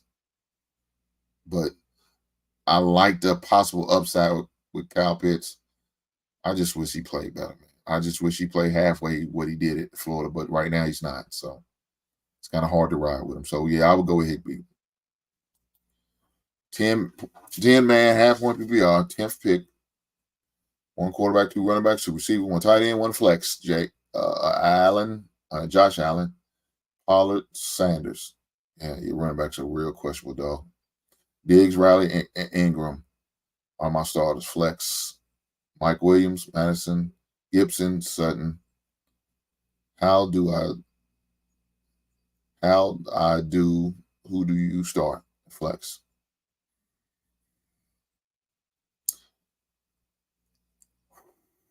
My man, I assume you mean Antonio Gibson, right? I assume that's who it is.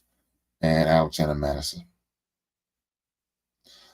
Again, I would encourage you to go out there and get Deuce Vaughn if you got Tony Pollard. Definitely. Let that be one of my suggestions to you, my man. I'm not starting Miles Sanders, man. So it'll be Alexander Madison, and depending on the health of Tony Pollard, I'll probably go with him. But I wouldn't rely on him for 17 weeks. I can't. So again, I would look at getting Deuce Vaughn, my man, if I was you, if there was the opportunity to present itself. So definitely look at that. Great quarterback receiver combo. I like Ridley. That's definitely good. And Evan Ingram. So you definitely got stock in 2 high power offense in Jacksonville and Buffalo. Makes sense to me. I like Courtland Sutton because I think he's going to be the number 1 in Denver. Antonio Gibson, he's okay. He's okay. So you didn't do too bad. I'm just not a big fan of your running backs and Pollard and Sanders. That's all. But other than that, I think you did pretty good. Kyler, your team is God damn, bro. So your team is trash. I see. I missed this. This is what I call locker room talk right here. That's all part of it. Your team is trash. Sanders is a terrible pick. Brother, I ain't gonna lie. I don't like Sanders and Pollard. I don't. But you got to take what you can take, right? Let me tell you what he probably did. he probably went Stephon Diggs first round, and probably got Josh Allen in the second round, and got Ridley in the third round. It was his first 3 picks. And now it could go in any order, but I bet you that was his first 3 picks. It's the reason why his team ended up like this. So then he probably kind of panicked, realized I need a running back, and Tony Pollard was his 4th round pick, and he probably went back to the well and got Alexander Madison, and then he maybe came up with Miles Sanders as a 6th round pick. I'm just guessing. I could be wrong. Damn, my man said his team was trash. That's right. That's constructive criticism right there. Hey, got to build them up. 14-man, half-point PPR. 1 quarterback, 2 receivers, 2 running backs, 1 tight end, 1 flex. Right on. Let's see what we got. Joe Burrow, Devontae Adams, T. Higgins, Bijan Robinson. Now, right there, it's not a bad starting 5. That's not a bad starting 5. Not a bad starting 5. I can roll with that. Hey, Hank, you know who have they mentioned Josh Jacobs in this stream, this chat? Yes, earlier we did. Is he hurt, or is he good to come back for week 1? He's he ain't played no preseason game because he was worried about his contract and all. So he has no preseason games at all this year. So I don't know if that's going to hurt him or help him. As far as his condition, nobody knows because nobody got to see him play because, like I said, he was dealing with the contract. So as of right now, what we know, just going off based on information, he's good to go. We'll see. James Cook, Khalil Herbert. I guess, or you want to know which one do you start? Go with James Cook this week. You can always manifest. There you are. Go with James Cook. What else we got? Kittle's Lockett for Hawkinson and Dotson. What do you think? I'm at Kittle's side. I'm on the Kittle side. 10-man, half-point PPR.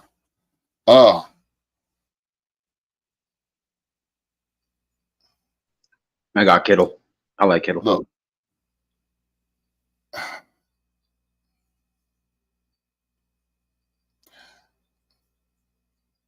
Man, look.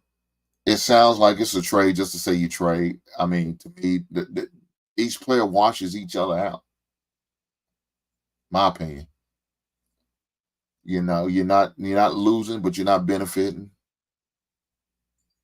Now, is the reason why you want this maybe because the Minnesota schedule is friendly as far as strength of schedule? I don't know.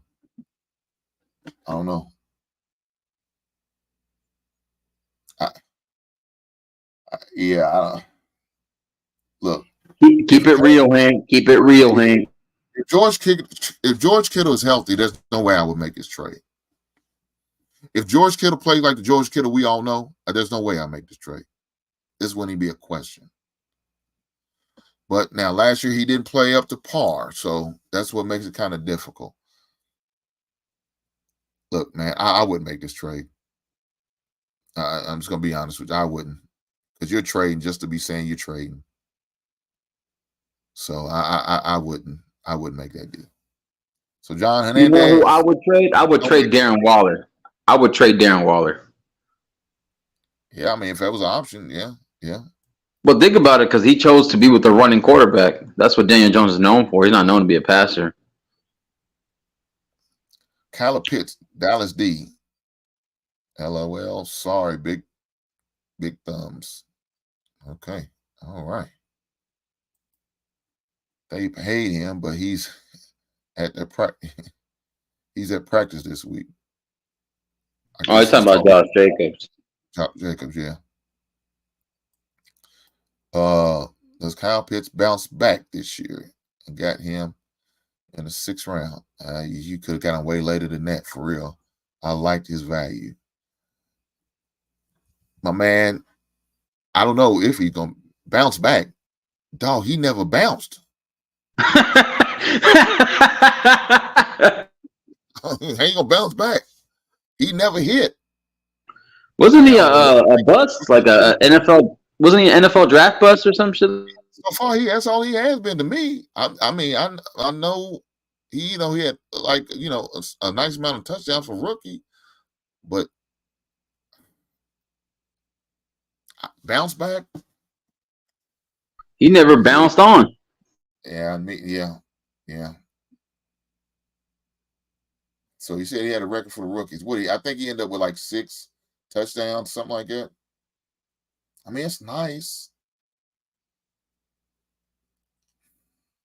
Yeah, but when you got like the tight ends that we have right now, like first round draft pick tight end, so that should be expected from him, and I should expect more. And he hasn't done shit. So I think he's in year number 3 or 4 now, and so he's up for a contract, I'm sure, and he hasn't done shit for me to even think about signing his ass back. So he has no choice.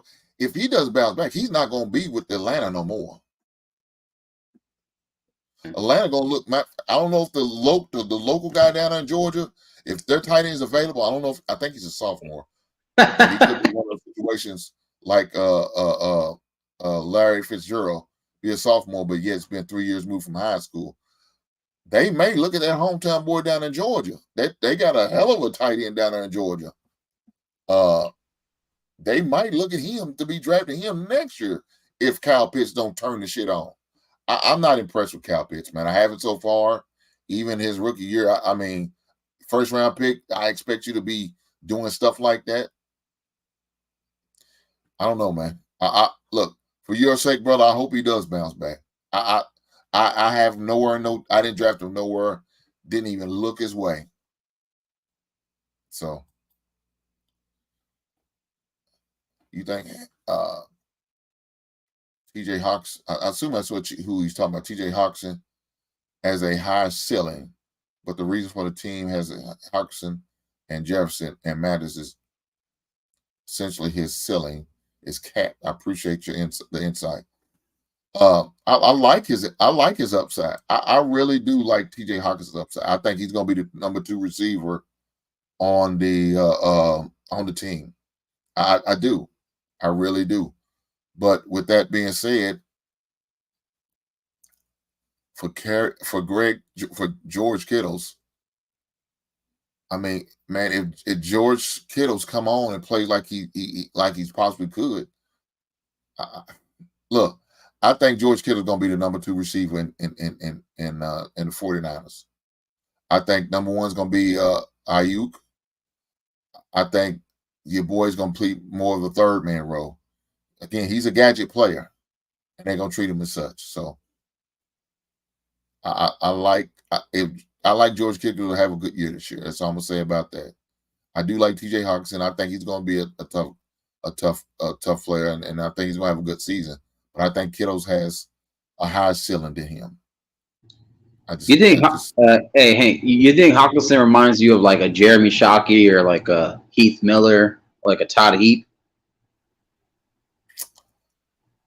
Heath Miller, the one that played Pittsburgh, right? Yeah, and then Todd Heap played for the Ravens, and then you had Shockey who played for the Saints and the Giants. Yeah, I say more Heath Miller than anything. Right.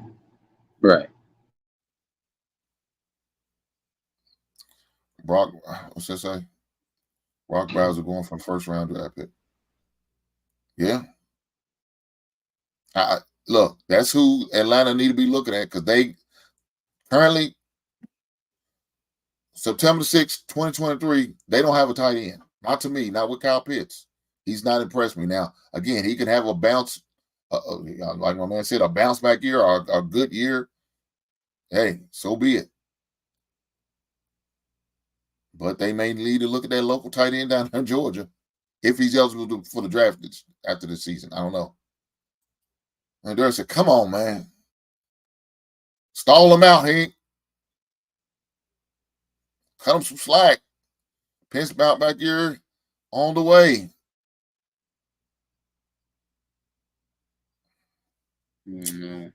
Pit stop is here. Nah. Hey, man, look here. for the brother's sake, I hope I am wrong. I hope I am. He had 3 years to prove it so far, and he hadn't let me down. He's been putting out bullshit, so I believe it's not going to change. Dude, if he had anywhere half the season he had at Florida, he's going to have a good year. He could be comeback player of the year. I don't know. I don't see it happen. I don't see it happen. Pitts had, yes, he did. For 1 year, he had him. But he also had other quarterbacks. That Marietta wasn't his only quarterback for that. He only quarterback for 1 year. He had Matt Ryan. I'm just saying. And his defense was run first offense. I think Ridley helped him improve his passing game enough to get Pitts involved. Thoughts? It's possible, man. Again, this is gonna be Ridley's first year starting at a full-time starter. He started a couple games, but that was just a couple games, so he got his feet wet. Who knows? He's still, to me, considered under the rookie. You know, he doesn't have a lot of that starting experience. It's only his second year, and he's going to be a full-time starter from here on out. We'll see. I hope Kyle Pitts, I hope he does have a good year where he can live up to his name. I hope he does. I just don't see it, brother. I'm sorry. Kyle Pitts, he's still a rookie. He had Matt Ryan. God damn it, he had Matt Ryan. I think he needs a better quarterback, and he repeat his rookie season. That is not logical. I don't know. We'll see. My man, you, brother, I see. He's caping for Pitts, bro. He's caping for Pitts. He's got to be an Atlanta Falcon fan. He's got to be. But he's pushing this hard for Kyle Pitts to be successful. And I know, ride with your guy, baby. You're supposed to. Hey, but you know what, Hank? Like you said before, Hank, like you said before, if he don't make it this year, you got to leave him at the restaurant. I got you. Said it's year 3 for Pitts. Okay, I'm open to be wrong, brother. Tight end never breaks out in year 1 or 2. Name one that has. His name is Gronk. His name is Tony Gonzalez. His name was Mike Ditka. Mm-hmm. His name was Jeremy Shockey. So I just named 4 tight ends that broke out in the first 2 years. Just saying. Said I'm a Raider fan. Man, I feel bad for you. God damn. You got Jimmy Garoppolo. I know it's rough for you, my brother. It's okay. It's okay. It's going to get better, though. It's going to get better. Y'all got a hell of a stadium, I tell you that. I was down there in Vegas when they was building that bad boy, and it looked beautiful. So shout out to the Raiders. They just need to get a better quarterback. Jimmy's not the answer. I'm telling you right now. Gronk never broke out of his rookie year. You said the first 2 now. You said the first 1 or 2 now. Shockey only did. Okay, Shockey only. Dick is a fact. That's a fact. I don't know, Kenson. Hey, Kenson, if you're a Raider fan, but I don't know, man. I remember back in 2010, 2009, when I believe that was Gronk's rookie and sophomore year. He was putting up highlight after highlight, breaking out with Tom Brady. So I just brother, y'all got to see Jeremy Shockey. Y'all must miss Jeremy Shockey first 2 years. Y'all don't say he didn't break out. Oh, he did. Pitts broke Mike Dicker's rookie record, receiving record. Yes, he did. But see, the thing about with Dicker, that was during the time where they wasn't passing too. Y'all gotta also remember that. You know, they barely was into the forward pass during Dicker's years. You know, they was barely into. They was just new into it. It wasn't like this, like it is spread offense. What they running now, 3 wides. They not doing that. Tight end was mainly blockers. They was extra offensive linemen during Mike Dicker's time. Please keep that in mind. They didn't play as many games back then compared to now. Keep that in mind. So all these records are nice and fine and dandy, but you gotta look in between the lines. Tight ends was extra offensive linemen. That's what they was in those times. There wasn't a lot of going out there and catching balls for tight ends. That was very rare. So congratulations, Kyle Pitts, for breaking that record. Oh, good. But he ain't did shit since then. And yeah, and you also got to remember too, like, oh, my bad, Hank. I didn't mean to cut you off. My bad. I was gonna say, guys, y'all more than welcome to laugh at me, give me shit when Kyle Pitts go out there and get first team Pro Bowl, all pro tight end. Please, I'll be here for you, brother. I promise you. Every week I'll be here. Lord's willing, the creek don't rise. Yeah, back then, Gail says that. Yeah. During that time, that's what it was. Just saying, Pitt and things, those names you've been mentioned have been done. Did it rookie year with Matt Ryan on the decline. So I don't think Pitt is the problem. We're making excuses for this man now. Yeah, I was gonna say this. Like, I was gonna say this real quick. There's a reason why right now they're calling the NFL the PFL, which is the passer-friendly league. You know, because it's all about protecting the quarterback. They want to see flashy scoring points. So back in the era where Mike Ditka did it, it was more impressive. Not to disregard what the athletes do in this day and age isn't impressive because it's they're more athletic now, right? They got much to work with more now though. So you got quarterbacks like. Just look at the eras of who they had when they were passing. And I'm talking about Dan Marino. You're talking about guys like Warren Moon. You're talking about going even after that. You had Peyton Manning. You had Aaron Rodgers. You had Brett Favre. You had the gunslinger. You had the sheriff. You had Tom Brady. You even had other quarterbacks that, Tony Romo. I give Tony Romo his props. I know he was injury prone, but I like Tony Romo. I like watching him throw the ball. He was good at throwing the pigskin. Then you had other quarterbacks along the way. We had friends of mine that were David Garrard fans. Then you had who was it? I know David Garrard. Yeah, and it's not like Byron Leftwich. Then you had like what's the guy from the Saints back in the day? Is it Aaron Brooks? Yeah, Aaron Brooks, because he was like a running quarterback, but he also had that flashiness, that pizzazz he could throw. You had Michael Vick in his time. When he came back to. After he got out, he finally was able to get that MVP season. So you saw like the different caliber of players and as it progressed, you saw defenses not be able to hit as much and hard because we all remember like Troy Polamalu days. You remember like James Harrison. You remember Ed Reed and Ray Lewis and all these guys. And the list goes on like Bob Sanders. You talk about Brian Dawkins, who's one of my favorite players of all time. When I was growing up watching, So you have like that, but now you couldn't hit anymore. So what's the opposite of not being able to hit? You're going to be able to catch more footballs. You're going to be able to score more touchdowns. Then you're going to have the referees when they want to throw their calls whenever they want to. So, it's just I wanted to add that after what he said, in the chat. It's all good. It's all good. But Marcus, I'm ready to shut this thing down. But I've been on here for 4 hours. Didn't plan on being on here long. I promise you guys I did. But since I was late, I don't mind giving a little extra time to you guys because y'all definitely earned it and deserve it. So, brother, if you want to give me a final thought, I'll be more than glad to have it, brother. What's your final thought for fantasy football season? Fantasy football, y'all make sure that you pray for me. Hopefully I win because I want to rub it in their faces when I destroy them. You selfish. Yeah. Hey, man. Hey, you know what? Hey, at least I got to keep it real, man, because some things are riding on this, like pride and dignity and being able to rub it in your face because, us men, we care about that. Don't cap it. We don't. I'm saying for those in the chat.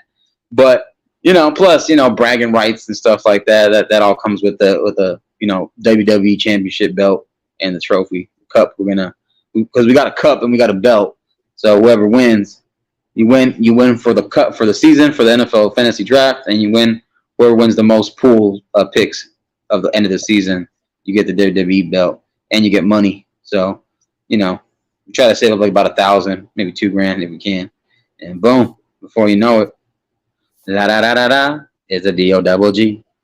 But, Other than that, bro, I just want to come by, stop by, show support, because I know that when conversations like this, I love having this kind of stuff because like this is my way of nerding out in a way for sports. Because as a person who played sports, watched it, been to the games, met some of these athletes, done work with some of these athletes. I've met people like Larry Fitzgerald, Mike Tyson, even UFC fighters like the Diaz brothers. I've been in like basketball players like the Lakers, Pau Gasol, Kobe, rest in peace. Lamar, etc. So the list goes on. People that I've met and I've done work with. So I just appreciate it, and keep, I get it. Like these spaces, man. You got like, your rabbit hole, and you got your other spaces where you like to kick it and talk about different other certain conversations. That there's a room for that too. But I appreciate this because it's a breather too, and you be able to detox from the world and stuff. You come back home from fighting the wars. Me being a veteran, and just coming home from work, and then coming home with peace or something like that. So I just appreciate you having something like this for the guys, for the boys and women too. That I love women that are into sports too. That's cool too. So I appreciate you, bro. Right on, big bro. Right on. I appreciate you coming up, man. Thanks for rocking out with me, Marcus. You bees, and good luck to this season. And remember, don't just leave them at the restaurant. Leave them at the pit stop. Leave them at the parking spot. It don't matter. God damn. You heard what Marcus said. All right, brother. Well, guys, man, look, another successful day in the basement. I know it's different from what I normally do on Wednesday, and I appreciate you rocking out with me still. But my guy Chris wasn't available on Monday, but he said he was available on Wednesday. So I said, hey, let's do it again. It's right before the football season. I definitely want to get my man in here. We're going to talk about these last-minute fantasy football additions and ads and possibilities. And look, we was able to help a guy out drafting, doing the show. Man, we out here doing God's work, baby. It's God's sport. We doing God's work because we helping a man put a team together and possibly win some money. That Uncle Sam is not going to get no part of it. Just saying. But with that being said, man, I appreciate you rocking out with me. And before I go, there's 2 more questions somebody wants me to answer. My man said pick 2. I'm looking at this team, and I'm gonna go all the way to the end. I'm gonna go with Ayuk and Pollard. I will go with those on full PPR. So rock out. There you are. My man there said, who's your Super Bowl pick? With Trevor Kelsey's health in jeopardy, if it wasn't being questioned, I would go with the Kansas City Chiefs again. But since it's in questions, I'm gonna go with Philadelphia Eagles. Fly, Eagles, fly. That's be my Super Bowl. My 2 teams in Super Bowl, and I think the Eagles gonna win it this time. Just my opinion. Big G said, keep up the hard work. I wanted to know if you tried it. Haven't went and got the card. Look, haven't got the stuff yet, but I got it in my basket in Amazon. So it is in my basket in Amazon. Ain't had a chance. Ain't brought the car out. It's under covers, baby. He's in the building. I ain't put him out to shine him up just yet. But I'm gonna definitely do it this weekend coming up because my weekend's light and I'm got nothing special planned and no traveling and all that good stuff. No cookouts to attend to, but to get out there for a good Sunday cruise, I'll be there. At least after the football games, anyway. So, yeah, I'll definitely do that, Big G. I appreciate that suggestion. Man said no Tony on KC. Yeah, that's gonna hurt him. That's gonna hurt him. But we'll see. We'll see. But again, guys, I appreciate you guys rocking with me. I appreciate everybody who came through. I appreciate everybody who hit that like button. And hopefully, if you didn't, hopefully you do it on your way out. Please hit the like button. Please share and subscribe. I don't ask for much. I just ask for a share, subscribe, and a like, man. But if you do want to drop a brother super chat, I appreciate that. Cash up, I appreciate that too. I thank you. But I just want to thank you guys for coming through, man, rocking out with me, hanging out with me, dropping in there good questions, all suggestions and statements. It's greatly appreciated. Every last one of you guys who came through. Some new cats came through I haven't seen before. But hey, you guys are always welcome to come back to the basement. The basement's always open. And like I said, normally on Mondays I do sports. And Wednesday I usually do man talk about issues and things that men deal with on a regular basis. but we kind of switch it up today, so that's what happened.